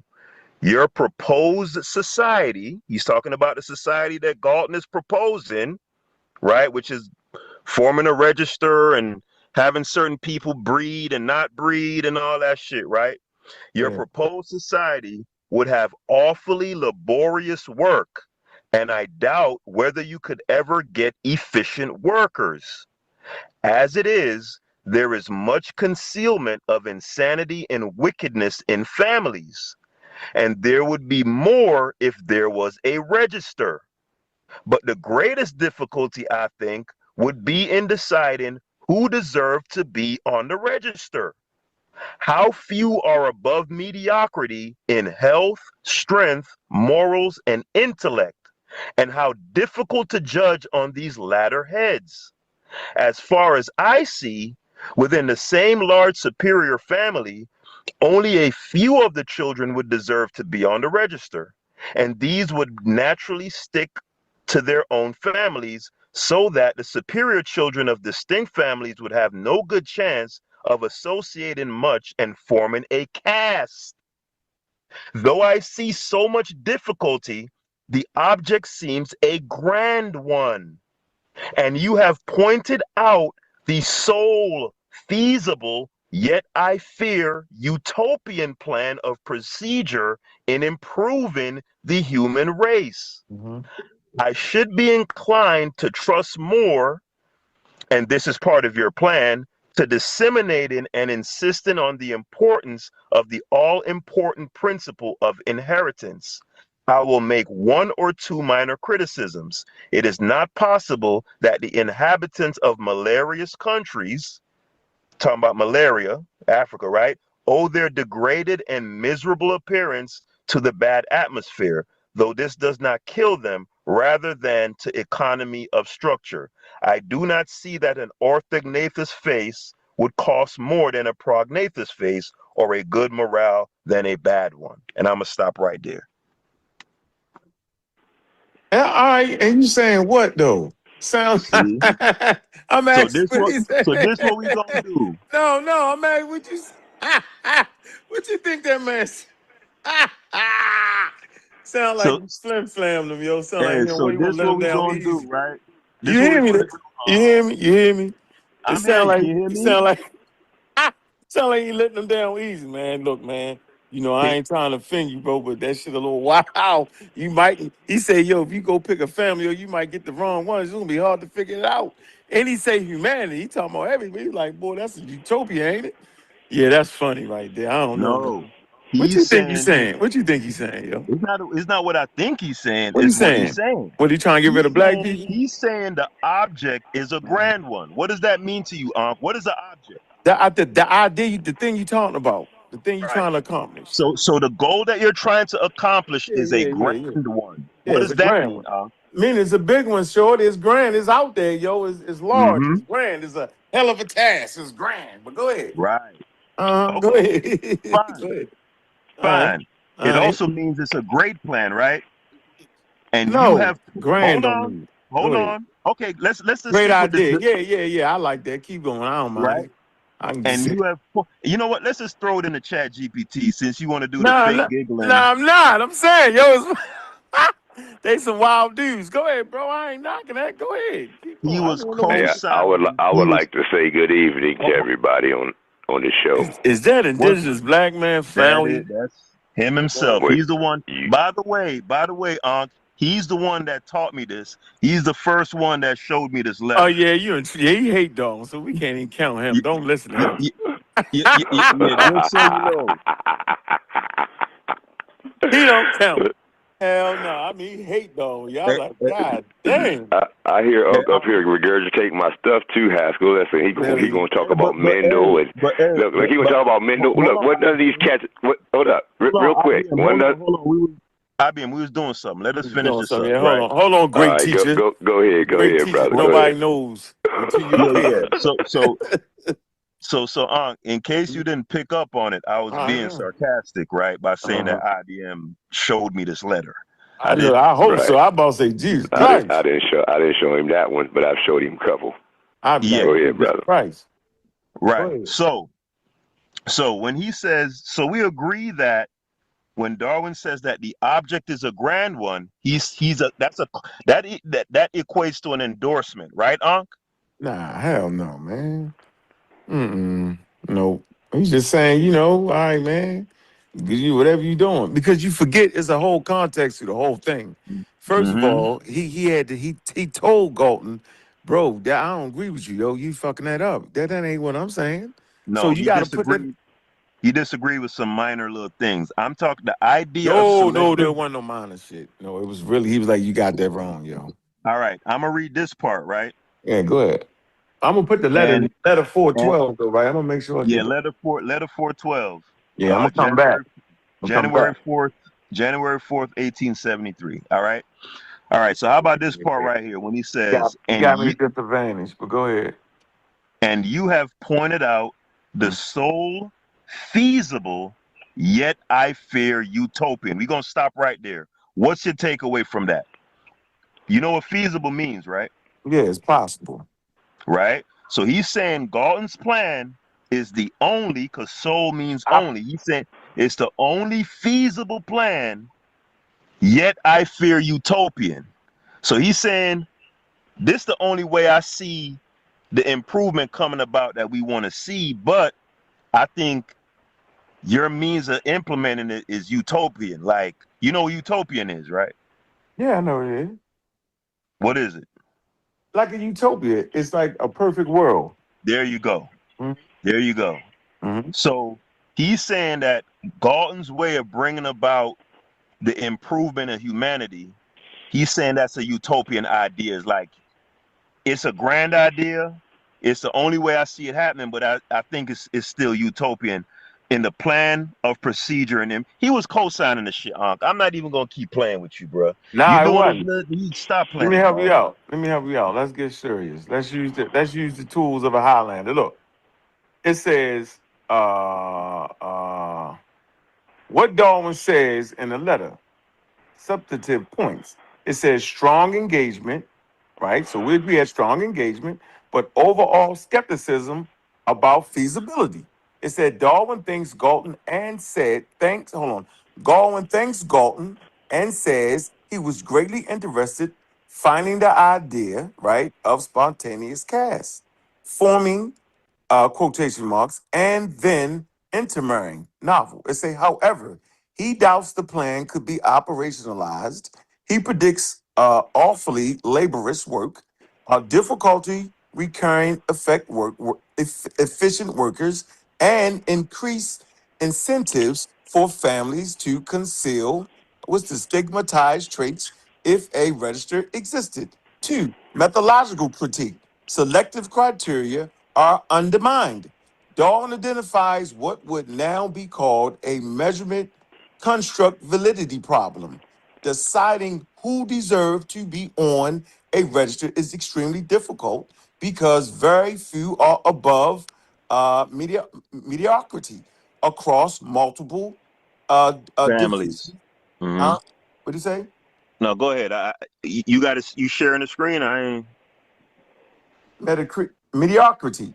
I want to Mhm. share across multiple dimensions. That's health, strength, morals, intellect, and the latter domains are hard to judge reliably. He's telling them that. He goes on to say a sociological critique. Now, elite caste formation may not engage as predicted. Even within a superior family, Darwin argues only a subset of children could qualify. Those individuals would likely remain socially embedded within their own kin networks, reducing cross-family mixing that Galton cast mechanisms propose. That's what I'm saying. Yo, we read all, they breaking it down in plain English, and I Mhm. was getting just this, bro. It goes on to say normative assessment, grand aim, but utopia procedure. Now watch this. He says Darwin characterizes the objective of improving the human race as grand, while labeling the proposed route as utopia. See what I'm saying? Goes on to say he suggests a more realistic pathway in public dismentation of the all important principle of inheritance rather than implementing a register based on program. Wow. Five, specific So scientific philosophical critique of Galton's framing. Now I'm going to get you with the scientific critique. That's how we do it. He says, he goes on to say, Darwin's questions whether degraded appearance in malarious regions should be attributed to economy of structure rather than chronic environmental insult. He pushes back towards the environmental causation explanation. He disputes the implications that nature prioritized races over individuals, not extinction, and emphasizing that selection works through differential survival, reproduction of individuals. And he cautions against refining nature as an agent. Yeah, come on, yo, he beat the nigga up, yo. hey, so Unc, Yeah, he beat the nigga up, yo. Like I so said, yo. Told you, so bro. yeah, so I Oh, let you read, Unc. So you do understand that yeah, the I'm on that. the only disagreement they have is procedurally.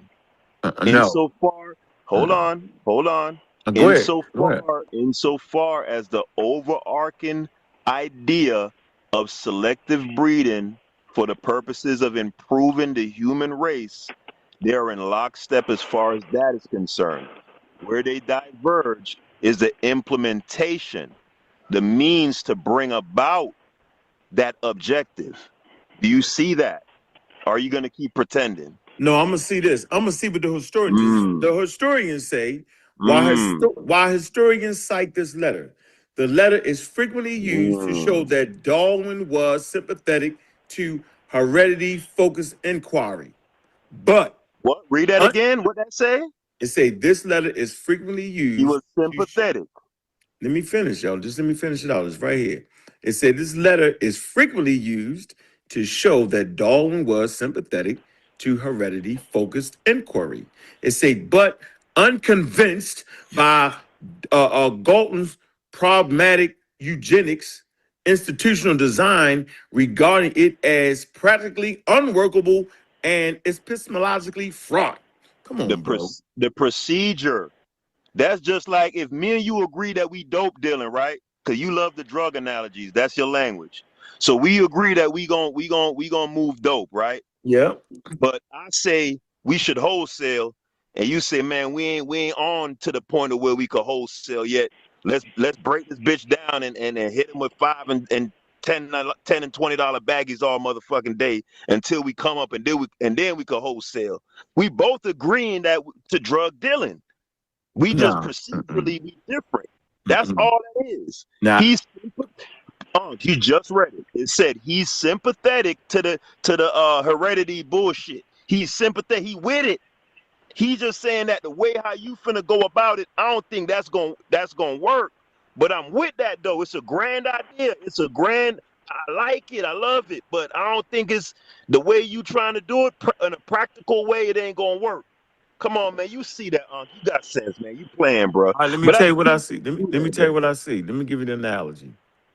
He's essentially saying the mechanisms that you're trying to put in place will not work, bro. It's no way you can get that off.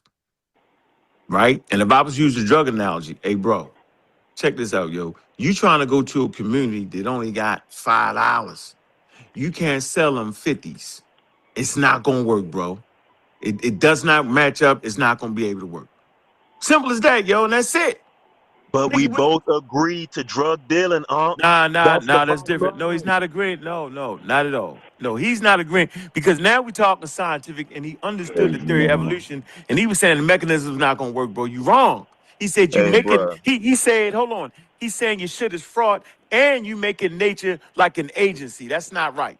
I'm telling you, bro. I just understand it different, bro. I'm finna go watch the Lakers get their ass whooped, man. Nah. What's the score, yo? What's the score? Good one, though. Good one, though. Hey, listen. See, this what I'm used to. I'm used to having to talk to somebody that can read, yo. This what I'm used to. I ain't used to this new crop of people who can't give you no challenge. You can't have a conversation. This what I'm used to. Appreciate you, bro. Beetle. Yeah, for sure, man. But stop capping for Darwin, bro. You think I'm capping? I don't think I'm capping. Good joke. 2026, bro. It's full time that you put that shit out, man. So hold on. Before you go watch the Lakers, you're basically saying, watch this, and this one I'm gonna get you. This is the punch you don't see. So whether we agree or disagree on whether Darwin was racist or not, right? That's based off of your perception and how you feel about it. So even if he's all the things you're saying, right? Let's just say he was agreeing with all that shit Dalton was talking about, right? Which ain't true, but let's just say he was. What effect does that have on Darwinian evolution, though? Does that change the data that has been replicated and duplicated for 200 years, bro? Does it change that, or what are you saying? Well, that's a separate discussion. You know what I'm saying? All right. So then why would I care about if he was any of that? If he believed, if he was a homosexual, why would I care about any of that? I'm simply talking about the theory that he has produced has put humanity at another level. That's my thing. So I don't even know the nigga for real. You know what you do? You know what you do going forward, Unc, if you're operating in good faith? This is what you do. You know what I'm saying? Always in good faith. But if you are, this is what it would look like, right? It would you would say, yeah, that nigga was a racist, but he was on point with this science shit. That's all you got to say. Yeah, Stop yeah, saying, but stop that's saying that he wasn't a racist when he was. I know, That's but it. that's what you want me to say. I'm saying is for the time period he was in. Listen, watch this, yo. For the time period he was in, yo, he was definitely at the better half of it. Meaning, he fought for Africans not to be enslaved. Remember that. His grandfather started a whole organization. His wife was part of it. He was a part of it, right? Remember, he wouldn't even come to the United States because they had slaves. And also, he came up with a scientific theory that would validate that Africans are just as intelligent as everybody else. And he's That's the not one that came. true. Oh, he did. Let me finish. And he verified that the home. So now you're trying to say a racist give up the high ground and saying that humanity started in Africa and from Africa all humans came from there, yo? Yo, that's a wild racist. Yes, but Mad at him. he made a I ain't mad. distinction in the he made a I ain't mad. distinction in the descent of man that yes, we all started at the same origin point. But as far as the Anglo-Saxon is concerned, the Anglo-Saxon represents the pinnacle of development since that starting point, Oh.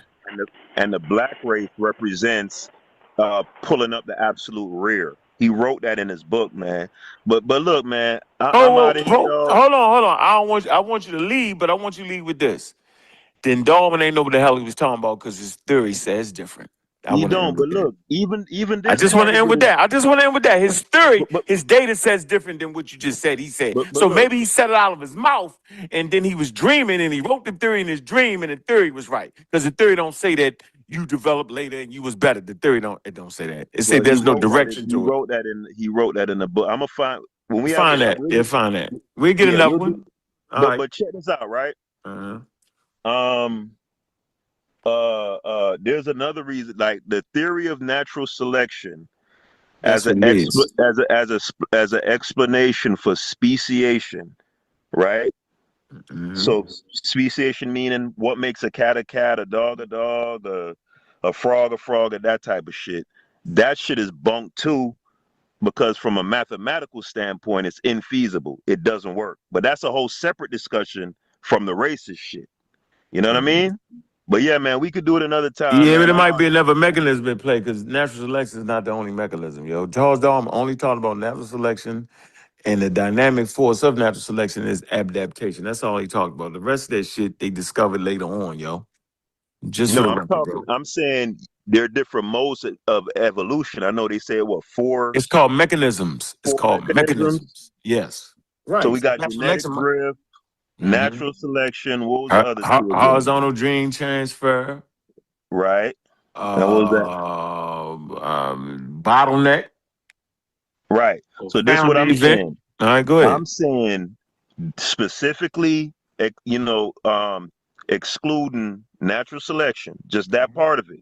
Okay. Darwin proposes natural selection as a way of explaining why a cow is a cow and a dog is a dog, right? Okay. And I'm saying that he was completely wrong. But that's Complete. okay. But he could be wrong. That's okay. But that doesn't change his theory. You get it? He just was wrong about what the mechanism was. That's not an issue in science. It's obvious. And I'm gonna finish with this, yo, because I know you want to see the Lakers, which is my favorite team, basketball team. I'm gonna finish with this. The reason we understand Darwinian evolution to be not only a scientific theory but a fact is because we got byproducts, right? There are byproducts that absolutely prove that his theory was correct. What's one of the byproducts? The medicine you take. They try to make the medicine evolutionary minded, meaning diseases evolve. We are being attacked by pathogens and viruses every single day by the trillions, right? And they evolve fast, quickly, okay? And so we have to find a way to get in front of it. Like superbugs, like resistant. You know how some bacteria becomes resistant to the antibiotic show? And so what that means is, first of all, the fact that they come resistant, and we know they come resistant, proves that we understand evolution. You wouldn't know that things became resistant if you didn't know evolution. You get that, right? And the fact that you would change the antibiotics to deal with the quote unquote different strand also proves evolution to be real and understandable and coherent. I'll end with that, bro. Yeah. All right. All right. Appreciate you, Fun, Joe. man. I'm out of here. All right, man. Peace. Wake up. Yo, What's up, dude? yo, Where been at? Where been at? yo. Been at? What's Yeah, going yeah, on there? you What's got going on ideas there? sound like Darth Vader back there, all that breathing. Yeah, that's what's Yo. coming. We can hear you, yo. We hear you. Yeah, Yeah, what's man. going So, on? oh, shit. Go ahead, Like, bro. I mean, no. Ron Bourne was Yeah. next, yo. You just popped in. Ron Oh, Bourne was here Rob before. Bourne. No, my bad, Rob Bourne. Go ahead, brother. Go ahead, brother. What's up, Rob Bourne? This is Indigenous Black Man, brother. Peace. Yeah, what's good with you, man? Hey, yo, Just chilling. where you at, Ron? Right here, man. You know, I stay locked and loaded. Yeah, well, we gonna find out. I'm We gonna mute gonna out. Hey, we gonna Ron, find hey, out. Rob We Bourne, gonna, he only want to talk about delineation, yo. That's his strong point. He don't want to run around the whole. No, well, whatever he want to do, go ahead and do that. we Well, can he find knows out. not to ever. Yeah, he knows not to do delineation. That's ass kicking. But Yeah, the he What? knows reparations, it. man. Yeah, we Hey, gonna do stick it. around though, Stick I'm gonna around, stick. I'm gonna stick right here for you. Go ahead. I'm gonna let them Yeah. get it All out. right. Go ahead. I'm All right right. here. And y'all Yeah, could form boats trying to get your ass kicked. yeah. So, I ain't know. before we move on to even that, what did you say about my Nah, but lady? we're not doing that the delineation tonight. But No, I'll address the lady. what did you say about my lady before we move on? All right, hold on. Let me open my laptop. I think my laptop died, man. Hold on. Yeah, the other part will be another day. Nah, ain't no other day. This is happening right here. I don't be on this internet stuff like that. You going live three, four times a day. You be talking to a snore. I don't got time To for a that. snore. Yeah, I don't got time for that. I don't got time to go live 3, 4 times a day. That's you. No, But I'm working. Wait. Oh, my guy. I'm smart enough to work and go live. that's fine, That's how bro. good I am. Yeah, that's how good I am. Let's just I'm get to live and this. working. Let's just get to this information. But before we move Yeah. on, what did you say I about my batted that lady? down. What did you say about my lady before we move on? You said something about Chat GPT, lady. What's that? Yeah. So let me do this. Okay, because you give me a bunch of people. You give me Abadela's claim. I'm gonna cook him. I want to cook. I want to cook the federal tort claims. You said that ain't that what you said. And your lady. Let me get to her. Ooh, lady. Oh, I Your thought lady. you was talking about my girlfriend. That's what I thought you was saying. Okay. No, I'm talking about Because this. How the all hell right, I know all your right. girlfriend? Yeah, that's what I thought, bro. Ain't nothing, bro. Oh, So nah, bro. Are you serious? I yeah, don't take it past the information.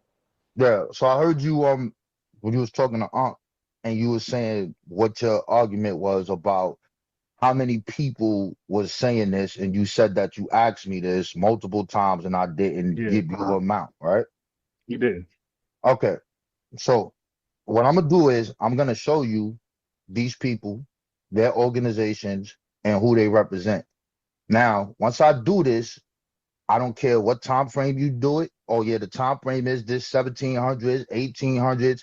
You got to show me the people who said that they are not of African descent, that they are not of African descent. So you want to say Well, this but specific that's not thing, my right? argument though. That's That not my is argument though. okay. No, it's not. Okay, so you said that it's only a little bit of people. That's what you said. Wait, no. You mix it. All right. First of all, I got African descent, so that could never be my argument. Yeah, you made that up. You said that to Ankh. You said that No, there I was didn't. only I a didn't say little that. bit of people calling themselves African. That's what you said. African by a name, a label, an ethnic label. There was few people who were actually saying I'm African as opposed to Negro, color, or whatever, or black, whatever terminology is out there. There was a minority of people going around saying that. Let me ask Is what you. I Let said. me ask you this question, bro. Hmm. When do these people in the 17 and 1800s say that they are not people of African descent? To say you are Okay, African and a person of African descent is the same thing. nah, no, it's not. No, it's not. Okay. All right. So this is what I'm gonna do. I'm gonna share my screen. We getting That's not straight gonna to work, the bro. info. He tried to set me up. That doesn't work. I'm going straight to the information, bro. Yeah, We going straight to the information, bro. yeah, that doesn't work on me. Yeah, we going straight to the information here, bro. We going straight to the information. I don't have Okay, time to be playing with waiting. you. Yeah, we going right now. So Hmm. we're gonna establish something real quick here. This is called the origin of Pan-Africanism, right? I'm gonna establish this right here so everybody got a working definition. This is from the rote Wait, wait, love. wait, wait, wait, wait, wait, wait, wait. No, Okay, hold on, brother, hold on. don't stop me, bro. Now, Because I want to I'm, ask. See, this is his thing. This is his thing.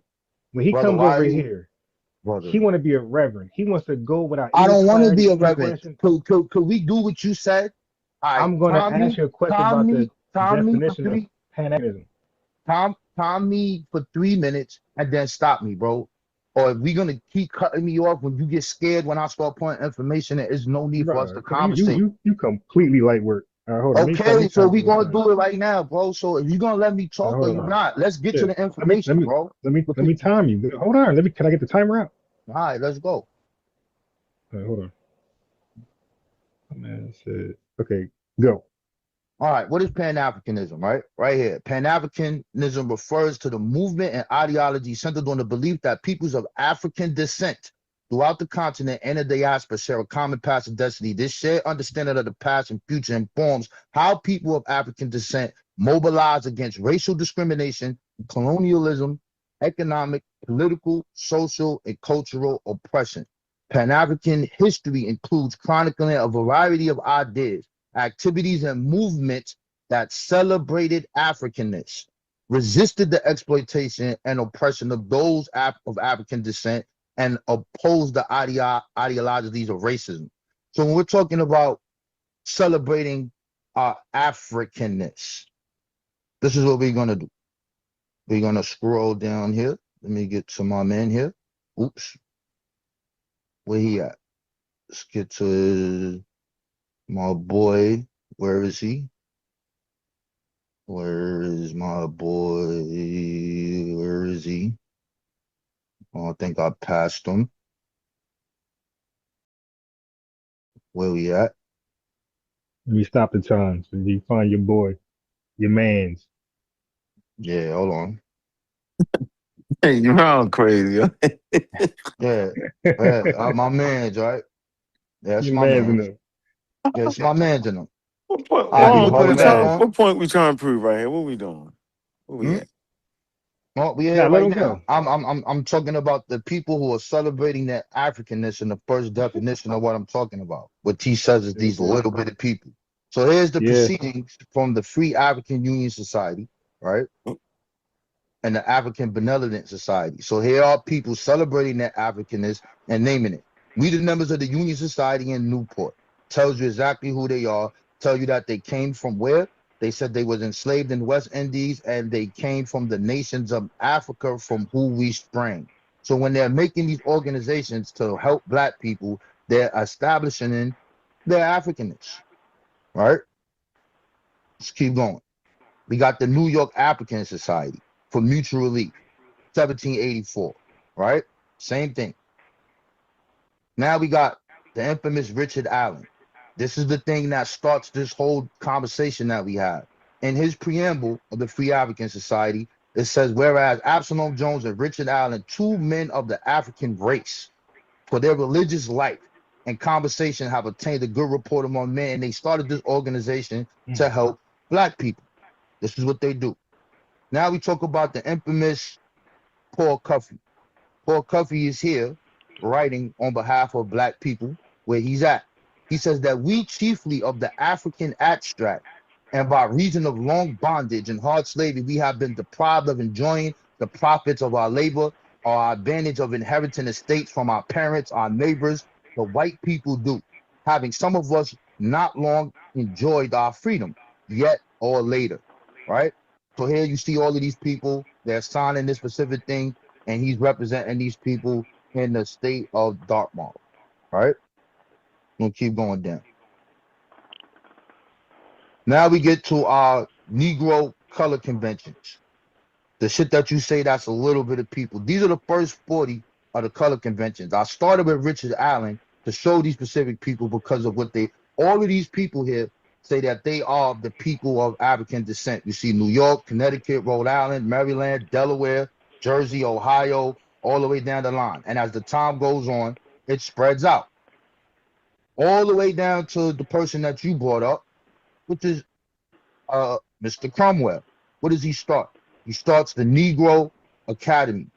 This Negro Academy is to teach the people their Pacific history and challenge the Plessy versus Ferguson and all these things of that nature.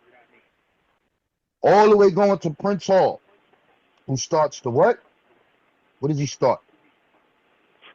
What does he start? Freemasons. Exactly. Freemasons.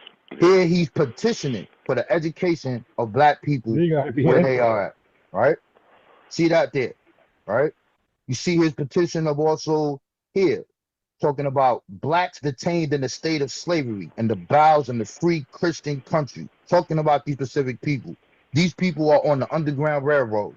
These people are part of the black church. These people are fighting for the liberation of our people, and nowhere down the line do they say they're anything else. Lastly, I'll go to Henry Highland Gardner.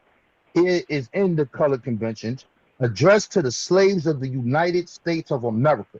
Brethren, it is wrong for your lowly oppressors to keep you in slavery, and it was for the man thief to steal our ancestors from the coast of Africa.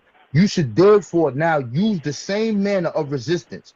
I would have been just in our ancestors when the bloody footprints of the first remorseless soul thief was placed upon the shores of our fatherland. So this is what these people is talking about.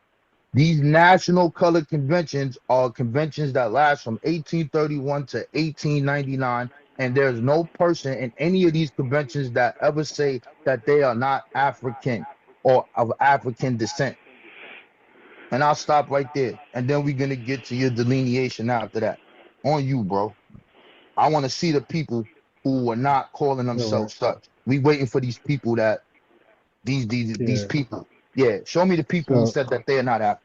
We'll wait. I got you. That's not my argument. But I'll ask you the question back because you really went around the question. So my claim, and I'm about to kill you right now. So when you said these organizations, I actually Googled it and asked how many members. This is how easy it is, bro. I'm sitting here. How many members are in the Free African Society? How many members are in the Free Benevolent Society? How many members are in the New York African Society? How many members are in the AME Church? How many people are all the people? How many members are in the Negro Color Convention? How many members are in the Negro Academy? See, I know that there's 300 to 500,000 at that time free blacks. Okay, now if I come over here and tally up, let's say 1,000 of these folks that's starting all these Negro African societies, 1,000 out of 500,000 is what I said, a small, fringe, tiny, elitist group. So now you said this. You said all these people signed this petition. What number is that? That's when you're not on my level. That's what I'm trying to say. The word game. All these people. It could be all of 3. It could be all of 10. It could be all of 500,000. You're just saying all big. You're saying large numbers, but you're not giving me large numbers of membership.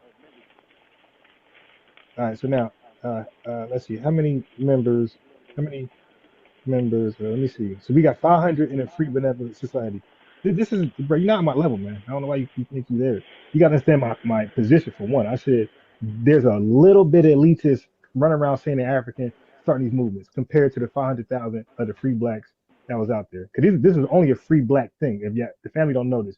So enslaved blacks wouldn't dare say this shit. And the enslaved blacks were at 4 million. This was something free blacks were doing.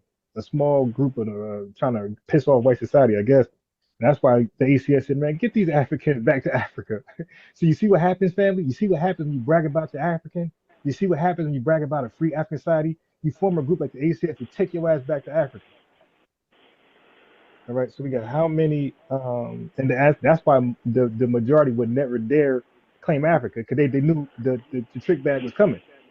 They're going to deport that. Oh, you African? Okay. Let me establish a colony in Liberia and take your ass to Africa. And that's why when you talk about Richard Allen, by the way, he never went to Africa. He talked big talk. He never went. You talk about this off the top, by the way. Paul Cuff took 39 people in his makeshift fleets. Alex Cromwell came back. Well, they all came back. Richard Allen never went. So all this African talk. When it's time to go to Africa, I think Cuff stayed in Africa long. Brought his ass back and got American citizenship and died a proud American. So all these guys woofing about how African they are, the Africanness. When they took their black ass to Africa, They all seen the grass was not greener, and they came back to America and died proud Americans. And half of them fought in the Civil War to get the membership, like Martin Delany and Frederick Douglass. Okay, so like I said, you're not my level, man. That wasn't the question. You answered some random stuff, and then you try to confuse a status. Like you're confusing somebody saying they're African and then their African ancestry. So African ancestry doesn't mean you're African. You know, you can have a bunch of stuff in there. I believe some Puerto Ricans got African ancestry, and some other Taino, whatever. Who knows? I'm just off the fly. But if they had African ancestry, nobody in their right mind would call one of them African. You'll say they got African ancestry. I got African ancestry. I also got German ancestry. I also got this ancestry. I got a whole bunch of stuff in there.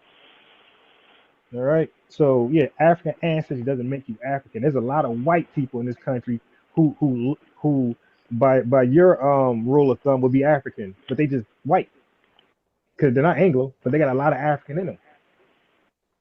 But they're considered white. So that African ancestry stuff is nothing, burger. But you still didn't give me a number. I got 500 from the Benevolent Society. I think the Free African Society got like 10. I seen like 10 people there. It's 510. So now we got how many members? And there we go. And then the new, how many members? And I'm telling you, yeah, none of y'all my level, man. I'm telling you right now. And this is something different. Imagine talking about delineation, what I do to you. All right, so this is the New York African Society. You got to remember my point. And I said something else about the African, because at one point you were saying African American. I believe on our phone call that I got to make it public when I get off the phone. But I believe, I'm not sure if it was you. I'm a fallback. I'm not sure, but I'll do that later. Because I'm gonna replay this tomorrow at work while I'm working. So I don't have time either, bro. I'm at work playing the live. That's called being innovative. You dig? African Society 1786, 1787. Yeah, and you go back there and start Googling while I'm doing this stuff. They had 40 students. Man, I'm done. So Free African Society, 10 people, or like I seen there. Free Benevolent Society, 500 people. And the New York African Society have 40 members. And you're saying all of these signatures, all of what signatures, man? 600 out of 500,000 free blacks? Stop. Like I said, a small percentage of the elitist people were running around saying they African, and the rest of society was like, yo, they tripping. Yeah, y'all better stop, man. The ACS gonna come get you. And they kept talking about the African, and those Quakers, those goddamn slave owners and those abolitionists. Like, yo, you African, right? Come on, let me holler at you. Get this fucking boy. Took the ass to Liberia, man. Give me a number. I'm gonna let my plane there. Give me a number, bro. So stop with all this, the word all, the word large, the word big. Give me a number. How many were saying they were African, bro? A rough research, about 600 people. Not ready, man. You finished? Yeah, and none of y'all ready. Okay, so notice how you're just talking and you're not showing shit. And when we're having this conversation, you mean share my screen? Yeah, you're gonna do what I'm doing. So, because you got to use ChatGPT because I you just don't can't read read books. it. I'm doing you Google. Yeah, whatever you're saying. I'm doing AI overview. I know what you're doing. It's fine. It's clear. That's even worth a ChatGPT search. Excuse me, sir. Excuse me. You're done now. So now, you asking about how many people is in the free black community. There's free blacks in New York. There's free blacks in Charleston. There's free blacks. All of these people communicated together. All of them. David Walker, all of them. All of them is in my presentation. All of them is in my slide. All of these people are calling themselves people. They call themselves African. Martin Delany calls himself an African. Grandparents from the Golden tribe. It's there. So now, let's put this on the screen. Let's put something else on the screen for you. While you continue to run your mouth, notice that you have not shown two people from the 1700s, one person from the 1800s who said they're not African. I'm showing you the foundation of the free black community. The institutions were named. The black churches were named. African Baptist Church, 1780. African Freemasonry Lodge, name it. All of these. You want to talk about 10, 15, they're all in communication with each other.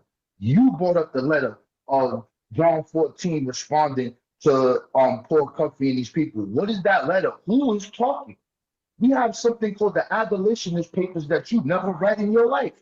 Multiple volumes. And all of these people are communicating and they're working for the liberation of Black people in America. You have not showed me 2, 3, 4, 5, 6, 7, 8, 9, 10 that said they not African. You sound like the Aboriginal. You have not shown it. Show us the people. I don't care if it's 20. I don't care if it's 30. Show us the organization that have these claims that you have today, Mr. FBA. Now, for the people that's watching, sharing, and we're going here. Let's go here. This is the color convention site. On this site, this has all of the digitized records of the number of people he's talking about. This organization represents the origin of Black nationalism, the origin of Ethiopianism, the origin of unifying the people to start militias that you would never hear about, like the Aztecs guards and all of these other specific things, Hannibal guards, and all of these things going down the line. So when we look at this, it says, bringing 19th century Black organization to digital life. From 1830 until well after the Civil War, African Americans gathered across the United States, I guess he says it's 3, and Canada to participate in political meetings held at the state and national levels. When it says national levels, this means that they're talking about the whole United States, not just the North. A cornerstone of Black organizing in the 19th century, these color conventions brought Black men and women together in a decades-long campaign for civil and human rights. All of it is here. It's all here. So we still haven't seen 1 person, 2 people, 3 people, 5 people, 6 people, 10 people saying that they're not African. They're not, there's only a couple of them. I'm showing you the Black history of our lineage. You're just talking. Now, let me finish. Now, we're going to go over here. Mr. Delineation Man. Now we're going to go here. So, we're going to open this. Let's go to my drive. Google Drive. Open this up real quick. Okay. And now we're going to press share.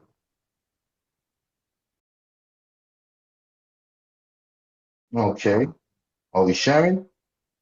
Am I sharing? No, not sharing. Share screen. Sharing the screen. So we established right now, he talks about how many people it is. This is a national organization that represents all of these things.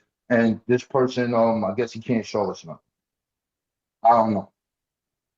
Let's move this out the way. So where we at? Now we're here. We're on the West Indian Emancipation Day celebrations in America. I told you this the other day. This happened in Jamaica in 1831 when the slaves began to set fire to this with 60,000 people, and that breaks the British rule there. It's called the Samuel Sharp Revolt. Now, let's keep going down here. Hold up. Let me scroll down here. Scroll down here. So, in this participation, West Indian Emancipation Day in America, the anti-slavery picnic, according to the reports, this was a true American event, unlike July 4th. By the end of the summer of 1842, many features of the new August 1st were emerging: large crowds, public proceedings, speeches and songs, picnicking, and widespread publications.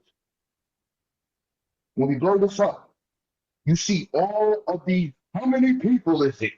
1842. You see the temper. You see this is Massachusetts. These are all Black leaders all across the United States. They're not delineating. They're not saying fuck them tethers over there. They're not doing this.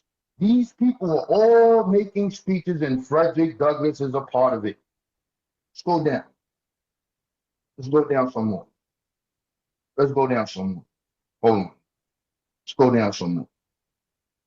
Variations of the West Indian Day Parade. You see here, all of these are black people. You got a couple of white people in there that are abolitionists, but majority of these people are black people. See, you want to know how many people it is? You want to know what this is? Where's the delineation in our history? Where is this at?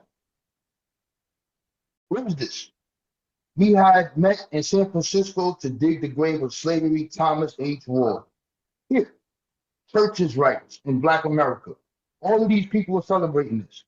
New Jersey, New York, all the way down. We have all the way to Canada. Black Canada. Where the fuck is the delineation?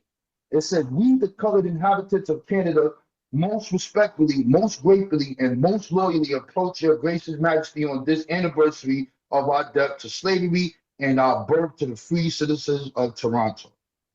All over here, Black Canada. Who's going there? These are all black people coming from America. Going over there, talking about Henry Bibb. Talking here. Now you got the NACCP, the North American Convention of Colored People, was called by Henry Bibb, which called for a United States front to deal with the fugitive slave law. This is all around the place. This is all in the Caribbean, all over the place. This is what we're doing.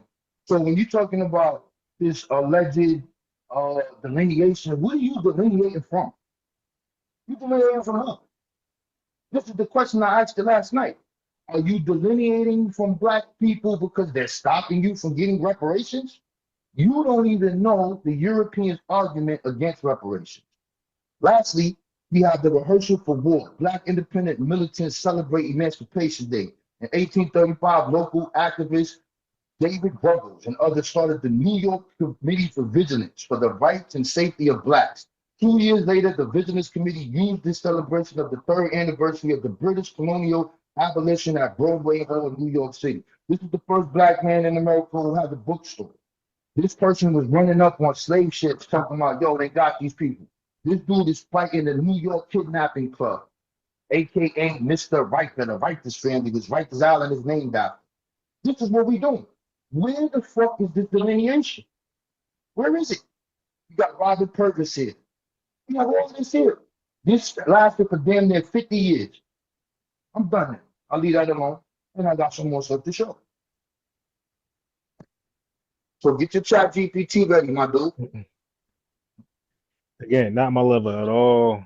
He said delineation. He said where was the delineation? This is embarrassing, bro. Now I explained to you yesterday. I said, why would they be delineating? They're part of the same social group. They're already free blacks. Why would free blacks delineate for other free blacks? They're already delineated from the enslaved blacks. Now you said this. You said this word. You say, where are the blacks that's stopping us from reparations, bro? There ain't no other blacks. I mean, what blacks you talking about?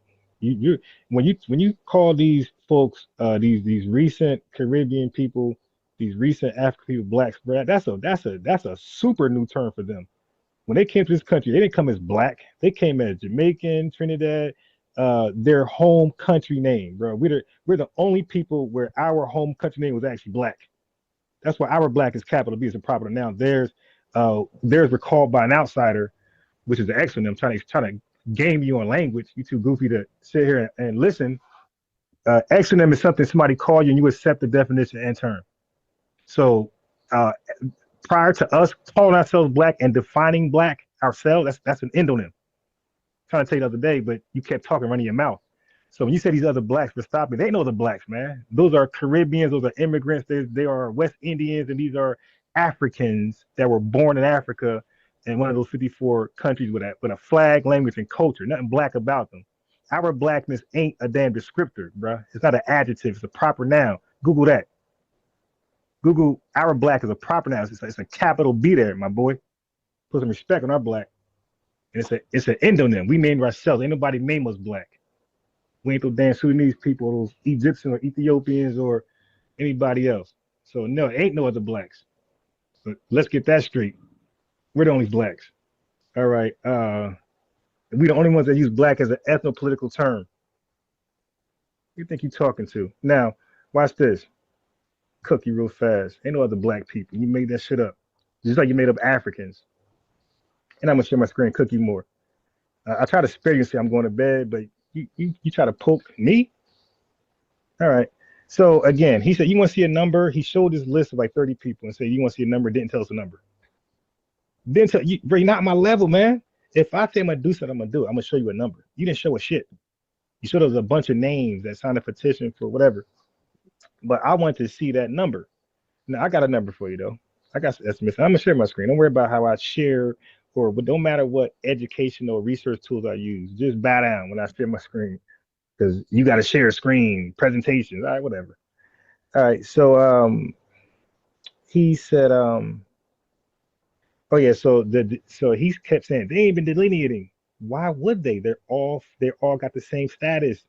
Why would Black Americans delineate from Black Americans? Foundation I'm talking about. There's no need. We're the same status. We share the same everything.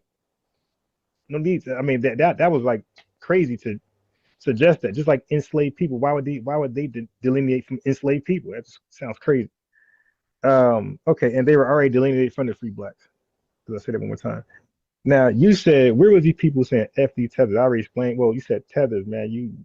And this is another undermining talking point where they misrepresent the word tether on purpose. That's like referring to all Black Americans as coons. Coon is not a designated word for all Black Americans. We ain't like the other melanated people across the world who give us a designated name and it represents all of us. Akata and Yankee. These are derogatory terms and words that represented all of us, regardless if somebody was on code or not, or a writer or not. That was a derogatory term for all of us. We ain't got no derogatory term for all of people of African descent in other countries. So stop right there. Tether is a foreign word for a coon. It's an action. It's a verb. So you got Candace Owens, you got Thomas Sowell, you got Larry Elder. We call them coons. Malcolm X said the word coon. We all say coon. We know what a coon is. We know what Uncle Tom is. We use it the same way. If people kiss white people ass, and a lot of those damn tethers that come over here, they kiss their ass. Even your elder Professor Small acknowledges that he called them backwards. He called them backward dodo bird. Somebody gave him some term and said that they come over here and kiss white supremacy ass and parasite off black. When Sonetta was interviewing, I got the whole clip. I don't want to do that to you. I'm using my phone. What else you say? You said majority. See, and then look at the language, family. I'm asking for raw numbers. He ain't giving me shit. Not even an estimate. He uses this language. He says majority of all these people. Man, what does that mean? Who do you think you're talking to? He said majority of all these people. That doesn't work over here, my guy. That works on your channel. Majority of all what people? Majority of all 10 people? Majority of all 20 people? Majority of what? All what people? 500,000? Because it was 500,000 free blacks. So let me know when it was a majority of all those people, and you got something. All right, then you got something. Now, he said, "Where's delineation? Where's delineation? They weren't doing this back in the days. Why are we doing it now? My God, we were not doing the civil rights movement either back in those days. It wasn't 100,000 people marching to Washington at that time either, my guy. So just because something wasn't done 1,000 years ago, mean we can't do it right now. We do things as fit. We do things for the time is done. This is the time for delineation. The 60s was the time for civil rights movement, civil rights march, and bus boycott. And the early 1800s or mid 1800s was a time to fight and take on arms and defend, well, free ourselves, basically.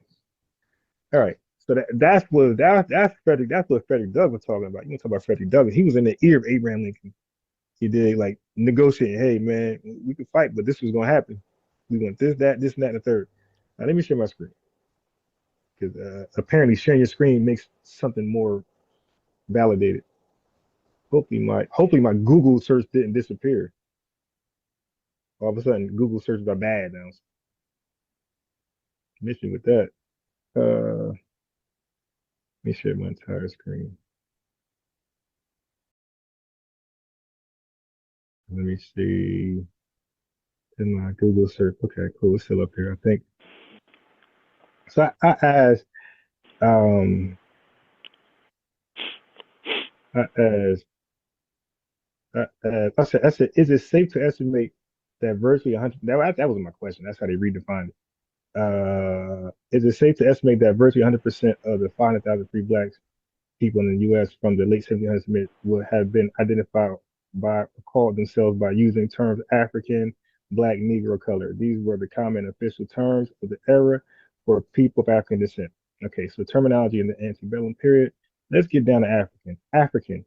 This was widely adopted. This was a widely adopted term in the early republic, late 1700s up to around 1816, used with pride in the names of early black institutions such as the African Methodist Episcopal Church and the African Free School. The term's popularity waned as the American Colonization Society started using it to advocate for the forced migration of black people to Africa.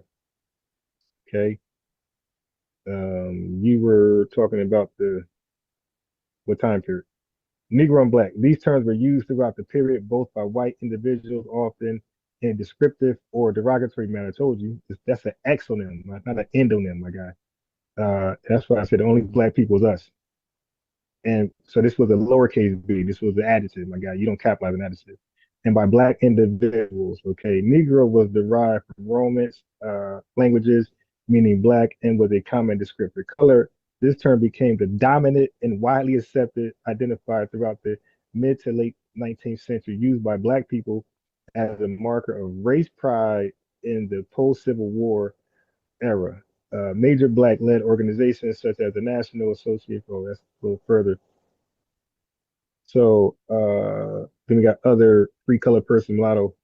Would it be safe to say that you went way over 3 minutes, brother? Yeah, all right. I wasn't even timing you, by the way. All right, fine. No, it's cool. I mean, you post something that shows exactly what I said. It doesn't make your point at all, whatsoever. You talk about the It civil didn't give a rights. number. Just, Brother, whoa, listen closely. No matter what you keep saying, when I'm talking about the free black community, and I would talk about the Freedom's Journal, how the hell I end this 1827. live? Huh? Man, I'm not in the live. How the hell I end this screen share? That's why I hate screen share. I can't unscreen You press share. the button, bro. What button? You see the 3 buttons that says more? No. Press that. Press the 3 buttons that say more. And then when it says participants next to it, it says share. It's going to be an X there. You press X. Yeah, I can't even open up the thing. Let me see. Hold on. I can't even open Well, up I the can Zoom share. thing. I can share my screen still. So you Yeah. said you're not sharing. So you still haven't gave us this mythical number.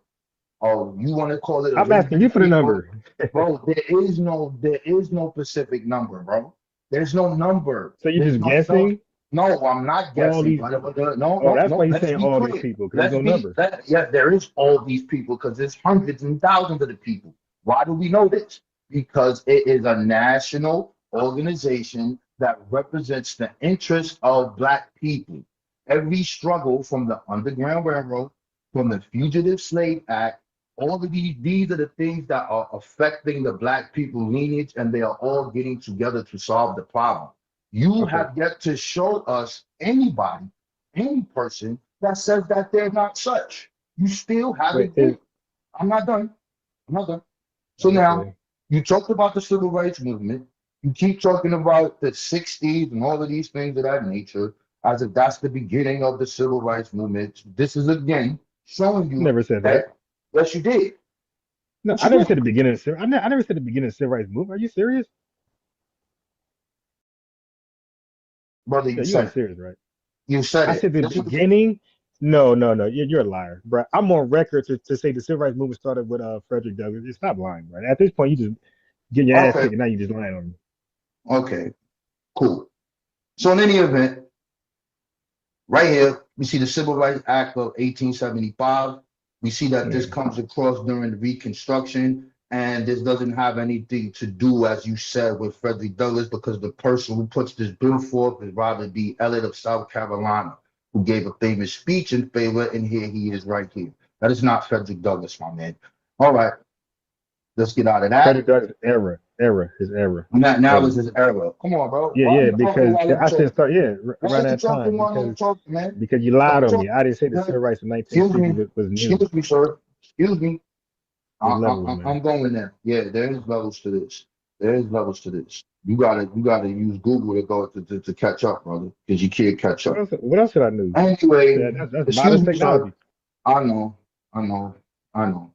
So here we have the Negro Historical Society. The historical research founded in 1911.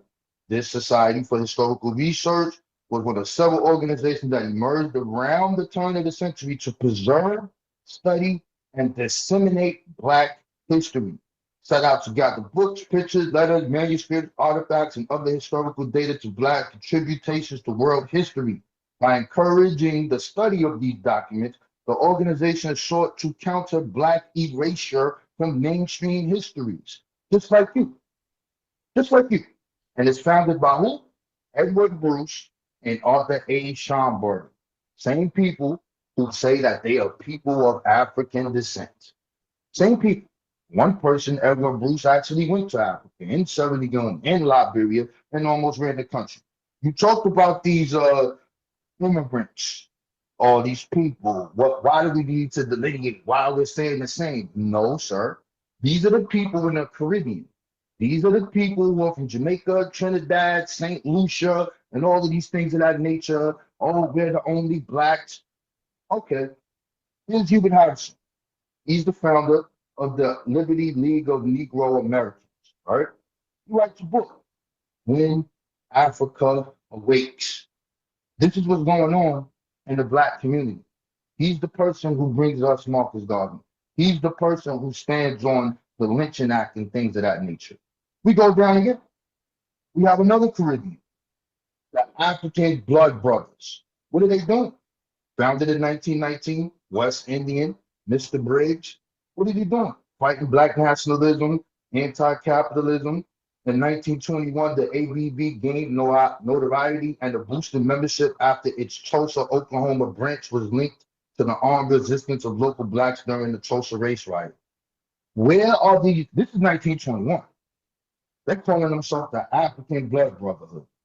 I want to see these people that saying this. Let's keep going. You like the Black Panthers, right? They tell you all of the books that you need to read that you don't read. It's right here, all on the side. And what's on the front of their paper? What is on the front of their paper? African Liberation Day. That's what's on the paper. Moving all the way down to the person that we talk about with reparations, with the Kush plan from Chukwe Lumumba. He makes the Jackson Kush plan.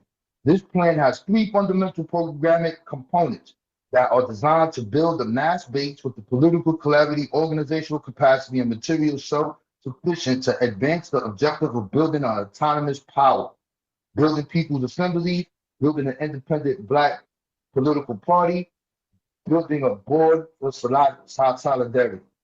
His son takes over. He makes corporations action. What are they doing? He's included the purchasing of entire streets as part of a territorial strategy against gentrification, developing a fab lab for skilling up workers in 3D printing and tech development, reinvigorating the People's Grocery Initiative, expanding the sustainable agriculture initiatives and community kitchens, and establishing a cultural arts cooperative. These are the people of African descent. These are these people. So when I'm asking you about this delineation, and I'm asking you about this, you have the majority of Black people coming to the Americas around the 1750s to the 1800s. Where the hell did they come from? They landed first in Jamaica, and they came here. You was mixed with a terror. You tether niggas. That's how I look at you. As you don't know this American history and it's hurting you. You keep asking me this stupid question, how many of these free Blacks was calling themselves African? Was it all of them? We don't have 4 million voices. We don't have that. But what we do have is the black people who started the free black community in every organization that we have to your modern reparations movement, which is a Pan-African movement. So I'm confused on why this is even a conversation. I'm confused about everything this is. What are we even talking about? What are we saying? It doesn't make any sense to me. It's very strange, very weird. And notice how we talking. He still has not provided no people from the 1700s. He pulled Man, up. that's like 10 minutes, He man. pulled up his Google because he don't got books and he don't read. So he pulled up Google and it said the same You're shit gonna that I embarrass just yourself said. again. You pulled up All right. Google and it That's 10 said the minutes. It's same my thing turn I now. said. Yeah. You pulled up All Google right. and it said the same thing. So now, All right. So if you want wait, now, you passed your hold 10 on. minutes? No, I'm done now. Well, If I you can hold want, on though. You no, cut I right want in you when to, when I want you to question me on whatever it is I just said okay. and Wait, explain. no, that's not how it Yeah, works. go ahead. No, you have an Yeah. argument. I got an argument. I We don't. ain't There's doing no that. argument. You're dead. But I got you. Well, bro, I get. Look, this video will be. I promise everybody listen. This video will be public. This will never go unlisted private. Bro, you can extract nothing on here. I give you all permission in the world to remix this video. Bro, nothing on this video that you can point to that you said and I didn't say that you can say, look, I cooked them. Nothing. Nothing you can do with this video that makes you look good and make me look bad. Bro, stop. You look bad right now. All right. Now he gave a definition of Pan-Africanism. I want to know the date of that definition and the author. Okay, let me write that down. Because let's see if he answer this. I want the date of that definition, and I want the author. You just made some shit up. I think pick somebody randomly and chose the definition you like. Okay. Now, because that ain't the definition Marcus Garvey was preaching. Marcus Garvey version of Pan Africanism was to go to Africa and take over Africa. Like he's the king of Africa, something like that. He wanted to do. He wanted to bring everybody back to Africa is for the Africans. Let's go to Africa. So now people want to remake Okay. that. Now, Listen, hold on. brother. Wait. Hold on. Are you asking me a Right question? away.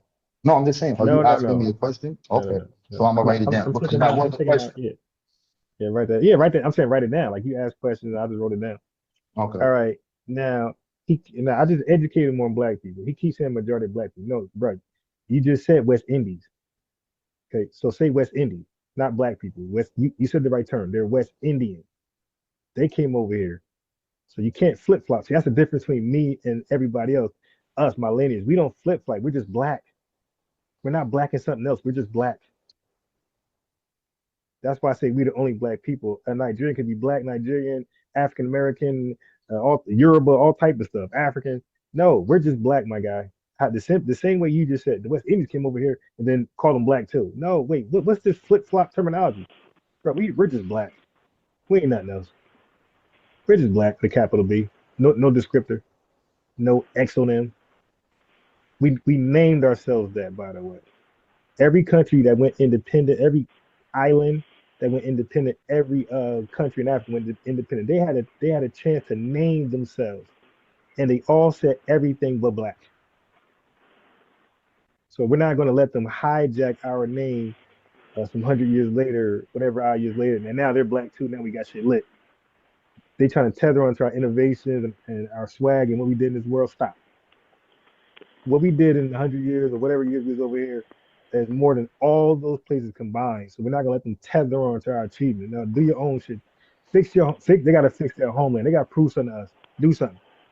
Move around in your homeland. Get shit popping. Now, this is the second night in a row you mentioned Marcus Garvey. You mentioned Heber Harrison, you mentioned Marcus Garvey. Bro, why you keep mentioning Marcus Garvey, bro? He's a damn scammer. That's the worst West Indian to name. To me. Yeah, you said you ain't been over here, then you're gonna learn something, bro. Why you keep and I'm a wait, I got anything else after that? I'm gonna end my time right there. Okay. So when he said he lied on me and said I said the first civil rights movement. Are you serious? Like I know about 1868 and come on, man. But that's lying on me in 1866, and that's why I said no. I said Frederick Douglass, and I mean like when I said I'm saying during his time, whether it's he himself or his time. I'm saying my argument was I would never say 1960 because of Frederick Douglass. That's a time reference that I was giving you. But yeah, that Pan African definition. I need a date and author, and stop saying majority. Stop saying black people, bro. They're West Indian. The other folks are from Africa, from a certain country or tribe. They're not black. And they're not black with a capital B as a political F. They're not black. Let's do with that. I'll beat you up that. If you keep trying to linger on the blackness, I'm gonna beat you up there. So stop. All right. I'm being easy on you. Now, by the way, they were called free blacks, right? 1800s. Why aren't they called free Africans? Why they call free blacks? They're not called. Write that down. Why they call free blacks and not recognize in history as free Africans since they're so African?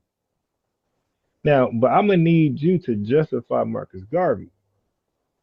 You keep bringing his name up, and he's a flat out scammer. He's there's nobody melanated or African descent who scammed people more than Marcus Garvey or worse than Marcus Garvey. Umar might be a running second. It's something about those Pan Africans, man. One thing about them, they know how to scam them in masses. I'm gonna yield my time right there. Hopefully, you can respond to some of that stuff.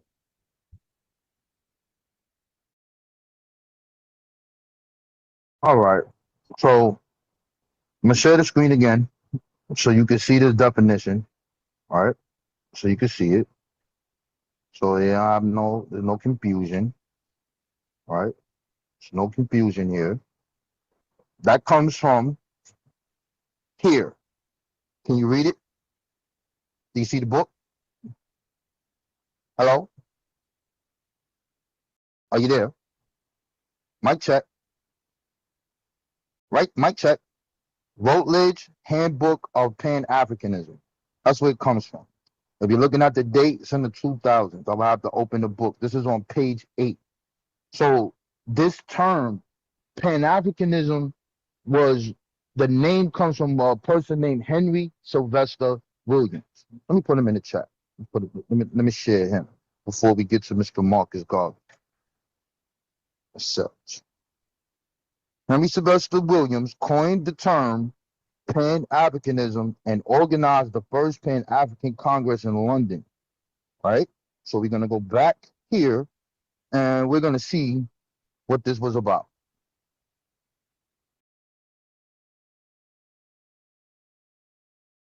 This is the first Pan-African Conference, and it has 5 stated aims, right? It says to secure for Africans throughout the world true civil and political rights, to ameliorate the condition of our brothers on the continent of Africa, America, and other parts of the world, to promote efforts to secure effective legislation and encourage our people in educational, industrial, and commercial enterprise, to foster the production of writing and statistics relating to our people everywhere, to raise funds for forwarding these purposes. So when we go back up here,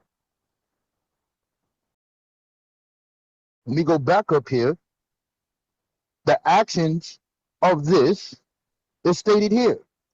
These are the people of African descent throughout the continent and the diaspora. They share this common destiny. So they say, African descent, you will mobilize against racial discrimination, colonialism, economic, political, social, and cultural oppression. When we talked about the writing culture and the things of that nature, I already showed you Edward Bruce and Arthur A. Schomburg. It's there. This is Pan-Africanism. Before the term is created, this Africanism, this was already in practice. The celebrating of Africanists uniting based upon that. Here, we have a Pan-African revolt. This comes from the Slave Revolts book, 1500s to 1900s. It says in 1730, captives on the American slave ship Little George escaped, reached shore to Sierra Leone, received support from local populations, and apparently regained their freedom. The British ship Marlborough experienced an insurrection soon after leaving the African coast in 1752 with 28 slaves from the Gold Coast and 400 from the now Niger Delta Port of Bani. The rebels killed the captain and all but 8 of the crew. When you get here, this is from the book, The Congolese St. Anthony. You see the Stono Rebellion in 1739. A Congolese known as in America as Jeremy led major breakout from South Carolina, which was to become one of the bloodiest uprisings in the colonial North America, right? So in this whole thing, they have a chant that they were saying, and that chant was the same chant that they were saying in Haiti, and that chant was dealing with liberty, and that liberty was the same song that comes from this person who is the first person who said that Jesus was a black person and organized the people in West Africa to fight against those Portuguese people who were enslaving them.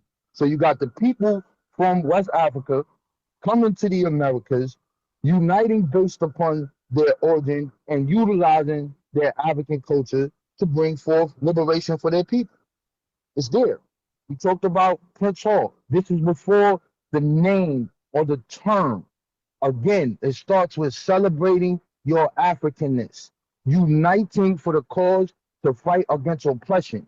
Did they fight against oppression? Yes. Did they fight to make their own educational systems? Yes. They made their first school. In 1798, the first separate school for African-American children in Boston was opened in Primus Hall's home, which is Prince Hall's son, right? All the way to New York, when you have the first black principal with Mr. Teasman, they continue to say the same thing. We want to educate ourselves. This is what this is. So prior to the term even being coined, this was already done because we can see it by the naming of the institutions. You ain't changing that. You want to call it 10 people, 15 people, 20 people. Show me the people in the 1700s and the 1800s that said, we not Africans, we just black. Where is it? You don't have it. You have nothing. You're just talking. You have nothing. So now you talked about Marcus Garvey. I don't know why you want to talk about Marcus Garvey. You called him the biggest scammer of all. Marcus Garvey, you could really call him a black nationalist because of the things that he created more in America.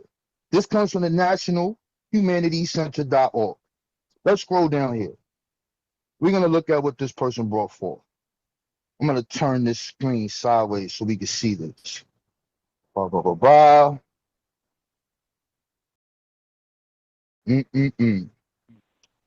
Unbelievable.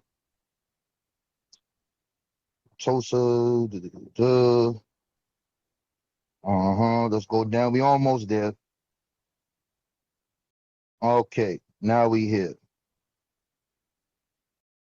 Hold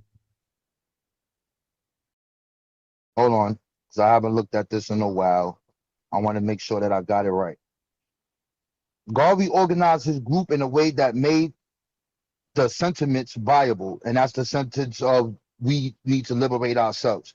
He created an African Legion that dressed in military garb, uniform marching bands, and other auxiliary groups, such as the Black Cross Nurses. He was elected in 1920 as that provision. But I want to get to these organizations.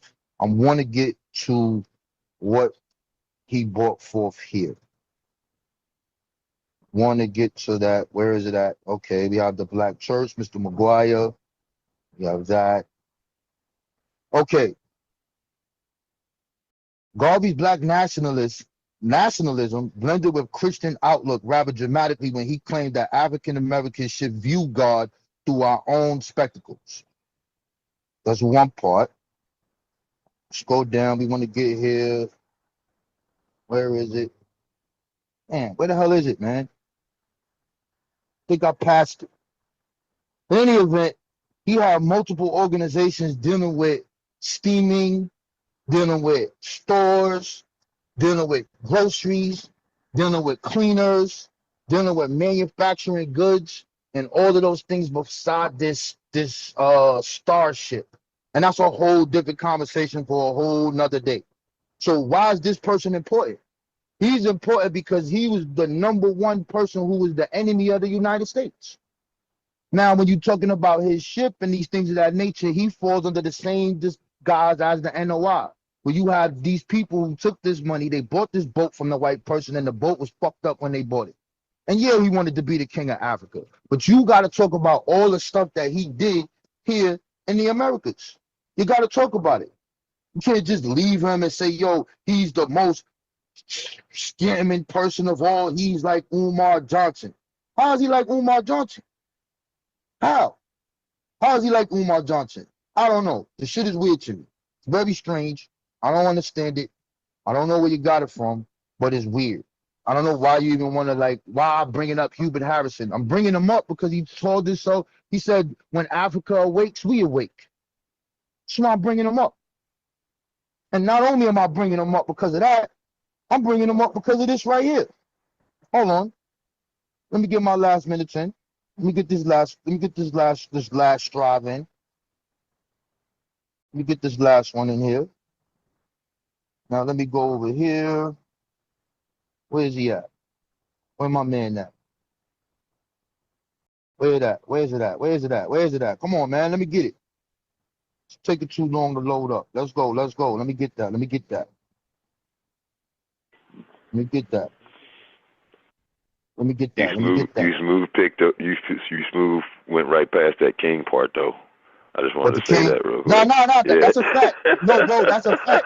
But I don't want to focus on that point. You know what I'm saying? That's a whole nother fucking story, bro, with that. With that. That is a fact, though. He thought he was the king of Africa, and then, you know, that was And real quick, Rob Boy, I want to say this real quick, just to because the West Indies, part of the majority, if not all, of the East Coast was called the West Indies at one time too.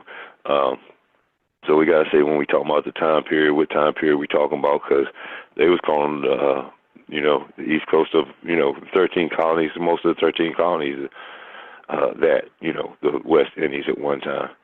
They also called it the Virginia Company too, but you know what I'm saying, Rob. Right. Right. So Go ahead. Let me share my screen again. Hold on. Wait, where the Zoom at? Let me share this again. Here we go. We're gonna share it again. So remember, you said we the only blacks. Remember that. They not black.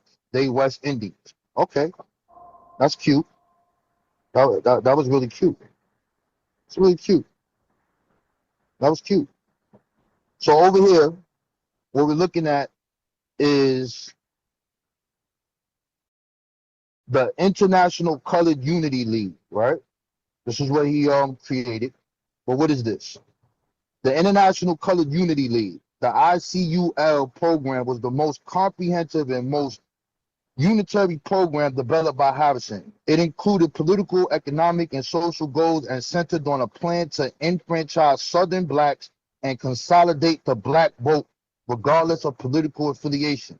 It also called for self-help initiatives, a halt to condemnation of other black organizations, and a conciliatory attitude toward the black church.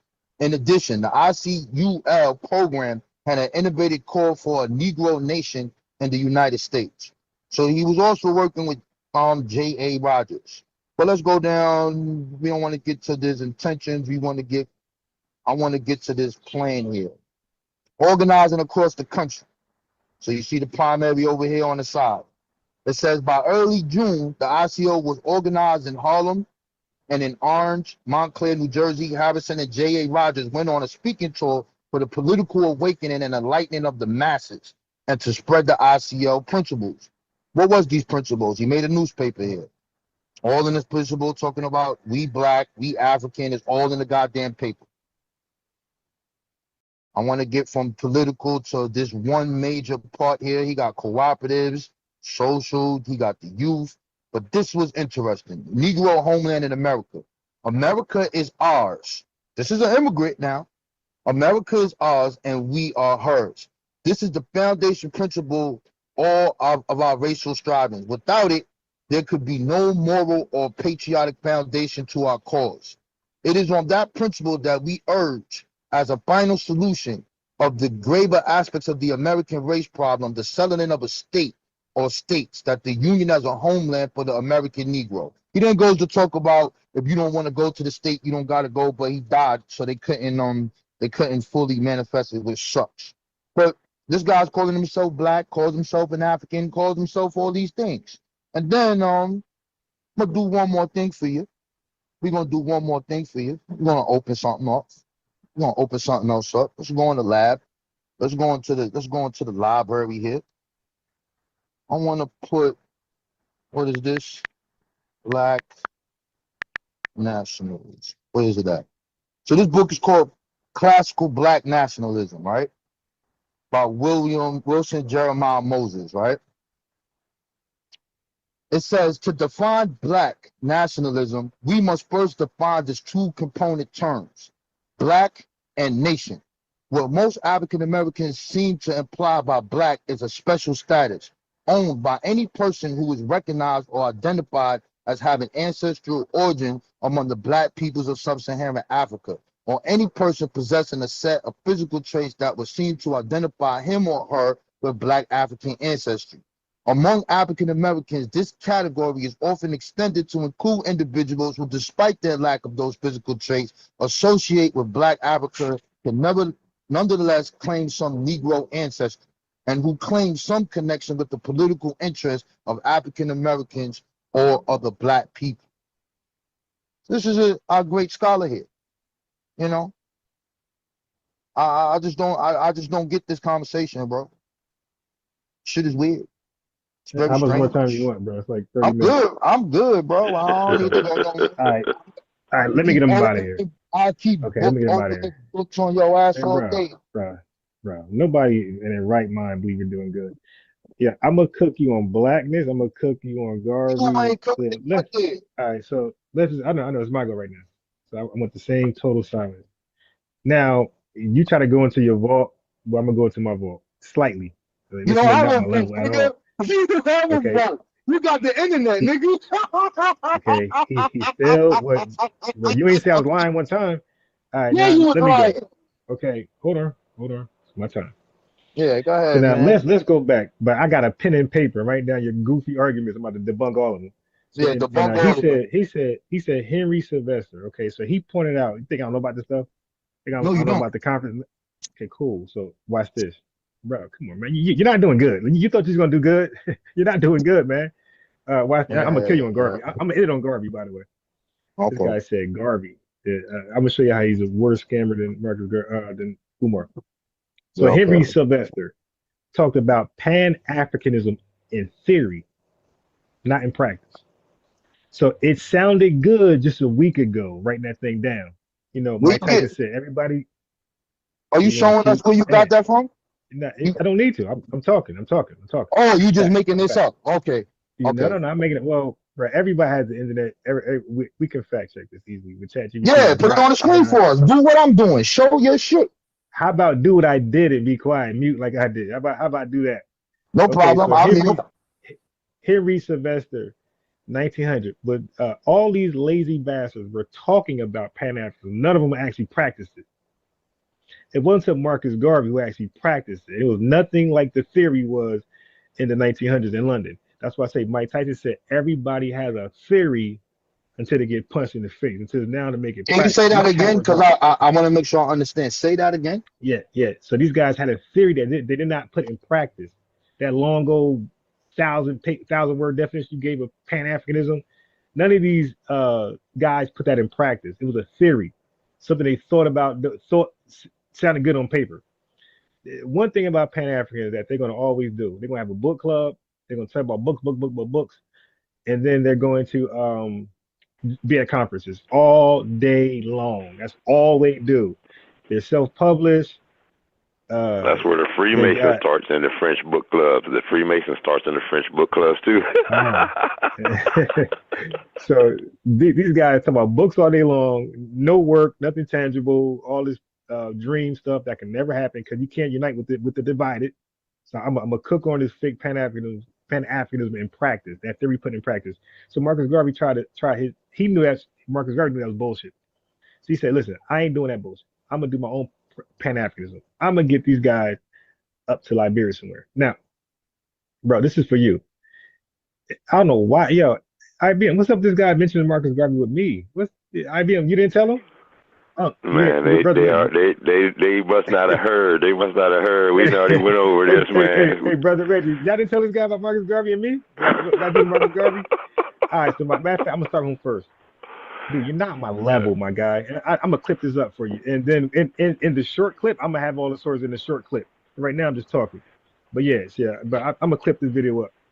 My guy, Marcus Garvey, first of all, met with the Klan after the Red Summer, the most dangerous, violent acts in Black American history by the Klan. He met with these guys. That was taboo. Black Americans, we don't meet no black activists. Nobody meets with the violent terrorists that have been terrorizing us for 100 years. The reason why Jim Crow is alive and well. Okay? These guys overrid. You think ICE overrides police. The Klan was worse than ICE. All right. So no, you don't meet with the Klan. And this guy, upon meeting them, was praising their works and what they written, all this goofy stuff. Now, why did he meet with the Klan? He seen them as the modern ACS. He thought the Klan can fund these scared, in his mind, these scared Negroes trip to Liberia. But what's the problem with Liberia, Rob Bourne? What's the problem with Liberia? The problem with Liberia is that Garvey had a theory like Henry, like good old Henry. But when it's time to put it in practice, Liberia didn't agree. They never told Garvey, hey, yeah, bring all those 20 million, 40 million Negroes over here. They actually said the opposite. They said, don't bring your West Indian ass over here. And don't bring none of those real blacks over here. Y'all stay there, y'all work that out, and we're gonna be over here. So he never got the green light to go to bring 20 million or 40 million black folks to Liberia. Yo, y'all should have educated this guy who he's talking to. All right, and then let's talk about the scam. So that's part of the scam because he's pitching this as a real reality when he knew there was nothing ever negotiated for him to bring anybody to Liberia for residence or repatriation. Dude, you think he's talking to my guy? I don't need to share shit just off the top of the head. All right, then Marcus Garvey was selling stocks. Black people selling stocks for stuff. Booker T. Washington selling stocks. Who was selling stocks to get shit done? This dude came here with a stock. I'm about to say stock option, but that's a real thing. That's a real term. This dude came with stock certificates because this guy was a scamming printing guy. He had a printing background in Jamaica, okay, and in London. So he knew how to print some stuff. So he printed some stock certificates. And he told Black Americans, let's get on those stores too, my guy. Right. Didn't I cook you on this before the Nation of Islam and you thought they owned some stuff? I said, nah, the members, I got to get you again. Marcus Garvey, my guy, he used the stock money to purchase those stores and all those business, my guy. Now, he didn't disclose that to his investors. Yeah, you share your screen on that too? Yeah, all the money they gave him for stocks, he used that money to, so while he's trying to ship you to Africa, he's anchoring himself to America. Right? Robbing Peter to pay Paul. Good. So you robbing Peter to pay Paul, man. Go ahead. Right. All right, okay, so watch this. Now, this is what you got to do with my guy. When I say scammer, I mean every goddamn letter. He was selling stocks for a ship that he did not own, did not possess, nothing. Okay? He was selling stock certificates. You can share my screen on this one too. Selling stock certificates to a ship that he did not disclose to his investors that he did not own, did not have in possession, never did have in possession, by the way. He had all these people purchase this stock to a ship he never owned. And he had a picture. Hey, look at this beautiful Titanic type ship I'm gonna have for you guys. We're really gonna go to Africa now. Dude never owned it. That is literally the definition of scamming. It's to say that's Bernie Madoff. Okay? Pyramid schemes. Hey, invest in this, and I'll get you to the promised land. Some heaven type stuff he was preaching to Black Americans. A couple fools want to agree with that shit. He had to help expose them. And when he when he met with the Klan, yeah, that part off the Garden Must Go campaign, by the way, led by A. Killer Randall.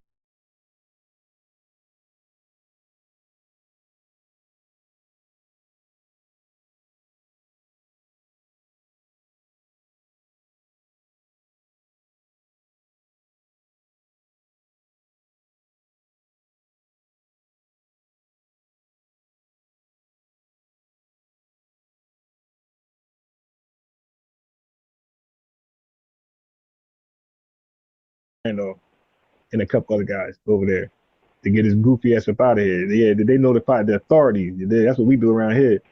Now, so yes, the worst scammer in Black history even though he ain't black, and Mark Umar is second. Now, so we're talking about Pan-Africanism in theory, not in practice. And when it was put in practice, it was a scam, a sham, and the Liberia thing was garbage. That was never a reality, never a possibility, straight garbage. Like Umar with the school thing. Okay, so now he mentioned, and Hubert Harrison helped expose him too, by the way. This is paper. This is writing down notes. Okay, this is being responsible. Now, the Caribbean, I'm in right here. You can have it after this because I'm gonna just nuke you. Okay, so the Caribbean, he mentioned all these 1920 colonists were black. In what sense was he black? What, the same sense we were black in the 1960s? What are you talking about, man? Stop, bro. Stop this black stuff. All right, I'm trying to keep sparing you, but I'm gonna go to something more important. Let's go to uniting with the people that's divided. So, speaking of 1960s, in the 1960s in the Caribbean, you had what's known as the West Indies Federation, where it took the British government to inspire these people who don't want to unite, just like it took the British government to get the Nigerians or the all those tribes to be Nigerian. These Africans and Caribbean people can unite by themselves. The white man gotta force them to be one. So the British government encouraged those guys to, hey, why don't you just go independent, be our own nation? Stop sucking our titty. So then they agreed to do that, and they have formed something called the West Indies Federation. And that idea was to drop their nationalisms.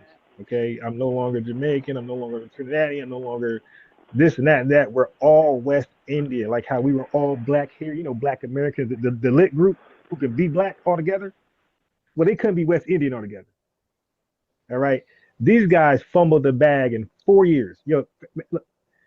And by the way, Britain had just passed after they helped Britain out in World War II with the Windrush ship. Okay, Britain had just passed a law that on some like anti-immigration stuff for the Caribbean. So it cut them off, and it only went at their brain gain. I'm gonna teach you about that in a second, my boy. Not my level at all. You just gonna write this stuff down. So so right after that was like 1950. That was like 1958, by the way, somewhere around there, right? Where they cut off their immigration. That they limited all these Caribbean folks, West Indian folks with no real skill set. They only wanted the best, the doctors and whoever like that. All right, so now, and that's when Britain said, hey man, why don't you guys go do something for yourself? You heard that. Accept your own and be yourself, do for yourself. Why don't y'all go stop sucking on titty, do something for yourself? Form the West Indies Federation. They did that, lasted 4 years. They arguing, Jamaica left, and the rest went to hell.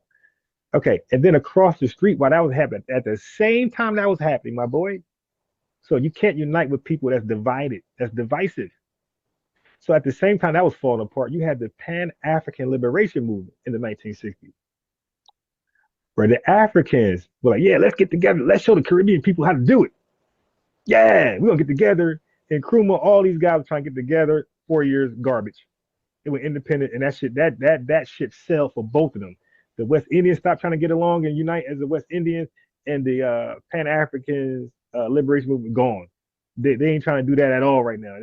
That's a far-fetched idea. This dude is pitching garbage talk, and all this success, all this Pan-African ideology or practice is in America.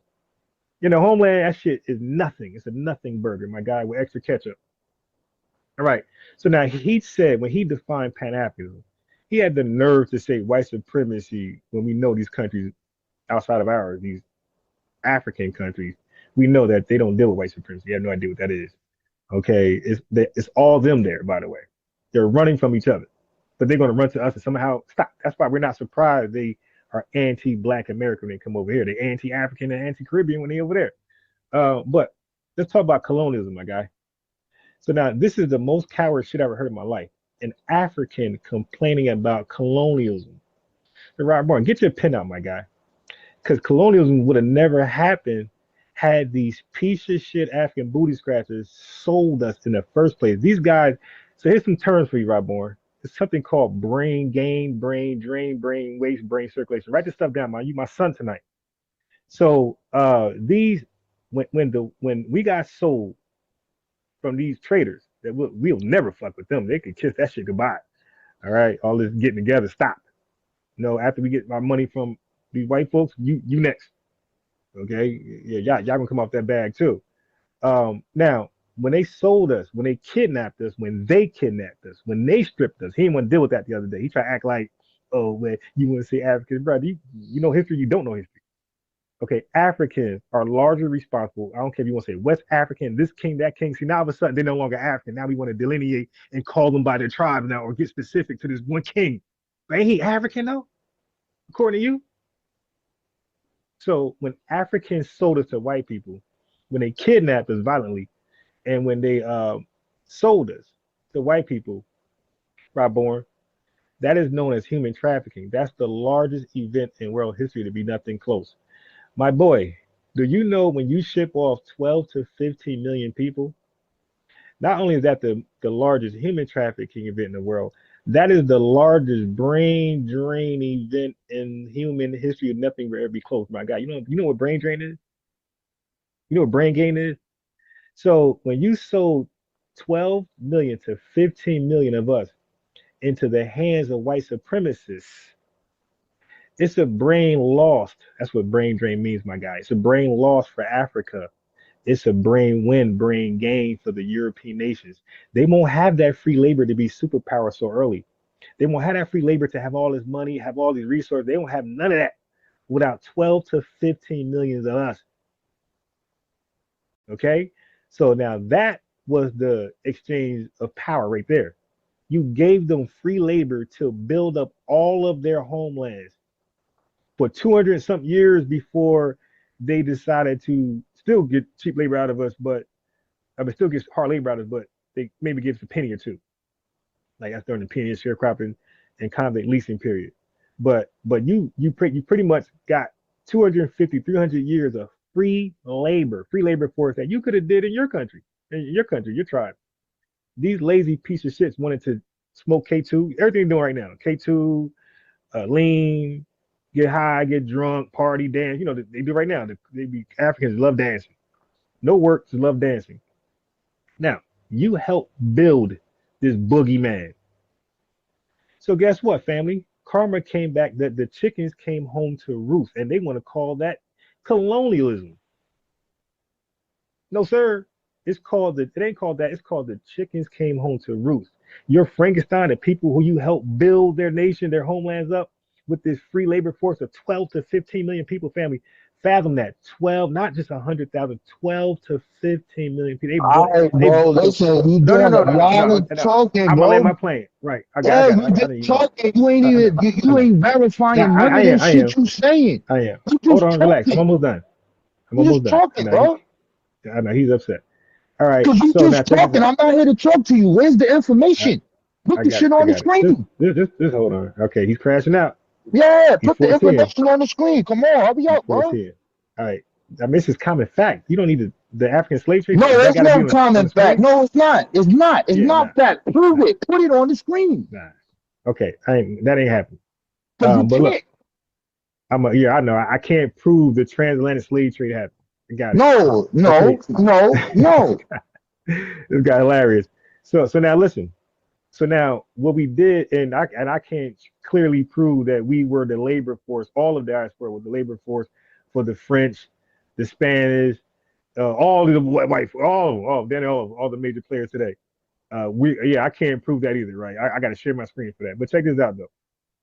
After white folks built their nations up and got very powerful, and now they became that super elite army that they were not when they were trading with the Africans, because they had the elite army, they just took us for real. They wouldn't trade nothing, all right, or gave anything for us. So, Rob Moore, check this out.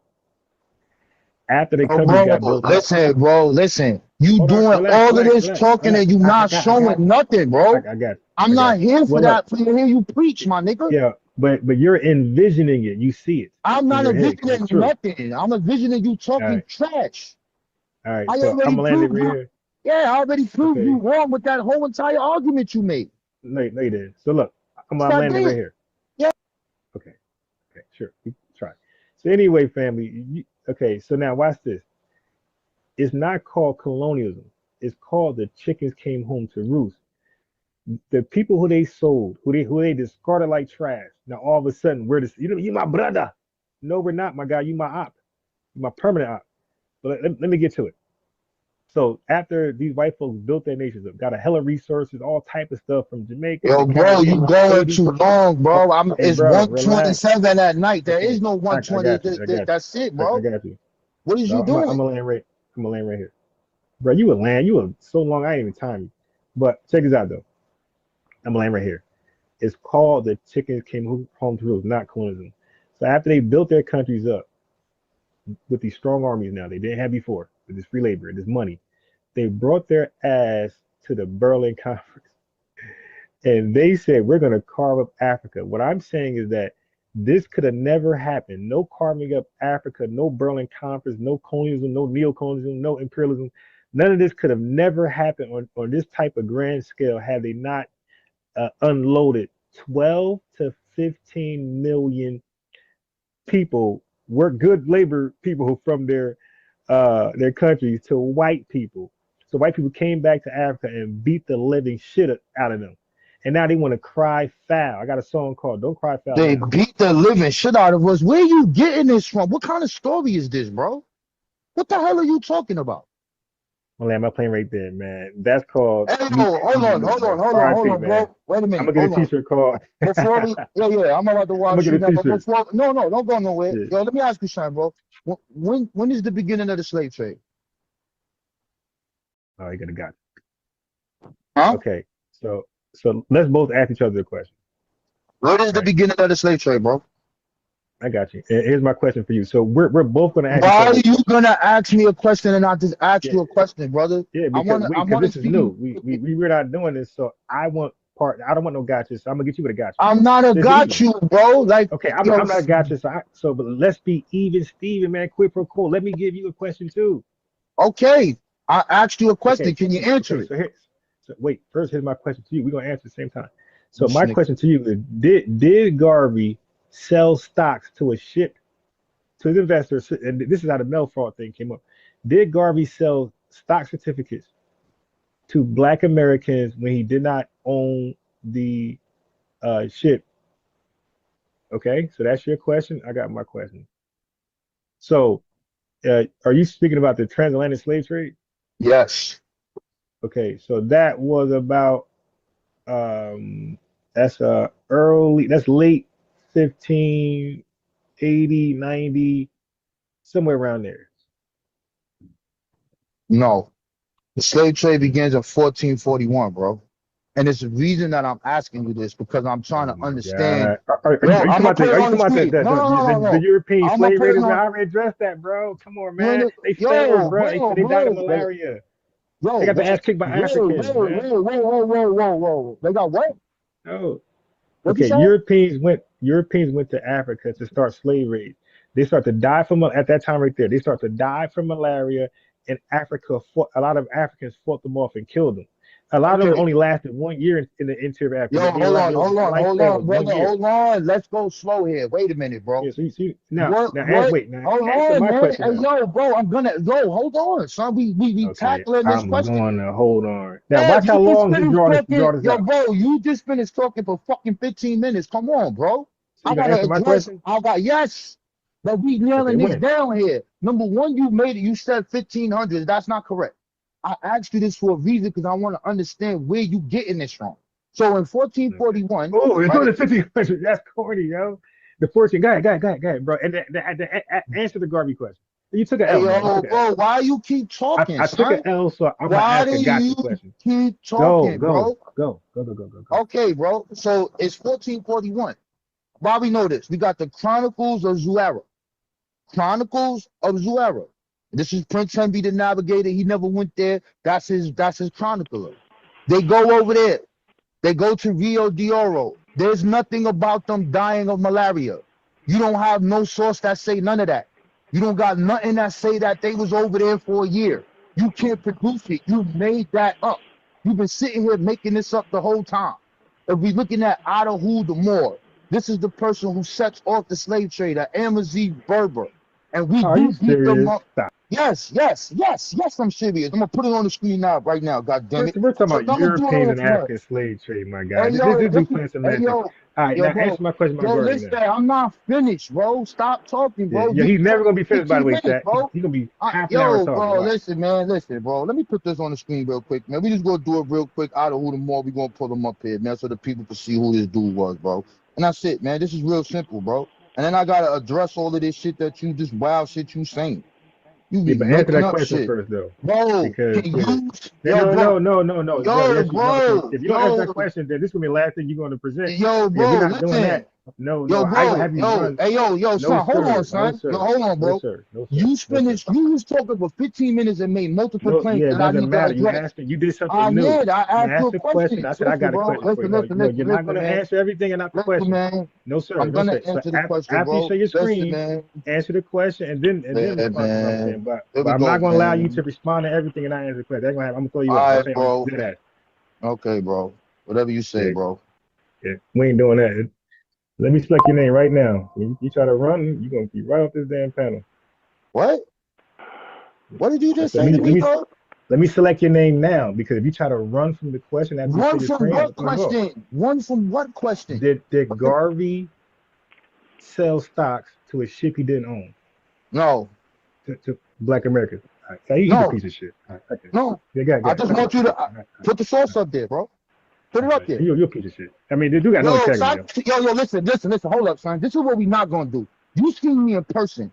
Don't call me out my name or say none of that. You're You lying see in front me, of people for no yo, bro. reason. Listen, You're listen. lying for no Hey, reason, my yo, guy. bro, listen. All you gotta do is Come on, show the man. screen and put it on the Nah, screen. yeah, no, Everything I'm but you saying, just I'm putting on the lied though. screen. You just lied. Hey, You got no yo, put integrity, it on the man. screen. Put it on the Yo, screen. bro, you got no Yo, integrity, man. my guy. Hey, yo, bro, put it on the screen. You got What's the no problem? integrity. Hey, yo, You bro, got no integrity, man. yo, bro, what is the problem? Put it on the screen. The dude is You make lying. the He got claim, kicked. put it He on the got his screen. ass kicked all night. Now he's gonna lie. What are you But I'm talking gonna be about, so bro? family. You heard his Come answer. He on, got no integrity. He's man. a liar. I know, bro. Put the shit on the But screen. this is y'all king, though. This is the big bad I'm not person no who's supposed to king. take me I'm off my no throne. king. I kicked his ass all night. I know, bro. Just don't talk to me crazy, because you would never do that in person. That's all I'm telling you. If I'm not calling you Bro, out you your got name, your don't call me. But right. say something Because you're stupid like you lying. don't know what time it is with me. Bro, You you know got what your time ass it is kicked. with me. So you just keep it on the information. Don't call me out Bro, my you name. got I don't call you out your name. We dealing with you got your information. ass kicked. Yo, that's cool. Just You're don't call me out my lying name, bro. I know. and I know. avoid the laws. You need to provide the source for the shit that you just said. That's I what don't you need to need now. to You do. lied. Okay, prove it. I'm Okay, good. prove I'm it. good. I'm good. Yeah, I'm you good. better be good.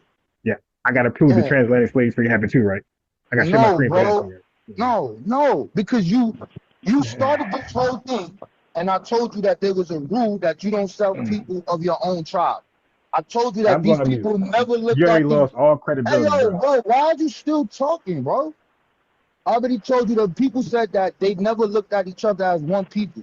You trying to take 2026 and say, well, they all black and they African. Why they not looking at themselves as this? Because they never did it. Then I show you Paul Cuffey, a black American. I show you the primary of him going there and they telling him the same thing. You don't have no information or nothing else to say anything other than that. When you say these dirty, stinking, booty scratching, you sound like a fucking white man.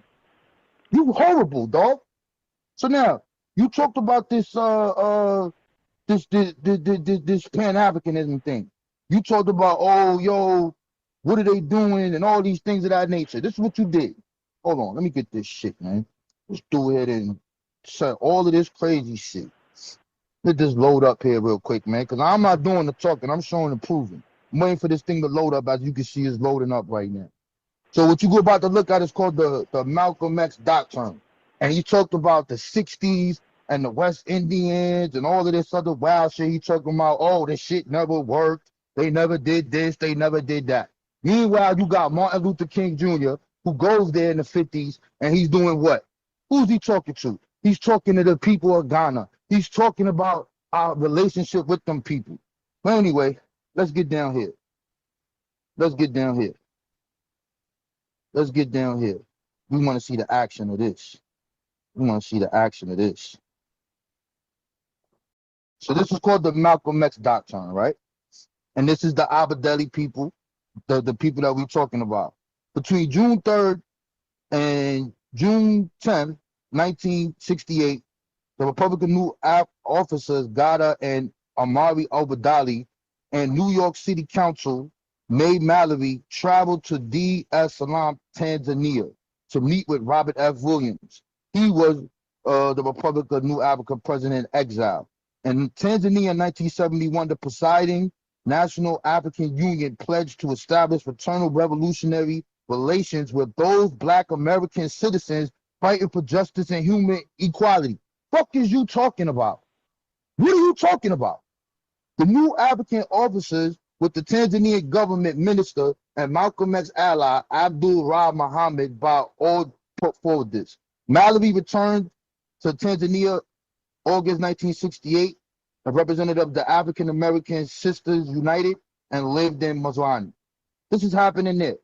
So you brought up the 60s and you brought up the stupid shit and you're talking about, oh, what is going on? Then we move down. Right here. Republic of New Africa. Yusuf Sambayata traveled to East Africa as a Berkeley graduate student soon after joining the Republic of New Africa and became its Minister of Economic Planning and Development in 1970. The 3-month tour of Kenya, Uganda, Ethiopia, and Tanzania directly shaped the RNA's New African Umoja Social Economic Development Plan, which named after the Swahili word for familyhood. And this was brought to America. This is what these people is doing. So you talking about Garvey didn't own the ship and this thing. I want you to post this shit. It's very simple for you to do it. Now you're talking about Pan-Africanism and you're talking about the Back to Africa movement and you keep talking about Garvey. We just talked about this person right here. We just talked about Paul goddamn Cuffy. We just talked about him. He led the first Back to Africa. That is Pan-Africanism. That's what it is. That's a part of it. So the people who are actually studying Pan-Africanism and actually doing it is two parts. One, people wanted to leave America because they wasn't getting their citizenship. Thus, this was an idea that we came up with for ourselves. Two, the other part was building our organizations here. You don't have to go to Africa to be a fucking Pan-Africanist. You then talked about Liberia. Like you don't know the foundation of Liberia in the 1820s. Like you don't know who's the first people who went there. That's very strange. Why would Marcus Garvey even be talking about Liberia if it wasn't a republic already established by the 1840s? Why was Edward Bruce there? Why was these people there? Why is there places in New York and all these other places called Little Liberia? Why is it there? To celebrate that. Because it's a part of our culture. The same as Sierra Leone. The people who fought in the Revolutionary War, like Thomas Peters and all these individuals who went there. That is part of this whole Pan-African thing of these people coming together. All of them talking together. The Revolutionary War happens. You got the Black Loyalists. They become the Black Poor over there in London. Now you got Equiano, you got Paul Cuffey. These people are meeting. This is before goddamn Marcus Garvey. What the hell are you talking about, man? This shit is very strange with you all this shit that never did anything. How? If I'm sitting there showing you the beginnings of this here in America, the naming of the institutions, and all of the things that they brought forth. All of the things the Black Freemasons did. I showed you the education. I showed you the economic plan. I showed you the insurance companies. I showed you all of this. And you sitting here saying that this didn't do that, and you think that Pan-African means go to fucking Africa. Where does it say that in the definition? Show me a definition anywhere that it says in Pan-Africanism, you have to go back to Africa. It doesn't say that. Then you're talking about Marcus Garvey and all these other things that you need to show the stuff you're saying. That's all I'm saying. If you're going to have this conversation with me, you need to source up. Don't just say stuff to me and then just keep rambling on. And I'm done, man. I don't really got nothing else to say. This shit is retarded, bro. If you're going to have a conversation with me on the fly like we doing now, source up, bro. It's that simple. It's nothing hard about it. All you gotta do is show your screen. Man. I'm on my phone. I'm on my phone too. I'm doing this on my phone. I don't use my phone for stuff like that. Because you've been doing it for like 20 years. No, because this is stuff that I do and I take this very serious. I told you this. We all do. To me, you lied on Garvey. Yo, then show it. That's all you gotta do. If I'm capping, then show it. What's the problem with you? You just made this whole elaborate story What's the problem with you showing it? That's common sense, man. Why are you saying it's common sense if you're talking about a historical event in time? Can you please put it on the screen and teach me? Now I'm asking you to teach me. Put it on the screen. Hey, IBM, hook him up, man. Put it on the screen. All right. First of all, Rob Bourne, I wanted to say that slavery started with the Catholic Church, brother, with the Papal Bulls. Okay. The Papal Bulls came in 1480s, correct? The Papal Bulls came in 1452. Yeah, right. All right. Now listen. Mm-hmm. Now you are right about Zora, right? But where you was wrong was his book. You know, the Chronicles. See, I've talked about this for years too. And Zora is one of the main contributors of the invention of race as a concept or theory. You know, he created the term African race in Lagos. All right, now in his book, the Chronicle of what did you just say? He created what? He created the term African race.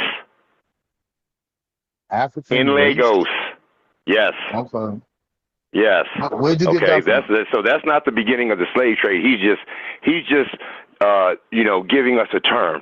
He's giving us a social construct, I always say. Nah, I'm cool with that, but where did you get that from?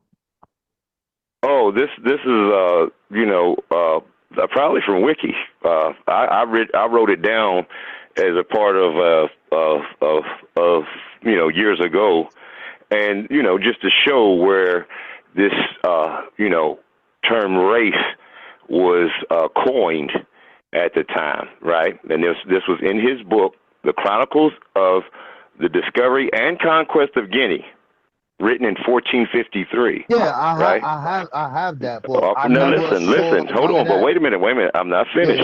That is a year after. That is a year after the first papal bull, which justified the enslavement of the African and the non-believers in the Spanish Inquisition, brother.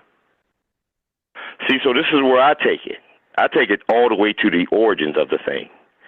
And then when you come to, you know, Garvey was a Klan member. Garvey took the American colonization. Now, Unbiased said that I taught him about the American Colonization Society. I didn't teach him about the American Colonization Society. I'm the one who connected Garvey to the American Colonization Society because he has the same movement. He's come in as a plant 100 years after, or I'm going to say 60 or 70 years after because the American Colonization Society started in 1816, bruh. Garvey wasn't born until, hold up, listen. Garvey wasn't born until 1887. But he's using the same talking points, going to Liberia, going over here to a colonized land that was already colonized by America, and they're spreading out and trying to be colonizers over there. And Liberia is you know, one African American or enslaved Americans. Liberia was colonized by America? Huh? Did I hear that right? The Berlin Conference. Listen, let me ask you a question. Huh? The Berlin Conference was 100 years before. You messing up. Hold on, wait a minute. The Berlin Conference was 100 years before Garvey. All right. That's okay. 1885. What does that got to do with 1820? Now, listen. Just like I said, Garvey was taking the American Colonization Society's movement, which was trying to send black people back to Africa. He was meeting with the Klan. He was a Klan member. All right? And then he wanted to take us back to Africa as a one-party state, and he's going to be the governor of it. He's going to be the president. He's going to be the king. Garvey was lunch meat. Garvey lost his mind. And now, just like I said, he's following in behind these racist nationalists. And when you talk about black nationalists, the only thing they're doing is taking what white nationalists. And guess who the white nationalists that started these movements? Was the separatist movements and the KKK. So the only thing you did was take white off of nationalists and add black. All right, bro. Like he was nothing but a coon. You know what's strange about this? What you're telling me? No, hold on. You tell me that nationalism. Hold up. Nationalism is ran off fear. Nationalism and this. Hold up. No. Listen. Hold on. What? And just like I said, we're taking the terms that they use, that they created. Nationalist parties. The nationalist parties were the KKK and the suffrage movements. We start off with the men, and later they had to let their women become suffragists. Like I said, and they didn't involve none of us in none of those nationalist movements. And then we take the term nationalist, just like we taking the term black, just like we taking the term the N-word, and we take it and adopt it upon ourselves as social construct. You take the term given by one group to another and adopt, and the group who the name was put on takes the name and adopts it upon themselves. And we're doing the same thing using the terms nationalist, using the term genetics. Genetics is a form of biology, right? Hey, yo, hold on, bro. Listen. So it's strange what you're telling me, because Martin Delaney had a Back to Africa movement. He did this on his own accord. And the person that we start in this conversation with is Paul Cuffey, who got nothing to do with the ACS. He does this on his own. I show in the beginning in the 1780s, you got fucking Prince Hall and all of these individuals talking about going back to Africa. They make these petitions to do that.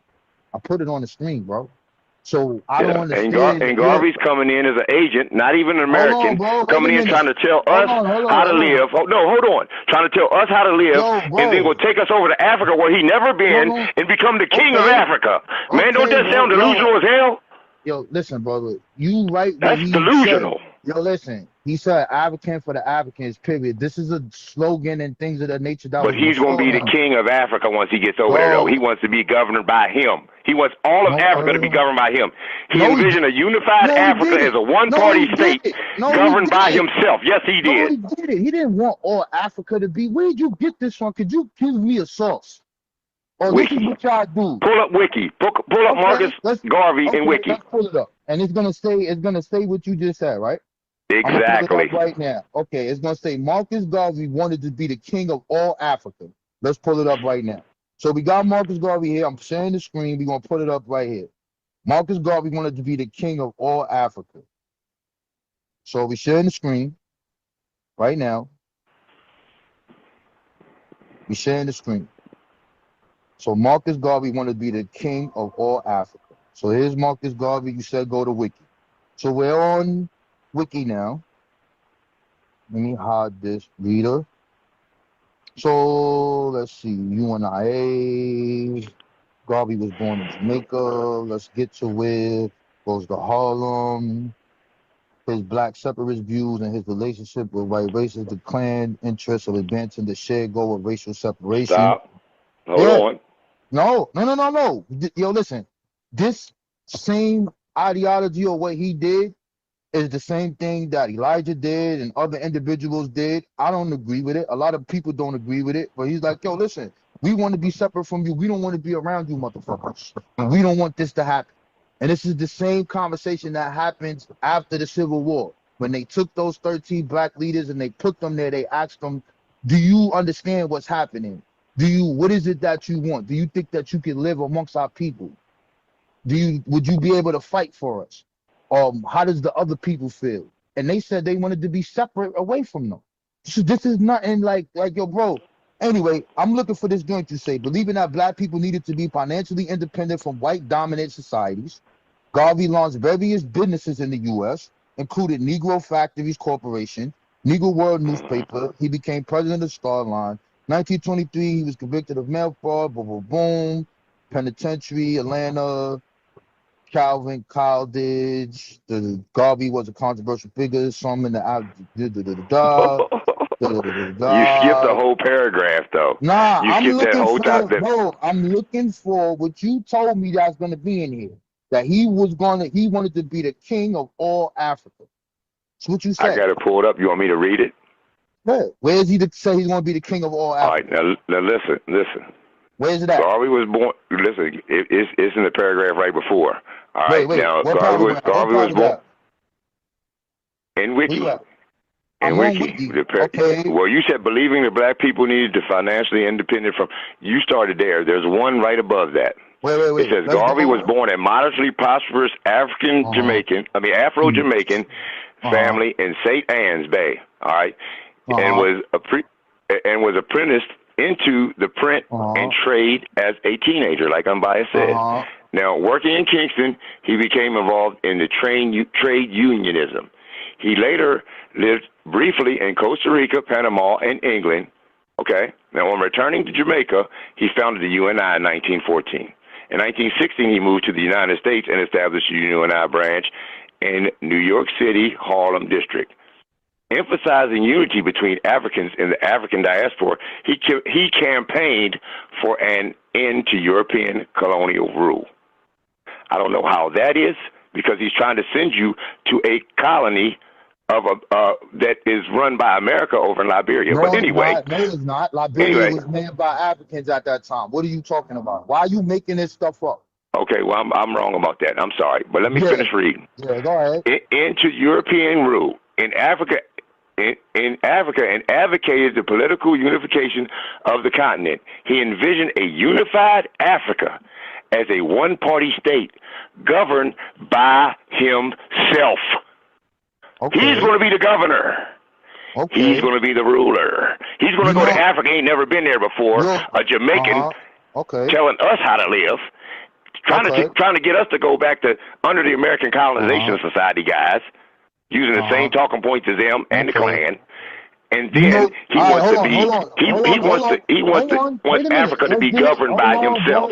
Hey, yo, friend, listen closely to this, All right, go ahead. When we use Wikipedia as a thing, it's okay to use Wikipedia, but when these claims is made like this right here, it has to be a source there so we can go get it.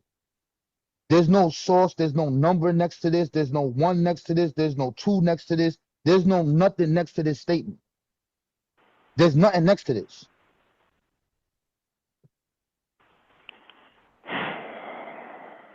I'm just saying, bro, that's how it works. Like, you don't just, like, if we scroll down, right, it says Garvey arrived back in Jamaica in July 1914. Next to it, it says 68. You press 68, shows you where it got it from. Then it says the Gleaner, press 69, press 70. For every statement that's under this now is telling us exactly where this came from. So I don't know, bro. I don't know about that. I don't know. So you don't know that he met with the KKK? You saying I'm a lie there? No, that's not a lie. You're saying that he wasn't using hold up. He wasn't using the American Colonization Society's ideal of sending us back to Africa because they said that hold up. Said that we was unfit. And do you know where these terms come from? Just like I said, I could go down the list for you. I've already done it. I've already done these presentations. I start with the Papal Bulls, and then I go to Carl Linnaeus, who started classifying humanity, and saying that the Afro-Niger was lazy, cunning, and lustful. And then you go to Johann Friedrich Blumenbach, who weaponized the term race, split humanity up into 5 different races, and put the white people on top. And then when you want to go to the population control agenda, you go to Robert Malthus. That's who started that. That's who started the population control agenda that's still going on with Bill Gates and people like that today, these philanthropists. But see, these are the things that I've been talking about for years. And this is easy work. And just like I said, Garvey was a Klan member. A Klan member. Not only that, he's using the American Colonization Society movement 100 years later, still pushing their narrative. And the American Colonization Society didn't end until 1964. All right? So, like I said, all of this was already in place in front of him. Even what y'all said, he took the term Pan-African too from somebody. So he's taking that from the Pan-African movement. He's stealing that from somebody. He's tethering on to that. He's tethering on the American Colonization Society movement with the Klan and trying to be buddy-buddy with them, and he's a member of that. And then he wants to go over and he wants, envision a unified Africa as a one-party state governed by himself. He wants to govern Africa, the whole of Africa, a unified state, all of Africa. That means all of Africa governed by himself. Come on, Rob Warren. That's craziness. All that's craziness. Yeah, man. I don't know about Garvey being a Klan member, bro. Yeah, he was. Yeah, he was. I don't know about that, bro. That's wild, son, for you to say that. He's meeting with him, buddy with him. He was a Klan member. I believe he was a Klan member. You know, if I'm not mistaken, I do believe that he got the membership. He was an honorary Klan member in blackface, pushing, racist agenda, the American Colonization Society's agenda, to send us back to Africa, to Liberia, bro. Where they going over there and they setting up and, you know, going against their neighbors, even trying to spread out and expand and colonize them. They talking bad about them. They moving in their homeland, and you know they acting like they running stuff now. And Garvey wanted to go over there and be the governor. He wanted, everything was ruled by Garvey, the governor. You know, set your hard-foot having, coconut eating, self-grandizing ass down somewhere, Garvey. That's crazy. Yeah. That's crazy, bro. I mean, But it's the hey, truth, man. though. It's the truth. Hey, bro. Call them what you want, man. I'm just sitting here listening to you. But yeah. I love my brother. I looked up to Garvey, and you know, I'm not saying that everything that he did or said was wrong. You know, brother, I'm just saying that, you know, those are the things that we have to add to Garvey's story when we're talking about him here in America, because the American Colonization Society, like I said, was the one who started that, wanting to send us back. And they got that from the English.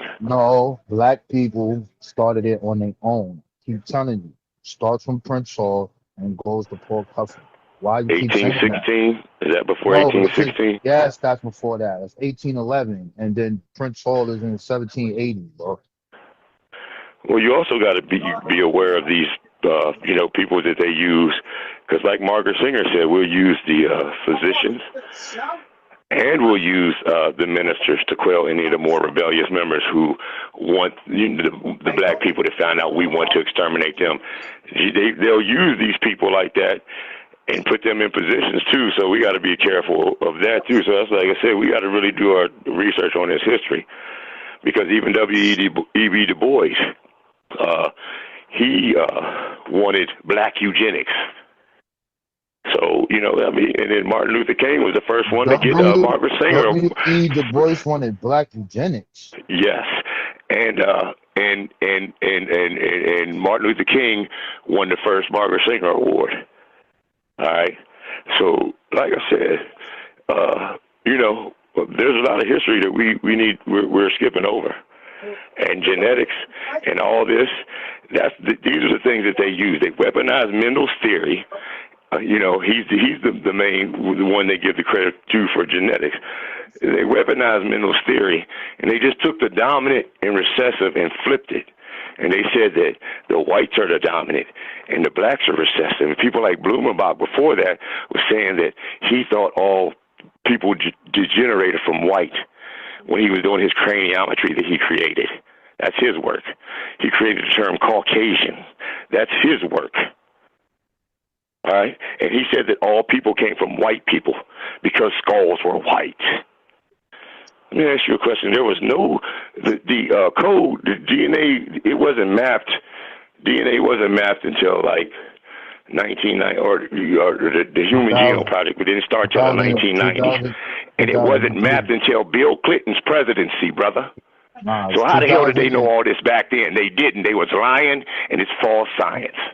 What's false science? What are you talking about?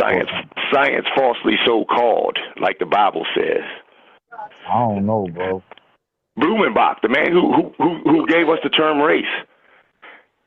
Carl Linnaeus, the man who started classifying us before him.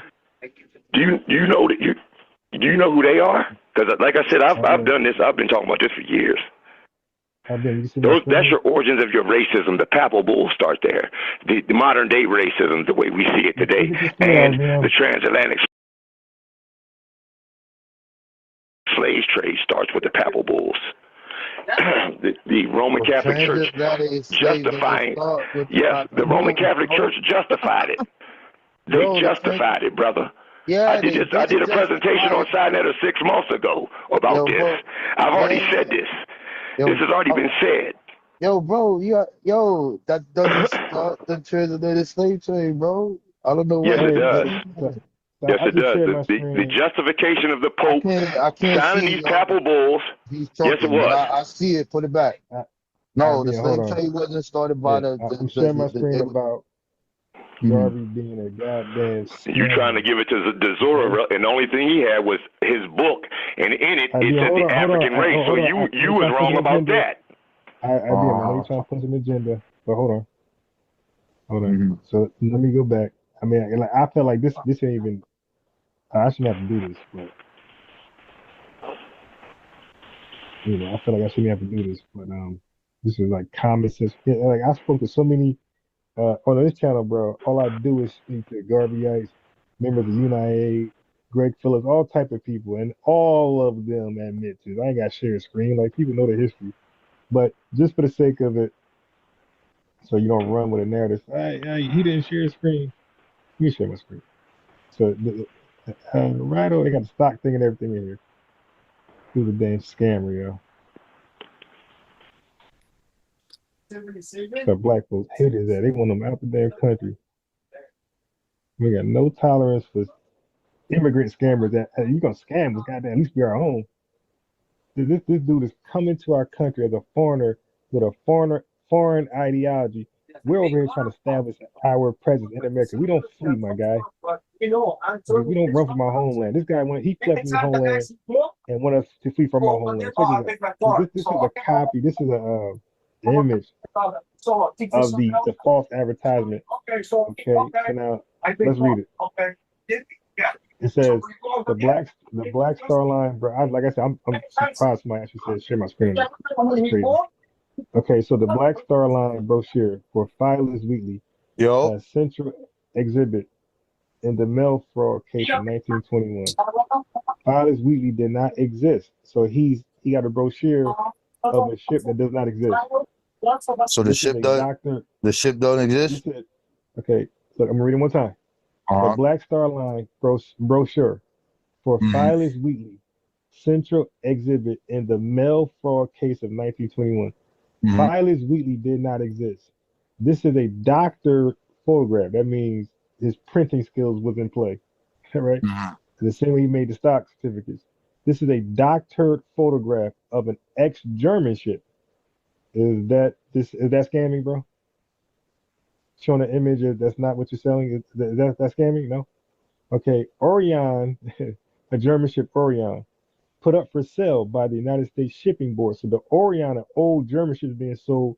But Marcus Garvey docked up the photo with his printing background and called it the Filers Weekly that did not exist. You heard me. It says the Black Star Line had promised to buy her, but the transaction was never completed. But he sold stocks for the ship. Is that false or true? Is that what false or true? Yeah, what I just read. I can't even hear you, bro. That shit is like mumbled on my shit. I heard you say a ship name. Exactly. And that's why I did the debate with the microphone today. That's why I read exactly. And I said that's exactly how it sounded, and that's how it sounds now as I'm talking to you.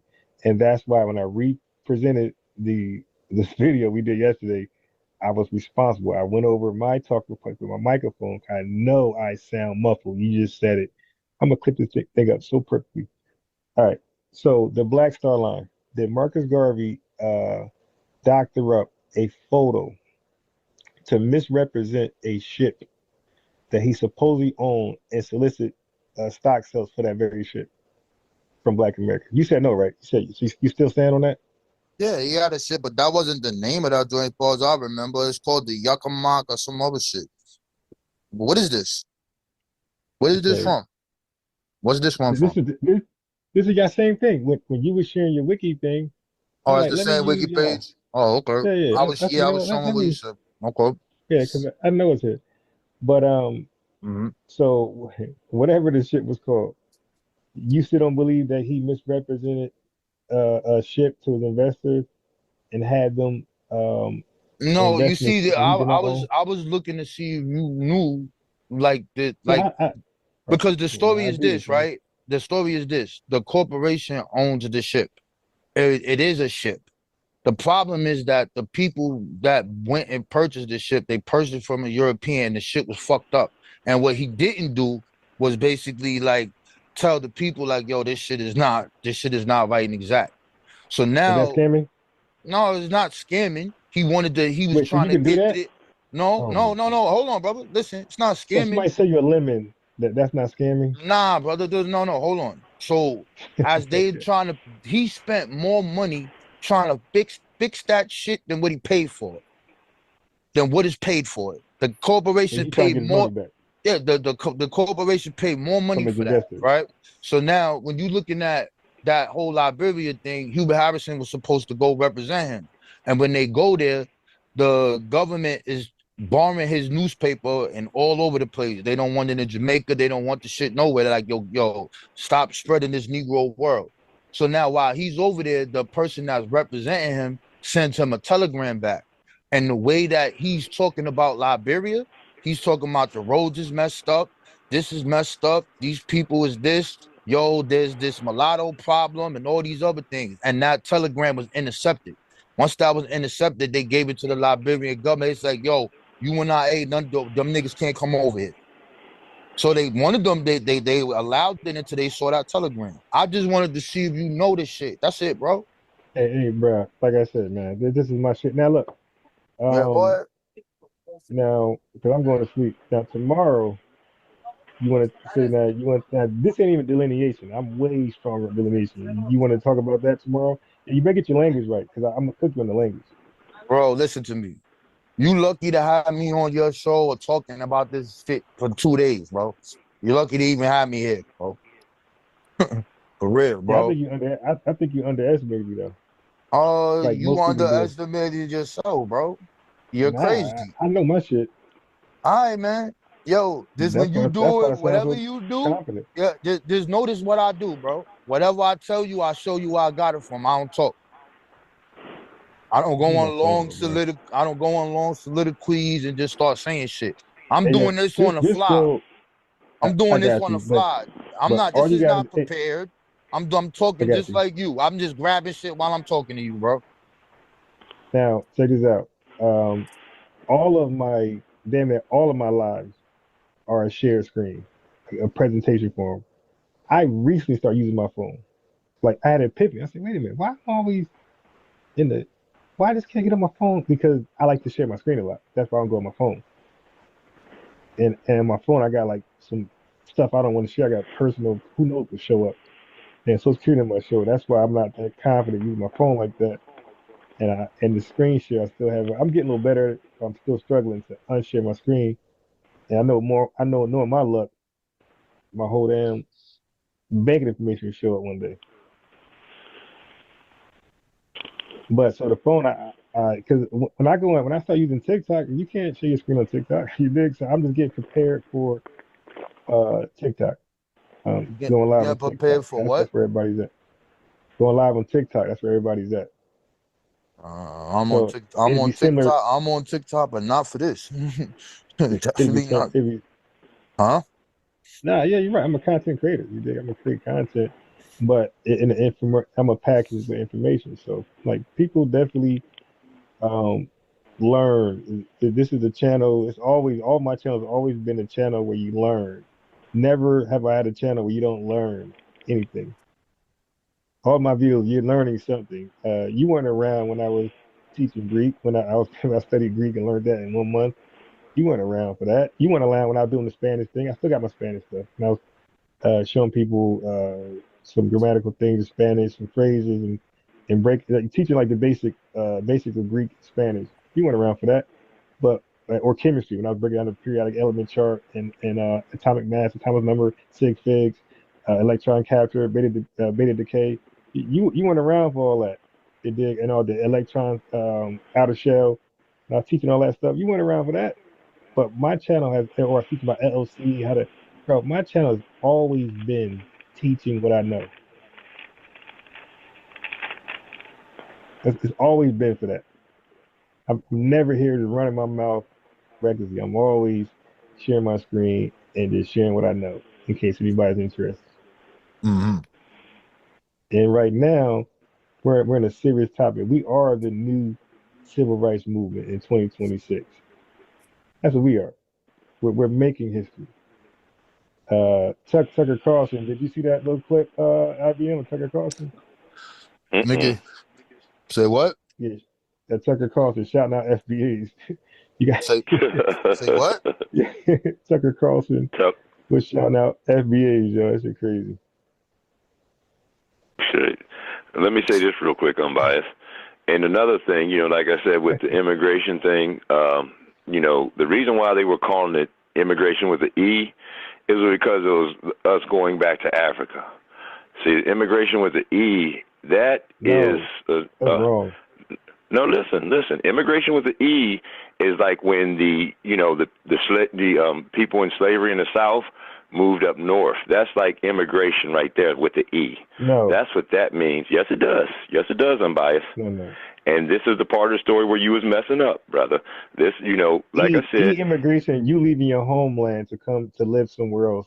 And then, yeah, but you're staying on your continent to do it. You're still on your land, the land you grew up on to do it. Yes, okay, yes. So look, give me a second. Okay, right but let me finish saying this, and then you can prove me wrong. Just give me 3 seconds. Give me 3 seconds. Okay. So when I talked about brain gain earlier, I know it's some terms that's new yet. But when you leave your country and you don't go back and you build up another country, that's called brain drain for your country. For the recipient country, it's called brain gain. Now, when you leave your country like that, that's called immigration. And those countries have an immigration issue with those people who don't come back. So right now, India is having a major brain gain, Nigeria, obviously, and they are complaining to their countrymen who leave the country and never come back. So anybody can Google YouTube. India's and Nigeria's immigration problem, not immigration problem, right? The recipient country, the country that receives you, that's where you're immigrating to with an I. So go ahead. Well, the immigration with the E is referring to, people of that landmass moving from one part of the landmass to another. Now, the reason why I said that they're calling it immigration during this movement was because they're saying that we're immigrating back to a land that we were already, privy to, one that we already lived on. That's why I'm saying. So the E immigration, see, this is my teaching, and if you prove me wrong, prove me wrong. But E immigration is like the slaves, immigrating with the E from south to north out of slavery. That's immigration. That's called the Great Migration. And that's the reason why. The reason why they called it immigration with the E in this movement was because they were saying that we were moving back to our homelands, basically, where we come from. That's called repatriation, brother. Yeah, repatriation too. And that's, how I say about the reset, repatriation, reconstruction. Every time they say that, we got to watch that. Repairing. Yeah, we need that. You know what I'm saying? Maybe not every one of them, but I say the majority of the re's, we got to look out when they're using those terms. You know what I'm saying? Reset. But tomorrow or anytime, I still want to talk delineation. I know I've been watching Teddy Ruxpin videos. He's supposed to be a social science, political science, garbage. And he was live today. I'm going to, because before, when Unc was live yesterday, I had already had a thumbnail and everything on Teddy Ruxpin and Unc to go live, but I decided not to when Unc was live, and that's when our board hopped on. But so this kind of like derailed everything. But I'm definitely, so he did another live today where he's like, everybody got to use FBA in their title. They are clout chasers. That's okay. Cause you giving me content too to cook and debunk your stance. They can't get away from delineation, bro. Okay? They can't. African American is a dual usage word. That's an L, my guy. There's no clarity. There's no clear language with a dual usage word. If two people that have a different language, different shared history, can call themselves the same name, that's not clear language. Okay? It's not. Clear language is somebody saying they're Haitian. Vietnamese. You dig? That's clear. Yoruba. That's Asante. That's clear language. Saying you're American is not clear language. That's a demonym. I'm gonna kill guys with these words. That's a demonym. Okay, that's your nationality when you say that word, American. But don't worry about that. When folks want to debate me on delineation, you're gonna learn some new words here while you get cooked.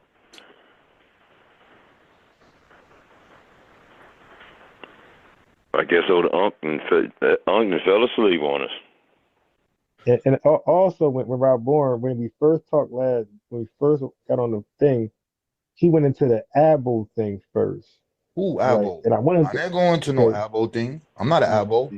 no. I think you was trying to refer to something about Tariq or the website, but you definitely said that first and then you left it alone because I wanted you to finish that so I could get you there. But What I wanted when he showed that book, the American, what is the name of it? I can't remember the name of it. This shit was a while ago. But he put that the Aboriginals like to use this book. It's called the American Allegory. And when you open it, I forgot the author. I got it somewhere. I just gotta go find it. And the dude, he paints all of the natives black. And what he does in the book, he has like two-headed horses, two-headed dogs, and something like that. What the hell is this shit? So then when I read it, I was like, this nigga never been to America. Who the fuck is this shit? So Tariq had that book up, and then I can't remember, it was probably 3 years ago, and then you'll notice like Aboriginal Power and all of the rest of them start showing his videos because he's Yeah. making that talking point. That's why they started Dane fucking with him. Calloway, yeah. yeah, I don't but here's know. the I thing with don't that know though. if he was doing it, but I know the other ones they was All right, doing but it. here's the thing with that. Like people like Tariq Nasheed can worship a turtle. Okay. That has absolutely nothing to do with Foundation Black Americans. So in his personal time, he can do whatever he wants. Matter of fact, anybody, any FBA, if they want to date white, go ahead. You want to date black, go ahead. Like whatever you're doing, that's your personal right. Now I could not like it, but that's your personal right. And I'm not your leader. This is a Yeah, lineage. There's no but leader but lineage. you see the issue here when you No, say FBA, the first thing that comes to everybody's mind is Tariq Nasheed. okay. And That- he has a clear cut definition of FBA right or wrong on his website. Hmm? Does he have a clear cut definition of FBA on his website or no? To a certain extent, and then but No. when he's talking though, when he's making these claims of black people was already here and Moors were Yeah, here but and that's separate from that's a. a problem. No, it's not. No. See, the thing How is is, that not a problem? okay, I got you. Here's the answer. So a definite. If I try to tell Unc, he didn't get it. This is what Unc was playing last night. You should listen to that. A definition is definitive. Once there's a period there, that's it. Adding to anything else is an explanation. You can do symbolism. You can do an analogy, but that's not tied to the definition. Definitions are definite and definitive. Period. Done. So when I go look up a cell phone or look up a cat, and I get that definition, that's it. Nothing else. So if I try to explain that to like let's say like some seventh graders, and I read the definition, then I go into like my way of explaining that or put it in the sentence form. That's separate from that definition. That's personal. Like, I can mess up. I can do right. So the analogy is you have people of the Muslim faith, right?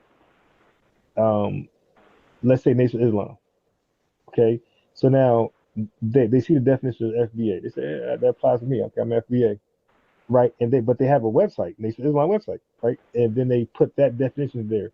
That definition stands alone. That's separate from all their religious beliefs. So like I can make a website right now, and it could be about some straight Nah, bullshit. bro.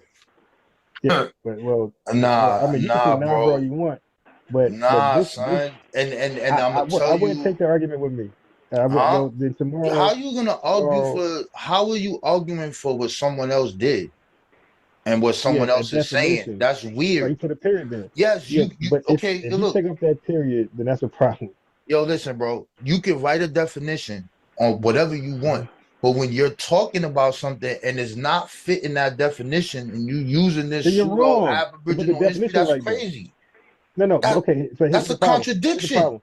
No, it's not. Yes, If it there's a is. definition, okay, got you. if there's a definition, that means it's definitive. It stands by itself. Now, if you go misrepresent the definition is still pure. The misapplication, the misrepresentation is piss poor, but the definition is still perfect. Like, for example, I told earlier, there's a famous scientific equation, E equals MC squared, right? Now, you could be out your mind, batshit crazy, but on your website or on your walls, writing some crazy stuff on your walls, but if you got that equation and you represent it correctly, that equation stands alone by itself outside of all the weird symbolism that you have on that wall. Definitions stand by themselves. They don't need help. So again, this is easy for me. That's what I say. This delineation thing, anybody want to go there with me, like, I'm on the fly, ready, rock and roll. This is gonna be a rough road for anybody, man. I feel you, bro. I'm not doing no Because shit like people that. got to stand on If African I have a American. definition, That's what it does. if I'm repping something, and then this is the definition of it, and then I'm saying something else that is going in contradiction to that, that's crazy. That I don't So, understand that. so if IBM says something crazy too alongside the definition, do we supposed to accept that too?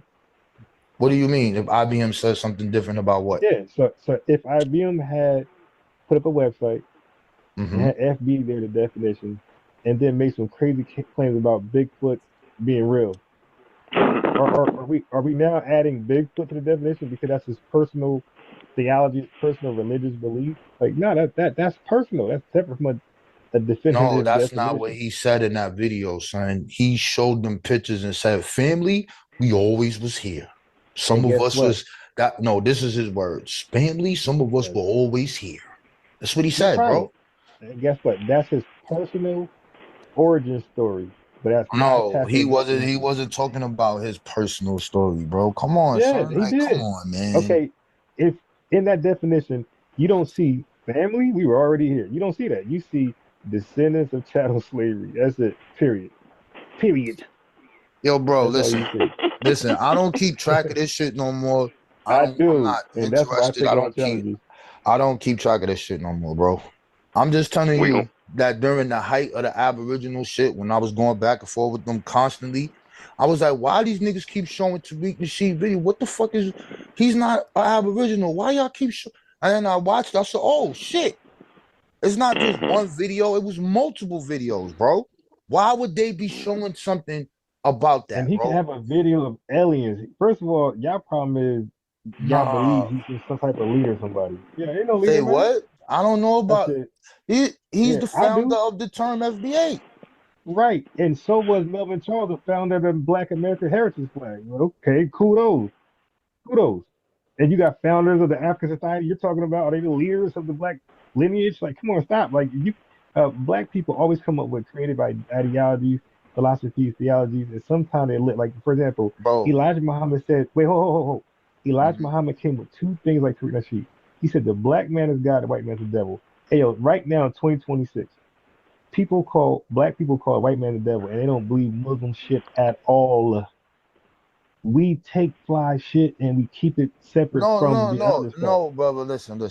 That's like me saying this. That's like he has the text that says the black man is God and the white man is the devil. And then when he begins to talk about the origins of these people or what those people are, he says, no, the white man is God and the black man is the devil.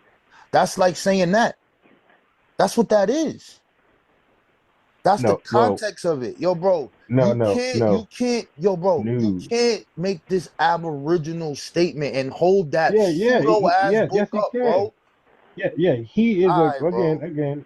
He's a All right, bro. grown man that All right, bro. he can do. He can do. He could also hire a bad financial advisor, right, and advise him to put his money in Bitcoin and lose his money. What they got to do with me? I would never do that. So, but again, You like want you to put no guys. money in Bitcoin? I won't put it the way he did it. So my point is, you guys want to pretend Pretend that the what? guy. What's the Okay, let pretend? me finish. The pretend is that he's some type of leader that dictates What do you law and mean order. pretend? Yeah, Why you keep saying pretend. you guys saying leader? What are you talking about? I'm only talking about what the person said. What do you mean leader? Right. Okay. Yeah, What are you again, talking about? I mean, I won't repeat it anymore. But I know that you will never debate me on that right there. The definition I don't and care about that. explanation. The Okay, definite. Why because would I, yo, son? bro. Yo, I'm not doing none of that. I'm not having a whole long conversation with you, pulling up shit on the fly, and I don't got to show. I don't like doing that, bro. That gets me pissed off. All right, well, send anybody my I way. take this shit serious, bro. This is Yeah. serious to me. And This we is do too. serious to We me. live this. We live this And every day. when I'm It's serious saying all how the way. serious this is, so how serious is it to you? How serious is it to you? Well, it's so serious that we got politicians with our jargon in their mouth. Pause. You got They're what? saying that we got politicians on national networks saying foundational Black Americans. That's Okay. how serious it is for us.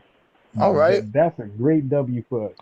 That's cool. You got somebody saying, all right, now what's the tangibles behind it? Where's the Wait, politicians no. behind it? There ain't nothing behind it. Right. Well, first of all, let me tell you how it works, my guy. It starts with delineation. So there's actually steps to this. That's what I'm trying Nigga, to say. stay When with this nobody, wait, delineation hold on. shit, man. Okay, hold This on. shit is Wait, weird, relax. bro. Delineate from I got who? it. I got it. Hold on. Relax. There's 3 stages. That's the first stage. The second stage is disaggregation. The third stage is explicit representation. So you guys focus on delineation. Nothing happens without that. So delineation, you got to carve out who is the people being addressed or redressed.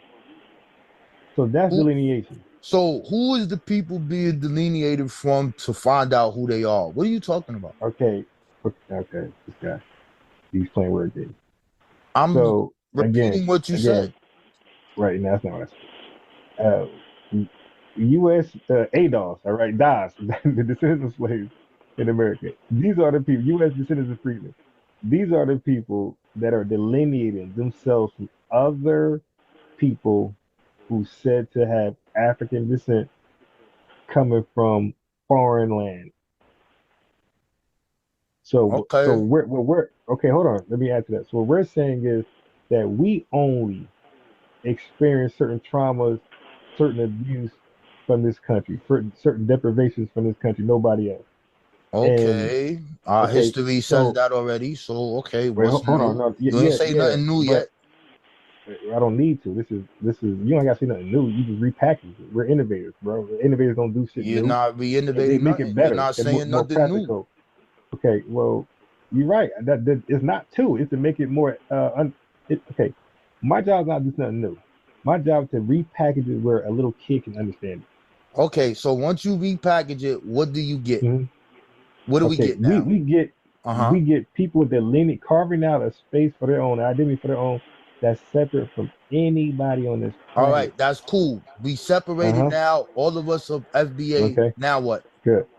Now you form true brotherhood. You form true sisterhood that's coming naturally, and then you have better relationships, better dating practices, kids. Now the whole family, the whole neighborhood, all that stuff comes back into play because you see everybody as you, part of something that you're part of. Right. So all that stuff that we cherished during the 1800s, now what's already happening. Look at me, I'm live right now with a whole bunch of people. And So at 2 a.m., 3 a.m., whatever so time it is. basically you saying It's that already all we happening. got to Right. do is say that we FBA and everything is going to be okay. Well, so far, we're doing better than all of Africa, all of the Sahel, all of ECOWAS, all of the West Indian movements, the CARICOM. Right now, listen. our delineation movement is doing better than every Ron, person on Earth. I don't care about none of those places you just I talked do. about. You asked the question. I do. Right. Yeah, but So I don't I'm care drawing a about none of comparison. those places you just Right. talking about. It matters to us, though. It matters to us because but what the fuck those countries got to do with us? What they got to do with our problems here? The way this shit is looking now, yo, bro, we in the fifth we pushing the 5th industrial age, bro. We behind the technology. Our cities are being gentrified like crazy. You want to talk about delineate? Shit, them motherfuckers is delineating in our fucking communities. What we doing, son? We behind, son. Like that's the shit I'm talking about, bro. Like, what are you saying, son? Are you not looking at these economic reports? Are you not looking at these job reports? Are you not looking at this shit? Hey, family, that's the other thing too. These African countries can take 1,000 years to get together. We don't care. Stop talking about an African country. Talk about what we doing here. I got you. I got to They draw the not stopping comparison us to from doing nothing. So why no, you keep talking but about them? but sometimes you gotta race people to see how fast you are for your own good and for your family. If you're running by yourself around the track, you think you're the fastest ever. So sometimes to see how good you really are, you need other people there competing with you or What that got to to do draw. with 5% of black people Okay. in the tech industry? Yeah, yeah, okay. What that got to Right, do Hold with on for any a of that? second, fellas. Hold on for a second, fellas. I'll Let me be let me say I'll something. be I'm leaving. I'm okay. leaving. Okay, go ahead. Wait, no. But you can Yeah, speak for 5 minute dissertation. But hold on. Let me just say no, I'm this. not. I'm just gonna say bye, man. I'm just gonna say bye. Go ahead, say bye. All right, listen, Rob Warren, it's nice building with you again. Okay, go ahead. So you're gonna do On my something first presentation, I beat y'all up. On my first presentation. What Back presentation? I didn't see it. 6 years ago. You don't remember when I was? Well, I can show it to you. I got the video. I got the video, Rob Warren. And then we're gonna get Doodoo Brown on you. Remember him? The guy Taekwondo Jackson. He was on there with us. This is all a part of my first presentation 6 years ago. If you Rob Warren, you did so much you didn't forgot about it, brother. He wrote You with know what I'm saying? JJ 7000, man. But listen, I didn't beat y'all up. I already beat y'all up. So y'all know y'all should have. And I just beat Unbiased up on the immigration, showing him about that. You got zero debates, my guy. Who's the y'all? What are you talking about? You don't remember my first presentation, Rob Warren. That's what I'm trying to tell you. You was on there with me at the end. Come on, man. Yeah, I knew you were gonna do that. I'm trying to finish up on something. Well, I'm just saying, we can show that sometime, Rob Warren. But like I said, peace and love, y'all. I'm just kidding. Peace and love. Keep y'all's head high and y'all's grass low. Don't leave just yet, because you took forever. Listen to 30 seconds. He keeps saying black, right? But that don't mean shit. He said 5%. That don't mean nothing to us because we know that black is ambiguous. Who's part of that black? We know that's a racial category in this country. Oh that could be coming from Negro and Spanish and all that, the Negro and that's a racial term. That could be Trinidadians. That could be Nigerians. That matters, my guy. Okay, son. All right, bro. Okay. They're giving us false overrepresentation. Yo, listen, underrepresentation under those wordplays. So listen, but we took that. We adopted that on ourselves, though, y'all. We adopted that on ourselves. We adopted that term on ourselves. You're playing these fucking word games again. Yo, listen. Are you saying that FBA is not disenfranchised in the tech industry in single digits? Is that what you're saying? I didn't say that. I said that. Well, I know this. I know in 2000 and what was that, 1 or 7. I know that that a lot of these college programs were locking out Foundation Black Americans, but they were giving them to recent immigrants from Africa to be in these Yale, these prestigious colleges, and they were calling this like, see, black people are in these schools now. So we know that as long as that's there, because that 5% you're talking about, that's likely just immigrants. It might be zero for us. And so you saying Wait, that hold FBA, on. Let me just drop this. Let me drop this last bomb. What I'm saying is, to even say 5% black, that could be misleading. That could be total all immigrants. It could really be 0%, showing more of a dire need to get shit popping. But if 5% can provide the illusion that there's some type of progress, there's something to build on, there's some hope. I'm not even calling that progress or none of that. I'm saying this, bro. Yeah, Number one, you don't gotta go to college to be in that. You can get certified with your AWS, your Azure. You could do Cisco. You could do all these things, bro. What I'm saying to you is this: we are behind in this, bro, and this is the thing that's functioning and changing the world. If you're looking at what's going on, how everything is being automated and all these things of that nature, and you look at service jobs and these things, all of these shit, niggas is getting replaced. And you talking about fucking delineation. What race nigga. What race is majority taking over those tech jobs? Say what? What race is dominating those tech jobs, by the way? Indian and Chinese. Right. All the shit allocated for us. Right. We're delineating. We're saying no, this stuff ain't going to these people no more. These Indians. Yeah, but brother, listen to me. In order, listen.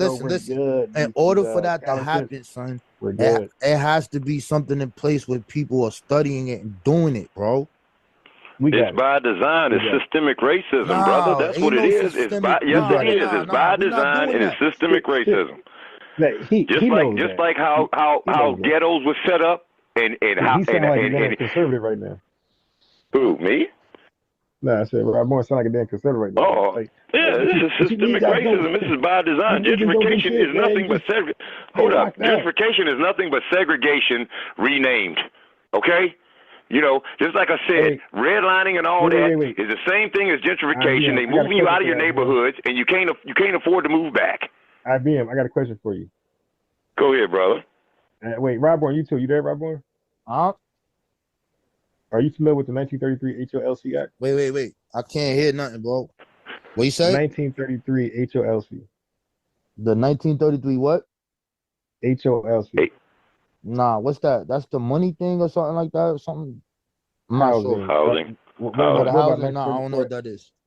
1934 FHA? Nah. Oh, the Federal Housing Authority joint? Federal Housing Act? Hello? Federal Housing Act? Yeah. Nah, I don't know what that is. I don't know. What's up with that? Wait, hold on. One last one. What about restrictive That's after covenants? World War One. Say what? Go ahead, that's my bad. What about restrictive covenants? The what? Restrictive covenants. No, I don't know what that covenants. is. No. Okay, right. So my thing is the gotcha question. I got this all day now. Now, these were welfare programs for white people that were starving and doing bad after the Great Depression. Is that after the Great Depression? Right. Yes, because 1929. So the origins of the welfare system. Yes. Yep. Mm-hmm. Right. Yep. Yeah. Go ahead, Facts. Well, it started from 1862, the Homestead Act, where they got 270 million acres of land. Right. So my thing is, you're saying we locked out of, bro. We've always been locked out of this shit. Start from 1862 all the way down to 1933, then the GI Bill 1944, then you got the unemployment insurance. So we've always been locked out. We've never been included. Wait. We have been the only people in this country to ever get shit without any help. Mm-hmm. So while they was doing the whole Great Depression thing, getting these HOLC, getting these housing loans with little to no. Oh, matter of fact, the government's backing the loans, by the way. So that incentivized these home loaners to give it to these people bad credit, no money. So it was back, HOLC, FHA, all that stuff, man. But anyway. Yeah, but how is that stopping black people from getting in the tech industry? Right. That's called. That's what I'm talking about. Like IBM just said. Right. So you see the connection. They've always been stopping us, through, like he just said it, systemic racism, man. It's always been there. It's never been away. Wait. Are you familiar with Soul City, by the way, Ramon? Soul City. Say what? Soul City. You familiar with that? Soul City? Yeah. Nah. Yeah, man, you make your Black American up. So in 1979, I forgot what president. I'll give you a line, but they had a project for like 12 cities where they was gonna be federally funded, right? And it was 11 white and one was black. It was Soul City, and like they was gonna back it with like federal income, whatever. And these are planned cities to be like suburban. So every city was getting federal funding, was thriving. It was, I'm trying to say what IBM was saying. White media, conservative media, had started to demonize Soul City, the only black city. They called it Soul City for getting these monies allocated to the city for Black Americans to basically do like another Black Wall Street, but it was under federal funding, right? But to create another like a suburban Black Wall Street. White media swooped down, conservatives start to demonize it as this was some like xenophobic. This like they're trying to kick everybody out. It's race based, and all these cities were like, obviously you can't be race based. It's 1979. It's post 1968, post FHA, the final straw of the civil rights movement that ended Jim Crow. But this city was sabotaged by white media, right? Demonizing every chance they got. That's called systemic racism. Now, by the way, of course, they defunded it, they left it alone, and they collapsed. But all the other 11 remaining cities, all of them are today thriving in suburban like a motherfucker, producing hella money. So now that's systemic racism post 1968, where Yeah, on paper you hear Jim me? Crow was done You in hear me? I, yeah. I get what you're saying. I'm just hmm asking you, what is stopping black people yeah. from But getting there you into go, systemic technology? racism, Okay, white so supremacy. I'm I want to do something real quick. Hold on. Yeah. Allow me to do this real quick before we shut this shit down. Racial profiling names and Yeah.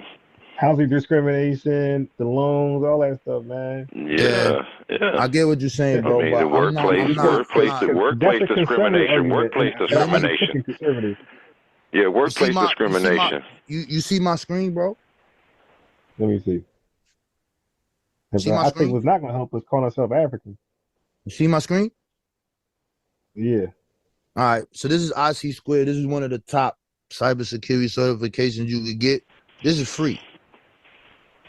You can look at this. You can get this. You can sign up. Boom.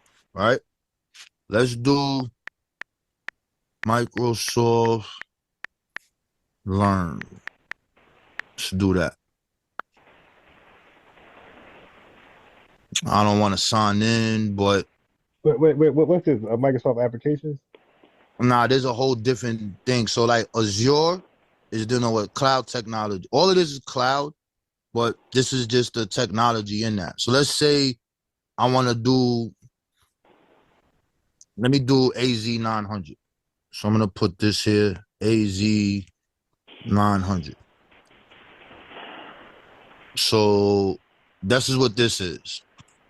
So this right here, see this? Microsoft Certified Azure Fundamentals, right? So that's the basis of cloud. And if you want to learn this, see how this go here? Practice, prepare for exam. I'm not paying for any of this. You see this? I could just start this and get busy. Self-direction, press the button, boom. I'm off to the races. You just got to use your computer. So what I'm telling you, what I'm saying is, it's a reason why they put this out here and Well, they put don't, those links it's in not the chat, man. promoted amongst us, because this is what them dudes is coming over here doing. Ain't Okay, nothing wait. stopping us from doing this. Yeah, no, it is. Okay, so you just help me remember something. So now this Say is off what? the top of the head. Again, I said you help me remember something. It's off the top of the head. Yeah, go So ahead. I did some research, right? There research. Yeah, because I said, how the hell in New Brunswick? I said, how the hell New Brunswick was like 80% black, where it's like 10% black, and a whole bunch of like Mexicans there, poor people. So I said, gentrification is normally something where wealthy people replace the poor people who can't afford, their city, whatever. To move back. Yeah, to move West. back after So they I fix said, it up. how the hell can poor people with barely any fucking English or citizenship replace black people who do much better than them? So it turned out, to answer your question, my boy, it turned out outreach programs are suppressed for us in our neighborhood. The outreach programs don't do their jobs for whatever reason. It's suppressed to let us know about things like that. You just showed our programs don't do that to neighborhood. They don't pass out flyers or talk to people to let us know that these resources are there. But when the immigrants came over, especially the ones who didn't speak Spanish, this is why I'm 100% pro ICE, especially ones who didn't speak Spanish, because when immigrants come over here, you could tell the ones legal from illegal. Because on a rule of thumb, if they're legal, they most likely speak English. Right? This is probably any race. If they don't speak English, like that's almost like a rule of thumb that they probably came here illegally. Because we only get brain gained people, man. We get the best, the most educated people who are educated from other countries. They're going to speak English. They know that's you thrive over here. But anyway, so we know that a lot of immigrants came out of our cities that did not speak English, and by doing that, by speaking Spanish, they gate kept the outreach program. So now the outreach programs, when they pushed those same programs out for us that wasn't pushed, it was in Spanish because they had to do it for them and they couldn't speak English. So that's the justification put it in Spanish. So what you just showed, and let's say other things, other job trainings, let's say internships for construction, all that stuff was put in Spanish. Why put it in English if they can't read it? They put it so their outreach program put it in Spanish, and this is how these guys start taking advantage of the things that was there for us, but was never pushed to us. almost, well, I'm gonna say Using deliberately the term minority, which they used, they used the term minority to, bring these people in, like the white woman, Wait, or so just say let me show you women, where the let's say money goes women, now, IBM. immigrants and all that. That's what they use, the So term the money that was minority, allocated for us, it starts to go to ESL programs to teach them how to speak English, right? under the guise of Almost, minorities. yeah, so almost all these programs start to target this immigrant group that's now growing, that's actually illegal. So the resources set for us is now being shifted, not even just to minorities now, brother. IBM is now shifted towards immigrants, illegal immigrants, ESL training, how to speak English. Shit big. So that's a lot of our The money new goes. prison fillers, like I teach, the new prison fillers, like I've been teaching for years. So I'm off That's the what they top, so I are. don't remember every last detail. But I was doing it. I'm gonna finish up this DVD. This not VR, this video series I got on this right here, and it's gonna be like kind of like how can a poor illegal immigrant, you can't do that on YouTube, but I'm gonna word it a certain way. But the bottom line is, how can poor illegal immigrants gentrify black people who are doing light years better than them in every which way in America? So that's the way, bro. We're locked out of certain things intentionally. We're pushed out. We got gentrified by poor, illegal, non-speaking English immigrants. And the story that you brought up is history repeating itself. We talk about how they used the media in Tulsa, Oklahoma. Dick Rowland was his name, and in the media that day they said Dick Rowland had, first to start off he touched her. By the end of the day he had, messed with her, and they was calling him Diamond Dick Rowland. That they used the media for that. Same thing. Start off Tulsa, get the white people in an uproar. Before that, in 1898 in Wilmington, North Carolina, when you had all them black people in the government, Congress and the different levels of government, they was all in there, and then they started using the media and saying that they was coming after our white women, just like with Diamond Dick Rowland in Tulsa. But this is 1898, so this is 21 years before that. Okay, they used that same narrative, and the white people and the black people were working together, and the white people was even electing the blacks into office, and then they shut it down, and they used the media to do that. The same scenario, Right. same thing, So it's a different day. That's why I said he started to lean towards conservative talking points, saying why we can't get things done, and then that's why it explains what they hold, bro. They keep on doing the same BS over. We just got to wake up to the weapons that's using against us in this war. Watch this. Now here's the trick, man. That's why we got to take back black, because the outreach programs, they'll say, no, we give it to your black leaders. Okay, why are you calling him black? He's Jamaican, he's Nigerian. And so now that, they're not pushing to us, they're trying to reserve it for other immigrants of Nigerian, descent or Caribbean descent. That's what's going to happen. And Hispanics going to bring it for it. They're going to outreach for Hispanics. And we'll be locked out. So it's like a natural thing to do. It's a natural thing to do is look out for your own people once you're in those positions to hand out resources and money. So but again, that's like a conservative talking point. But IBM, this is Soul City, this gentrification of Spanish people. This is off the top of the head as y'all talking, remembering stuff. This ain't no research. This ain't no looking at no laptop. All right. This is what I do, and like I said, I took it easy, man. And I don't want nobody believing that they can handle me. I took it very easy. But you see that Garvey hit different, didn't it? At one point you didn't believe it, now you believe it. See, that's what I do. I always gave you credit for your, knowing stuff, but just like I said, the stuff that I was talking about years ago, now, some of it's coming to light, and everybody's seeing it's true. You know what I'm saying? So, it's just a blessing to me because we're waking up. And, like I said, I might go in and, say I said this and I said that, which I can prove. But, we've always, with Rob Warren and Unc and all of us, we've always been on the cutting edge of the topics, especially me, being a top scholar out of all of y'all. that y'all don't want no smoke with. But you know, I love all of y'all. Y'all my brothers. But like I said, we have to talk like this he hung up because and apologized to him for cutting me out. yeah, my brother Rob Bourne, you know, I love you, brother. And you know, like I said, regardless what's going on, you know, but you know, like I said, we just have to get to the root of the origins of the thing. We stop somewhere in between, and then we're doing the people a disservice. You know, like I said, you know, when we starting with slavery, we got to start with the papal bulls. Like I've been teaching, Unbiased knows it. You know, he knows I've been talking about that for years. And this is, you know, where we got to start at. And then we got to go to Linnaeus, Blumenbach, Malthus, and all these different people before Darwin. You know? Yeah. Somebody was in chat, and it was like, yo, because I was like, yeah, let me talk to Rob Bourne. It was like, nah, you don't want it with him. And I'm like, he's a human being. Like, what? I mean, if he's saying something family, if he's saying something correct, I'm just going to agree with it. Or if I don't know about it, I have him explain it. Like, what's so scary about that? What's so scary about possibly learning something you didn't know? Like, wait, nah, that's the guy I wanted to talk to. Like, no, I like that didn't work. Weak chat. The wise man wants to learn something new every day, right?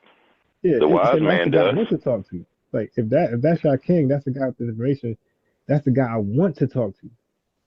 Yeah. Cause I want to see what he know. He might got something for me. But it looked like, you know, all the information, well, you can tell it's confirmation bias because it's centered around Pan-Africanism. Like it's Africa is first and foremost.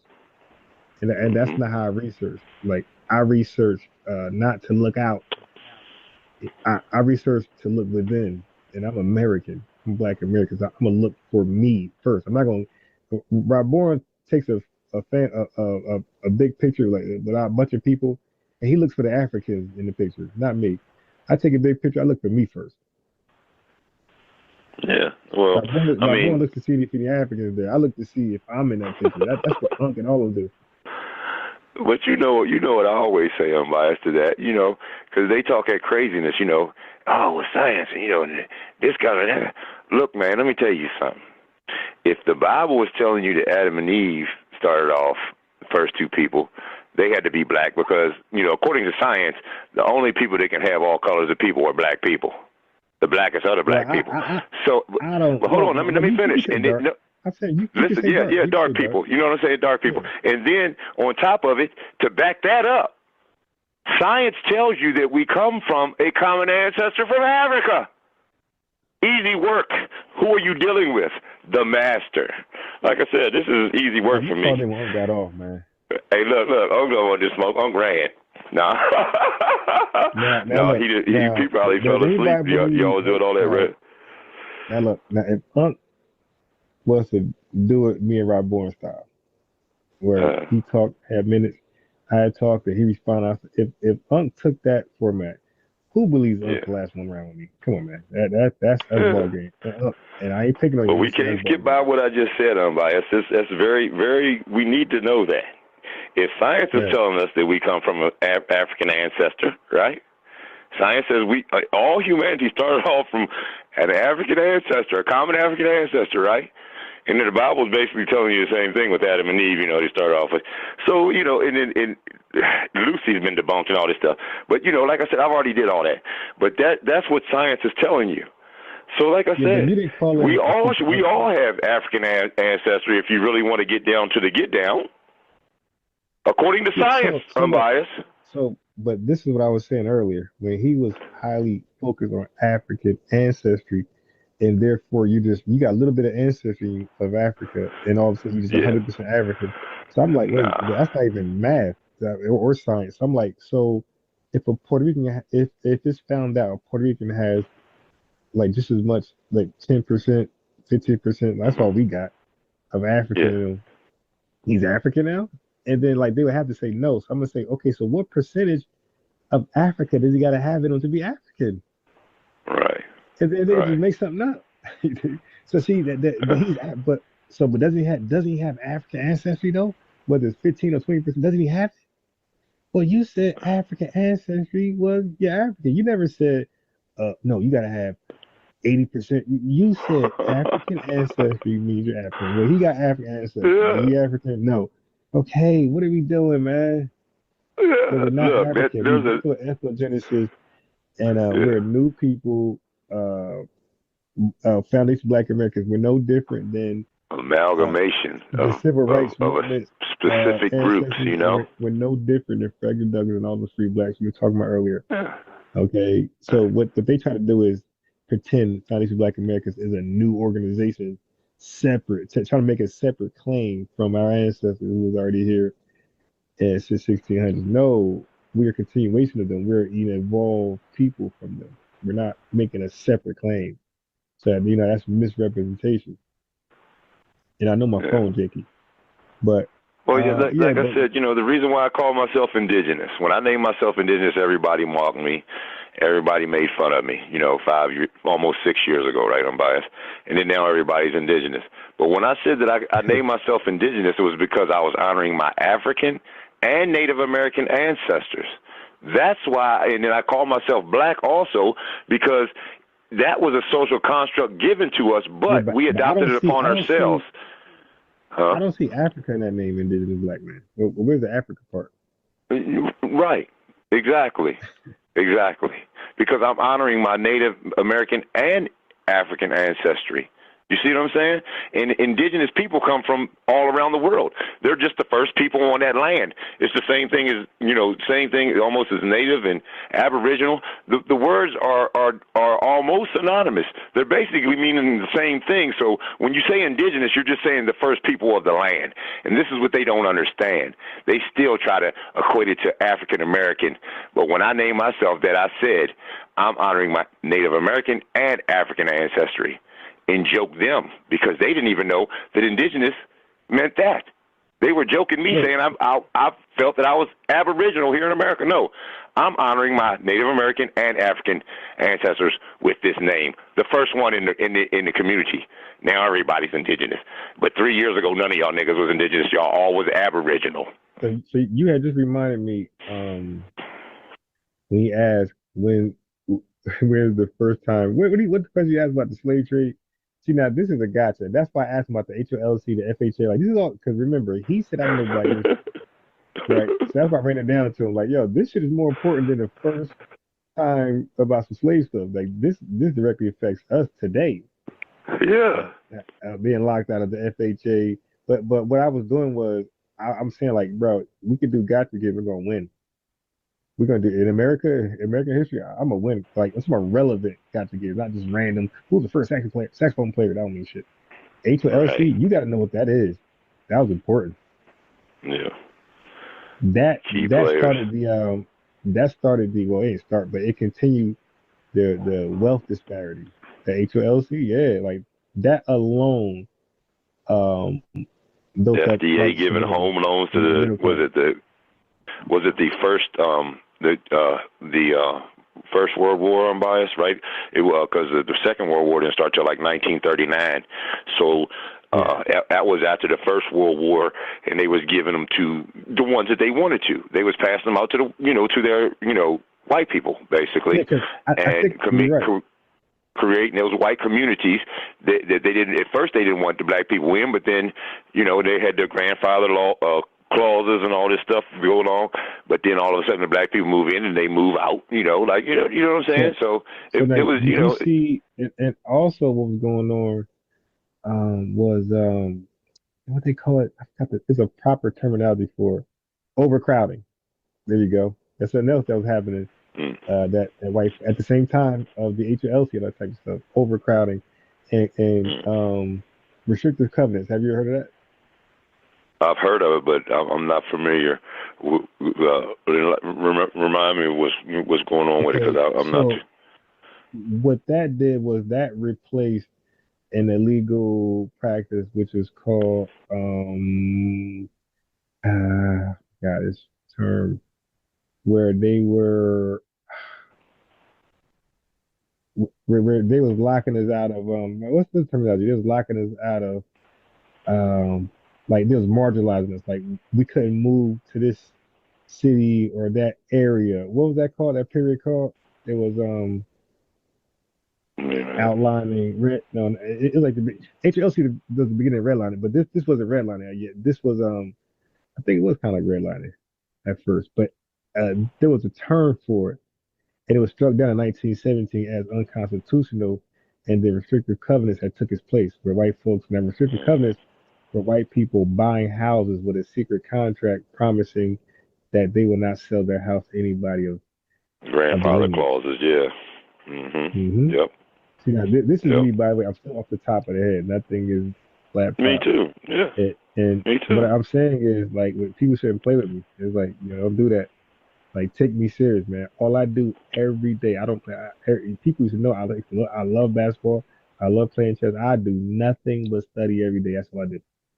Work with my kid, but no social life. Just studying, going live, and repping for the family. So that's why family, a sacrifice like that, you dig? Pull up, not live, show up. I don't care if you're not even in attendance. I want that view.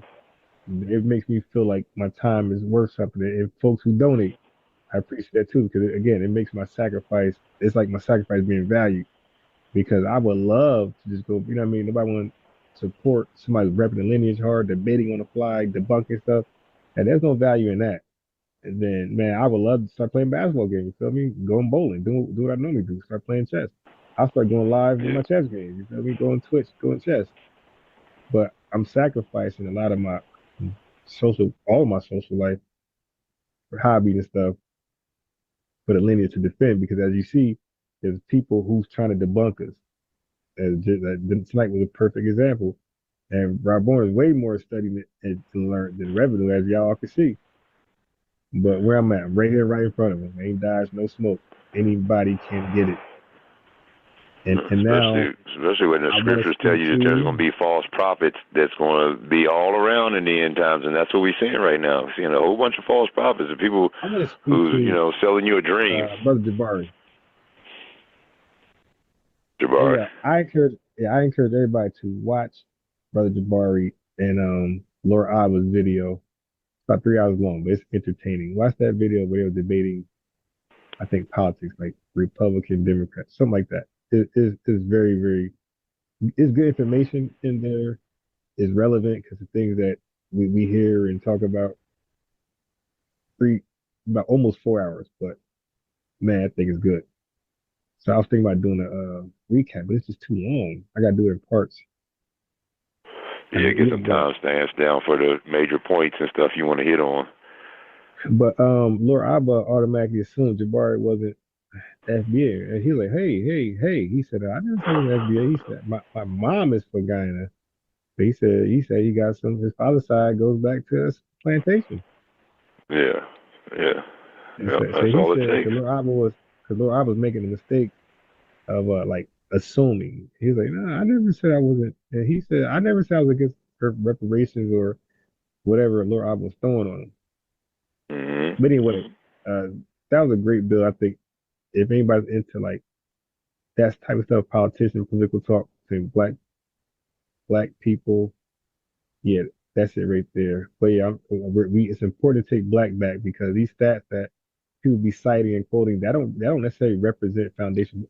When they say 15% doing this and it's positive, that's not necessarily foundation Black Americans. Like we're probably 1% of that, even with crime and murders. And that ain't really us like that.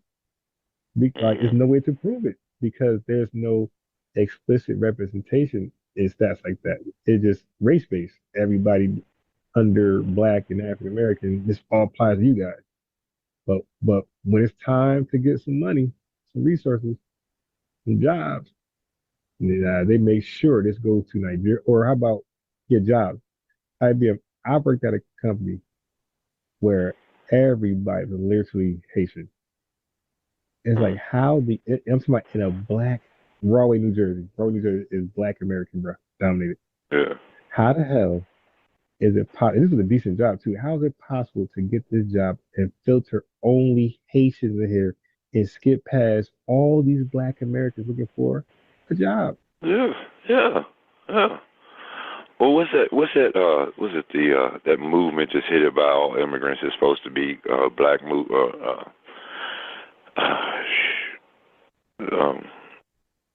I can't. But but them Haitians employed. Black Caucus is the Black Caucus. Yeah. That are all immigrants.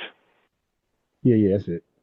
You know what I'm saying? And it's like, I mean, and they taking, you know, they even taking over the acting jobs and stuff. You know what I'm saying? They replacing our actors. IBM that I was telling you about, or 100% Asian, not to cut you off, I just want to finish that. That job will be documented as black employment, black, not Haitian employment, because listen, they know what Black America would do if white media said, "Yeah, man, Haitian employment going up 14%, and ours still at where it is." We'd be like, "What?" Like we will bug out. Like we would have been had they explicitly separated us like that and show like the jobs and opportunities where you could clearly see like Haitians and where they're at and Jamaicans and Nigerians and who's doing better and who's not. Yo, that we would have deleted way back then. Like, wait, what? Unemployment going up? Where? Roy, that's Black America. Like, how is it possible to funnel all these goddamn Haitians in this job, bro? I just can't believe it. And yet, this is way before delineation, FBA, and I'm using their numbers to disenfranchise us, brother. You know what I'm saying? And they're like you say, they'll fill in the blank. Oh, these are black employees. Look, this is how many black workers we got out here. And that's all they use us for. They just use us for our numbers. Because, you know, even with the with the suffragist movement, they wanted to join that stuff. They didn't want them, you know, these nationalist movements. And you take the term and just put black in front of it. We'll look at white Christian nationalists today, right? We talk about them. You know what I'm saying? These are white movements, man. And then you're going to add yourself to it. I'm a black nationalist. We different from the white nationalists. What's the difference? Right. The color? The first name? Right. See what I'm saying? You just following him behind the colonizer trying to be like him, just like Garvey. Yeah, so that's why he said, what is delineation going to do? Like, again, that's why I was making a point. Africa got 1,000 years to get it right. The Caribbean got 400 years to get it right. But when it comes to Black Americans, we got to get it right tomorrow. Like, the brother asked questions like, yo, so what y'all doing next week? Okay, y'all delineating. So what you going to do? Wait, why is always a rush for us to make a change tomorrow, but everybody else who's African descent can take forever as long as they want to get it right? See, and that goes back to the talking point that when we defend ourselves, or if it's even mutual, we're shitting on whoever and they shitting on us, why is it only one side of the language? We're attacking them, and when we point out their attacks, it's always justified by, oh, no, so you got to stand, man. They're bringing us by colonialism. It's always like a therapeutic therapy explanation of, like, come on, man, stop. I mean, just like I told Stu Peace and them years ago, I said, why don't y'all talk about y'all's homelands and the problems that's going on over there? We want to hear about that too. You know what I'm saying? That would add to the conversation and show, you know, how we're all suffering, you know, sort of like in the same ways. But y'all come over here and tell us. Yeah, they come over here and tell us what we need to do, and your homeland ain't even clean. You ain't even got your homeland straightened out, but you want to come over here and try to tell like Garvey. You know what I'm saying? He gonna run from over there, come over here and tell us what we need to do, try to take us back to Africa and be the king of it. I mean, come on, yo. Like I said, you know, let us hear about some of the problems that you have going on in your homeland and talk about them instead of coming over here trying to, justify to us or tell us who we are and what we need to do and how to live and where we come from and all this shit. You know what I said? That's my thing too. Telling us who we are, how to live, and where we come from. Now, I cussed him out by mistake. Like, I actually slipped out. That's because I wasn't even prepared for him to, be dishonest when they come to Marcus Garvey scam. Like, he caught me off guard because he kept saying, I take this serious, I take this serious, I take this serious. This is my life. So I'm like, all right, well, I answered the question the best of my. Oh, yeah, let me get back to that question. So, the slave trade, when he asked the slave That's why trade, you cuss, because you take it serious too. Right. And yeah, he caught me off guard. He wanted to deny, like, read the actual history just to win a debate, which he didn't do at all. But he asked about the slave trade. I'm like 1580 Because when you say transatlantic slave trade, you're talking about white people and Africans. He said the Ottoman Empire. See, I was hoping he didn't do that. Like, yo, that's what. No, see, this right here kicked it off, bro. You said, yeah, it kicked it off, but it wasn't transatlantic slave trade. I know about the European thing, by the way. They keep asking about, yo, give me the source or that and this. With the Europeans going there down in malaria getting ass kicked. Well, guess what? The source Unc already gave us on their TV when I kicked Unc ass. So Unc read a scholarly article on that. So I could say, if I wanted to be funny, I could have. Now, if I had my laptop accessible, I would just share Unc's presentation on Sonetta with all of that after kicking their Yeah. ass, white folks dying from malaria. It's like, yo, this is common sense when you claim you know Black history or all that type of stuff. This is hey yo, everything ain't got to be sugar screen. Like if I say, yo, the Houston Texans beat the Pittsburgh Steelers, I'm like I ain't got to share my screen. You dig? That's just a fact. Now, if there's information that's not like familiar, unfamiliar, yeah, you share your screen for that. And I do that often. Almost all of my lives, the whole live is built on me sharing my screen. This phone stuff, this is recent. I'm on the phone right now. This is new. This is like the last maybe week and a half. Start to do this because I realize I'm more accessible if I can just get on the phone. See, the laptop, I gotta be all paused, pretty. I gotta get a perfect thumbnail. I need to get my slides. Like that's how I'm gonna prepare it. It sometimes takes an hour or some change to do all that. You Yeah. dig? But on my phone, I just press live and I'm here. Yep. Yep. Yep. Saves you a lot of drama that you don't have to deal with. But Anyway. you heard, see, Rob Bourne said that the transatlantic slave trade started. I love you, Rob Bourne, but you was wrong, brother. He said the transatlantic slave trade started with the conquest of. It was started in the book, started by Zazora, and the book was called The Conquest of Zazora. Yeah. I just went on mute. Like I was good. I went on mute because yo, what I'm doing now, family, I'm downloaded all of my videos. That's like 6 hours, 8 hours. I got so many, because I had so many call-ins, like in the midst of a live stream, and I did a poor job of documenting the call-in. So the two I played today was Revenue, which I totally forgot about. Revenue, and it was another call-in I had, and even yesterday, like these are call-ins I just found in the midst of a 5-hour video. Somebody called in randomly. I'm like, oh, it's like, and the older brother earlier named Dorsey. He was with us. I totally forgot about. I left Dorsey in Revenue, and I just tapped out and let them just get it in. I said, all right, Dorsey, you got it from. I cooked the Revenue, so you got it from here. He was cooking Revenue, older man. But that's how many callers I got. Like I forgot, so I said, you know what? Let me just go back, sift through all these lives I had, and whoever called in, whether it's for the lineage or against the lineage. So what? I'm gonna isolate those and make it a video, upload it, play it to the family. Because Lex called in a few times on the Dolo. Certain people called in. It was just them, and we had like a great time kicking it. And then you had Ops call in. I totally forgot about, and I think people new here, and they should see that. They should experience that because you guys get to see my growth. Oh, yeah. You guys get to see my arguments like last year. You can see how fast I grew from here. Family, when y'all check out the morning lives, sometimes, well, most of the time, it's replay videos. But I want y'all but it's stuff you probably never heard before, though. But I want y'all to see my growth and confidence, how I talked back then. I'm stammering, struggling to gather thoughts, and the way I talk now. Y'all can see the growth in just 1 year. Like I was there. One of your first shows that you did, but I forget which platform it's on, but you said I'm back. That was like the first time. Yeah, I think that was like a year or that's something when I ago. called you in South Carolina. I think I was talking to you. Yeah, I was talking on the phone.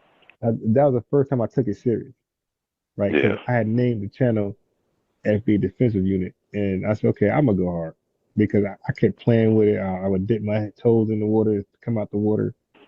But I said, you know what? Let me just go hard for the lineage. So I named the channel FBA Defensive Unit. I said I'm going to be the defense for the lineage. So now by doing that, those who are working hard can continue to work hard. They ain't got to worry about the detractors. I'm going to handle them. So I was like the reason why I call it defense, IBM, because I was thinking about the deacons for defense.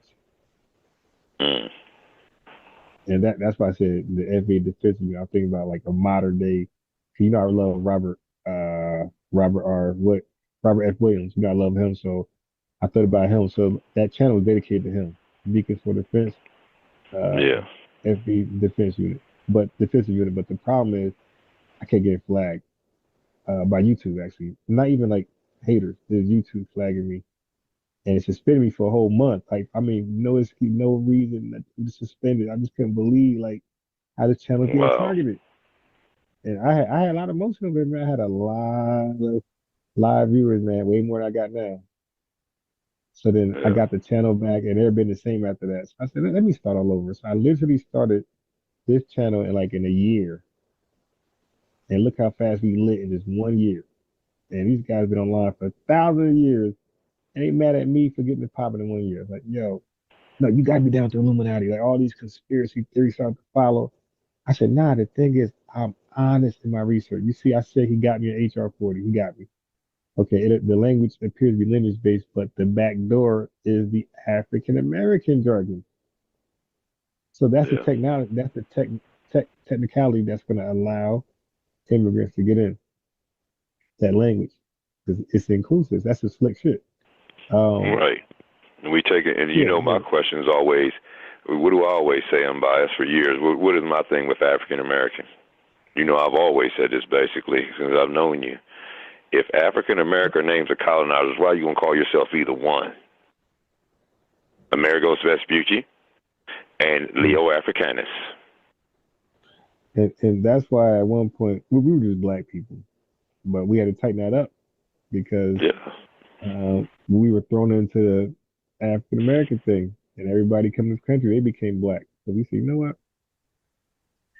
We ain't gonna forget about the Weezy F baby and throw that F in front of BA and make it Spanish Black American. So you think about like I said, Negro. What about Negro? Wait, they come over here with that. That means black and Spanish.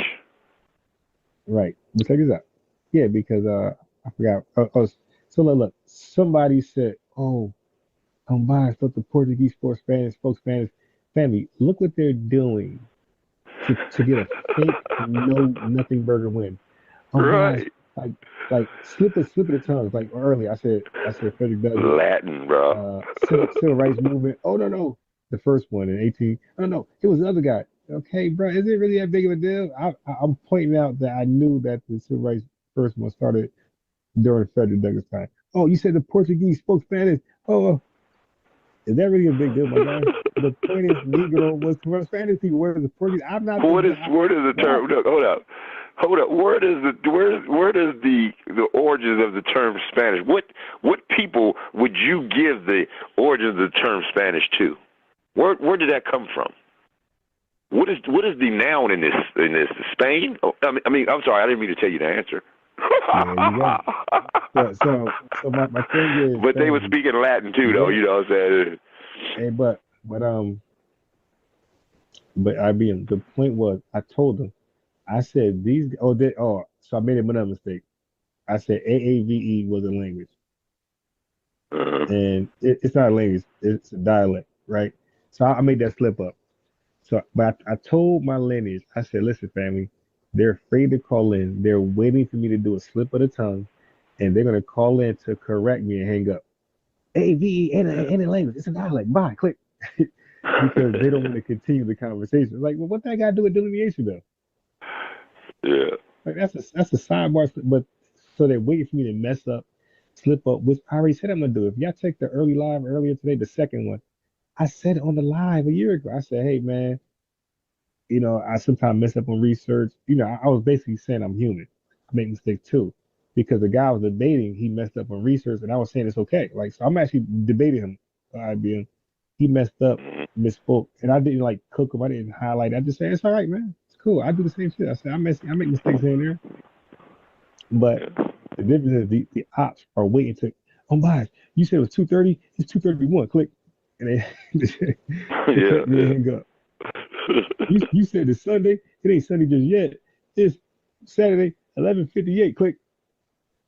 Like, yeah, that's how desperate they are to like get a W. Like, no critique. They just want to get that gotcha moment. you said spaghetti, it's really spatula. Click. And I'm like, oh, thank you, man. Like, you gonna wait to say? I'm gonna say thank you. Just hold on another second. Right? So they're scared. Like, they be so scared of a rebuttal. Yeah, yeah, yeah, yeah. But you know, like I said, you know, and so you got to ask yourself a question. If you're naming yourself after names the colonizers already had, huh? All right, after this. Now, if you name yourself after the names of colonizers, you know, like nationalists, and also the West Indies Company, you know, that probably played a major part in the slavery, and you know, some way, somehow. We know the Virginia Company did. It had the land over here in America. They was passing out the land. That was what the Virginia Company did. Now we got to talk about the West India Company, and then we got to talk about the ones who made all this possible, which is the House of Orange. But see, we don't go back that far, y'all. That's why you're dealing with indigenous black men, like I said. And we put out the information. You know what I'm saying? Unbiased got information. I got information. I got information that they ain't even talking about. Well, like I said, the House of Orange just started all that shit in the first Federal Reserve over there in Europe, which was the Bank of England. That's come from the House of Orange. But I love y'all. I got to get off here and eat. I got a question, Breeze. Hey, Breeze, did you enjoy the show? Because Breeze was just so bored when he claimed he was hating the show when I had on here and I had a couple of guests talking and stuff. Like, Breeze was my biggest troll in the chat. Oh, get them off the channel. Blah, blah, blah, blah, blah. Well, were you entertained now that we took over and you started talking about the regular stuff? Breeze, was that better? All right, IBM. I'm gonna play my latest song I just made yesterday. All right. It's the unofficial copy. It's not the. I'm not even done with it. So, like I said, like you guys know I'm done with a song when you see when the song plays with the subtitles. That's when I'm done with a song. If you don't see the subtitles, it's still in rough draft. I'm still playing with it. Okay, so I'm going to have to go and check out some of your songs. Are they on the... Yeah, Unbiased Ron. Okay. So here's one right here. It's a short one. I started to make them shorter because they started to get kind of too long. So this is right here. It's called Show Me Love. Now I got this because at work they play music and that song Robin S. You got to show me love. So at some part in the song you're gonna hear if you looking for well she says if you looking for devotion, talk to me. But I'm talking to potential Caribbean people who want to, ride with us because I'm done with Africa. So I'm saying that the Caribbean, like they actually were sold with us. You did like so these are our real kin. You did like they were sold like us. They were put on the islands, but the Haitians and the Caribbean, these are our real family. You dig? Yeah, because they could have dropped off certain family members and then took certain family members to America, And I just say that they dropped all the ugly slaves off they dropped all the ugly slaves off in the Caribbean before they came to America. See, that's what happened. This guy said the ugly slaves. So when you hear guys say like they think we're so anti-immigrant, like where y'all getting this from, man? Well, anti-Caribbean. Like where y'all getting this from? Like we rock with the Caribbean. Like y'all crazy? We don't like the ones who disrespect us. But nah, like we don't see I'll be dead ass, yo. We don't view Caribbean people nowhere remotely close as we view Africans. We don't see them the same at all. No. We see Caribbeans as potentially one of us, somebody who we can share stuff with, be down, riding the same causes. But the Africans stop. They sold both of us stop. So yeah, but anyway, this song is for the Caribbean, right? So the song Robin S. If you're looking for devotion, talk to me. I mix the words up. I say if you're looking for inclusion, talk to me. I kind of mix the words up, but check it out. It's kind of fly. All right.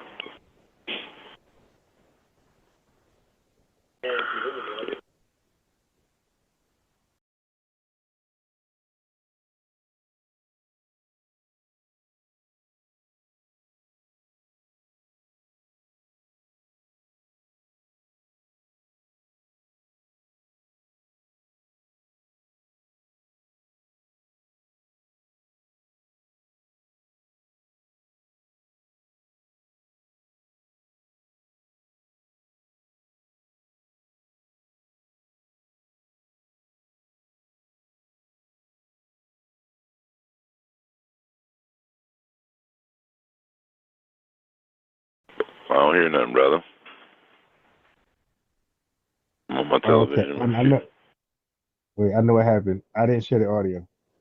Oh, okay. Yeah, hold on. Let me share the audio. I hate. See, that's why I don't like to share my screen. I can't try and tell Rob. I don't like to share my screen. 'Cause I make those mistakes right there. Yeah. I forgot you got the stupid weird button that you gotta I don't hear nothing, brother. click. I hate this, man. Okay, so now my fault, family. Let me do it right. Gotta click this button right over. Come on. Gotta click this button right here. Yeah, do you know I was live one time? I didn't click that button, bro. Oh, and the live was lit. I had like 160 people live, and I was like trying to get to my next destination. I'm playing the video the whole time. The video's playing, just no audio. I was so mad, livid because everybody thought, remember this? But here we go.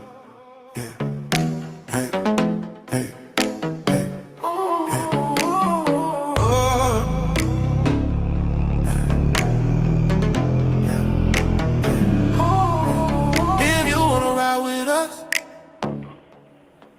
you gotta show me love. No more riding with lies against us. You gotta show me trust. If you wanna ride with us, you gotta show me love.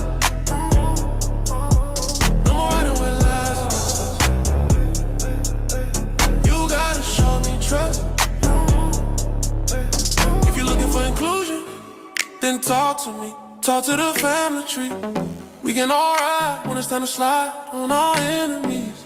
And we can all ride when it's time to override these policies. If you wanna ride with us, you gotta show me love. Hey. No more riding with us. Sir, this is a bop right here. Yes, sir.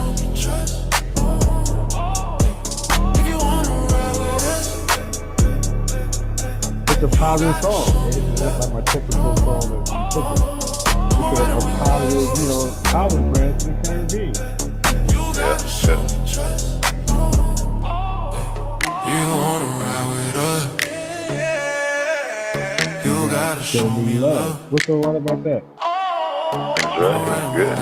No more rivalizing us. You gotta show me trust. I'm saying like prove it. If you wanna ride with us, you gotta show me love. No more riding with lies.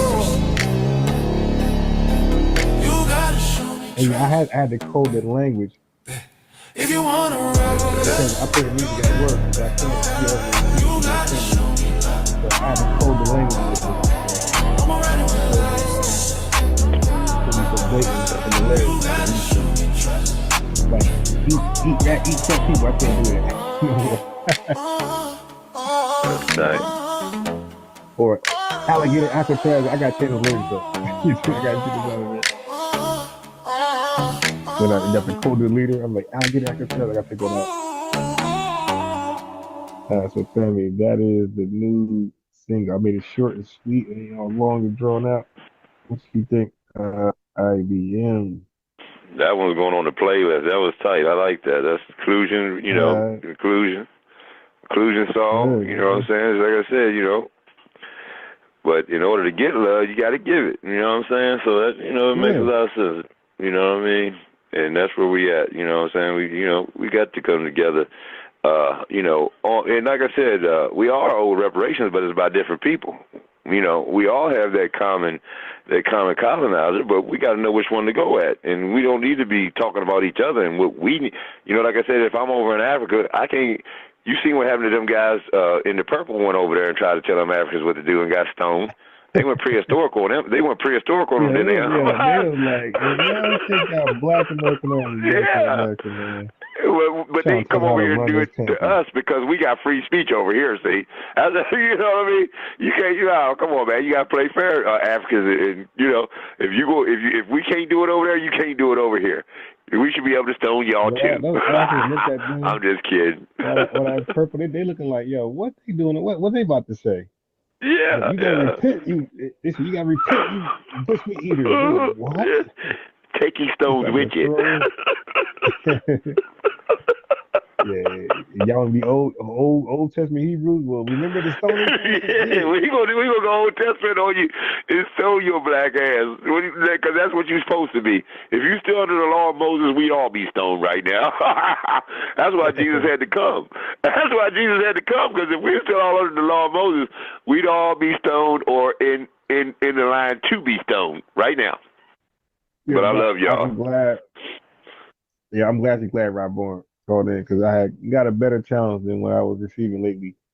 Yeah, but I want that AAVE guy to call in because I want to say, okay, you corrected me. All right, now what? You did.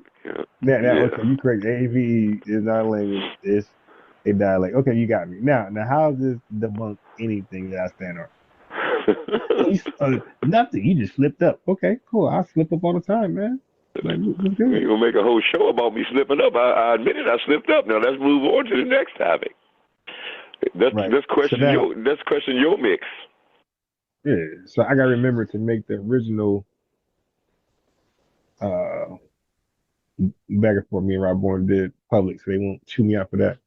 But I'm telling you, IBM, trust me, man. When we talked the first time, bro, it had no sense of direction. It was no debate. It was just he was talking like how he normally does. He talk about history. I'm just following him until I disagree with something, and then we go back and forth a few moments. Then we go back to talking about history. You dig? So some things he said I agree with. Of course, the Pan-African part of the stuff he was going over, I didn't agree with. So every time I said no. But I wanted to ask him, what if the free blacks were majority the ones saying they're African? I forgot to ask him that. What does that mean? Okay, like let's go with that. Let's go with that angle. Let's say a large portion of the 500,000 free blacks were saying they're African. So, okay, we're not saying we're okay. That's what they said at that time. We got more information. They didn't know about ethnogenesis. We do. So we're saying we're not African. Now what? You know what I mean? It's like they have a right to their opinion. That's the whole thing. Like, yo, that don't mean because they said that in 18,000 years ago, we got to stay with that. No, my guy. Yeah. That works, man. And that's why people need to get out their comfort zones and have these dialogues with like people like myself who's gonna stand on 10, you know what I mean, and swing. You dig? Because that's the best time to grow and make sure your information is correct. Because I'm definitely gonna, if I think that shit garbage or if I think it's questionable, I'm definitely gonna call you on it. Well, that's what we need, though. We need to combat the lies that have been promoted and propagated throughout the community for years that we continue to put out into the community. You know what I mean? We got to challenge them. We still love you, and don't mean that we don't love you, but we won't. When you're lying, we gonna challenge your lie. So now there's other fish out there who's supposed to be on Rob Bourne level, who's supposed to like be calling me out for this same topic, like delineation, and I guess FBA all together, like all talking points. So we're gonna talk Saturday 10:45. I'm gonna send all y'all the link, right? Because normally when I join these panels, I don't send you the link because it'd be usually muting me, shutting me up, disrespecting. But this time, like they promised to like moderate it better and blah blah blah. So like even the pod live, I didn't share the link because I felt like something was gonna go wrong, and I didn't feel like they big. But this 10:45 Saturday, they supposed to have like a panel full of hungry sharks, but it's gonna all be light work. They're gonna say the stupidest shit. I'm just ready for the most ridiculous. So Tariq, he ate popcorn, and popcorn got acid in it, so he promotes eating acid. So if that's your leader, why you gonna die? He's like, what are you doing? So I'm already prepared for the Tariq Nasheed arguments. Oh, he did this. That's your leader, and I gotta respond to that stupid stuff. But they're supposed to have a big fish. I think I told you in private. Don't say it public. Okay. I said it in private because I'm gonna surprise people.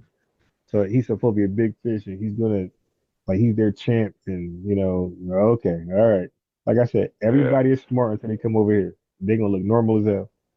But I'm going to their channel because I pop out, and that's what I'm saying with the Shawns, the Mossy Word Clan, the Kofi, Pasa. Like these guys are so intimidated by me, man. Even Teddy Ruxpin. I'm known to pull up on people panels 1v10. I did it on Hunk, did it on Sonetta, did it on the pot, and I'm gonna do it again Saturday at 10:45 Eastern Time. I'm gonna join a panel versus a bunch of hostile, many of them, like 10, 12 hostile Pan-Africans and others. You dig? Because Yeah. once you really feel like you got the truth, you don't give a damn how many out there. You're like, these a bunch of, this is 10, 12 liars. There's 10, 12 liars I got to beat up, as opposed to one or two. That's But how I yeah, so cut. I'm gonna keep y'all posted with that. That's how you sharpen. You know what I'm saying? Because you're going. And it ain't nothing wrong with being challenged. You shouldn't. Because the truth doesn't mind the critique. It's the liar who hates critique.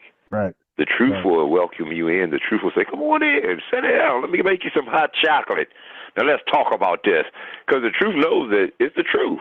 But the liar, he's the one who has to, avoid critique, because then you're going to see the holes in his argument. This is why people like to talk long and don't want me to ask questions back. That's why I'm not gonna let nobody ask me a question I can't ask questions back. Because like, listen, I got your questions too, and I think I got more than most people. But I don't use them because I feel like I could win without gotcha stuff. Because I do catch myself using the gotchas, and I hate it later. I'm like, oh, I do that. I'm bigger than that. Damn gotcha question. Gotchas don't mean nothing. Right. So Pete Donnie, yeah, so 10:45 Saturday Eastern Time. RIP whoever calls in. The big RIP whoever calls in. Nobody's gonna beat me on delineation, bro. Nobody can make sense that it. Nobody can make sense that it doesn't make sense. And they think they can, and they just gonna be added to my ass kicking list. But peace to Rob Bourne, everybody who joined the panel. Oh, somebody else joined the panel. Some that's Rob Bourne fault.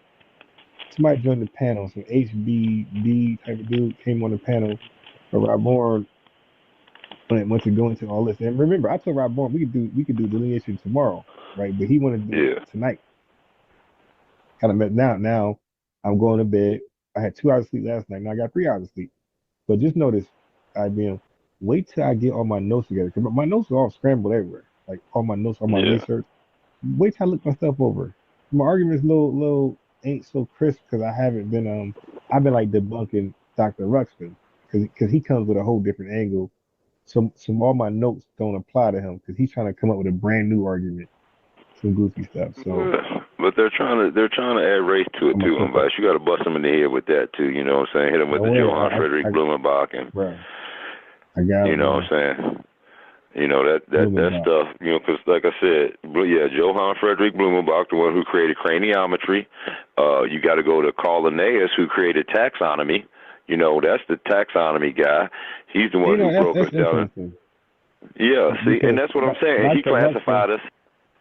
Go ahead. That's interesting because Dr. Ruxpin was trying to minimize ethnogenesis as that's a racial construct.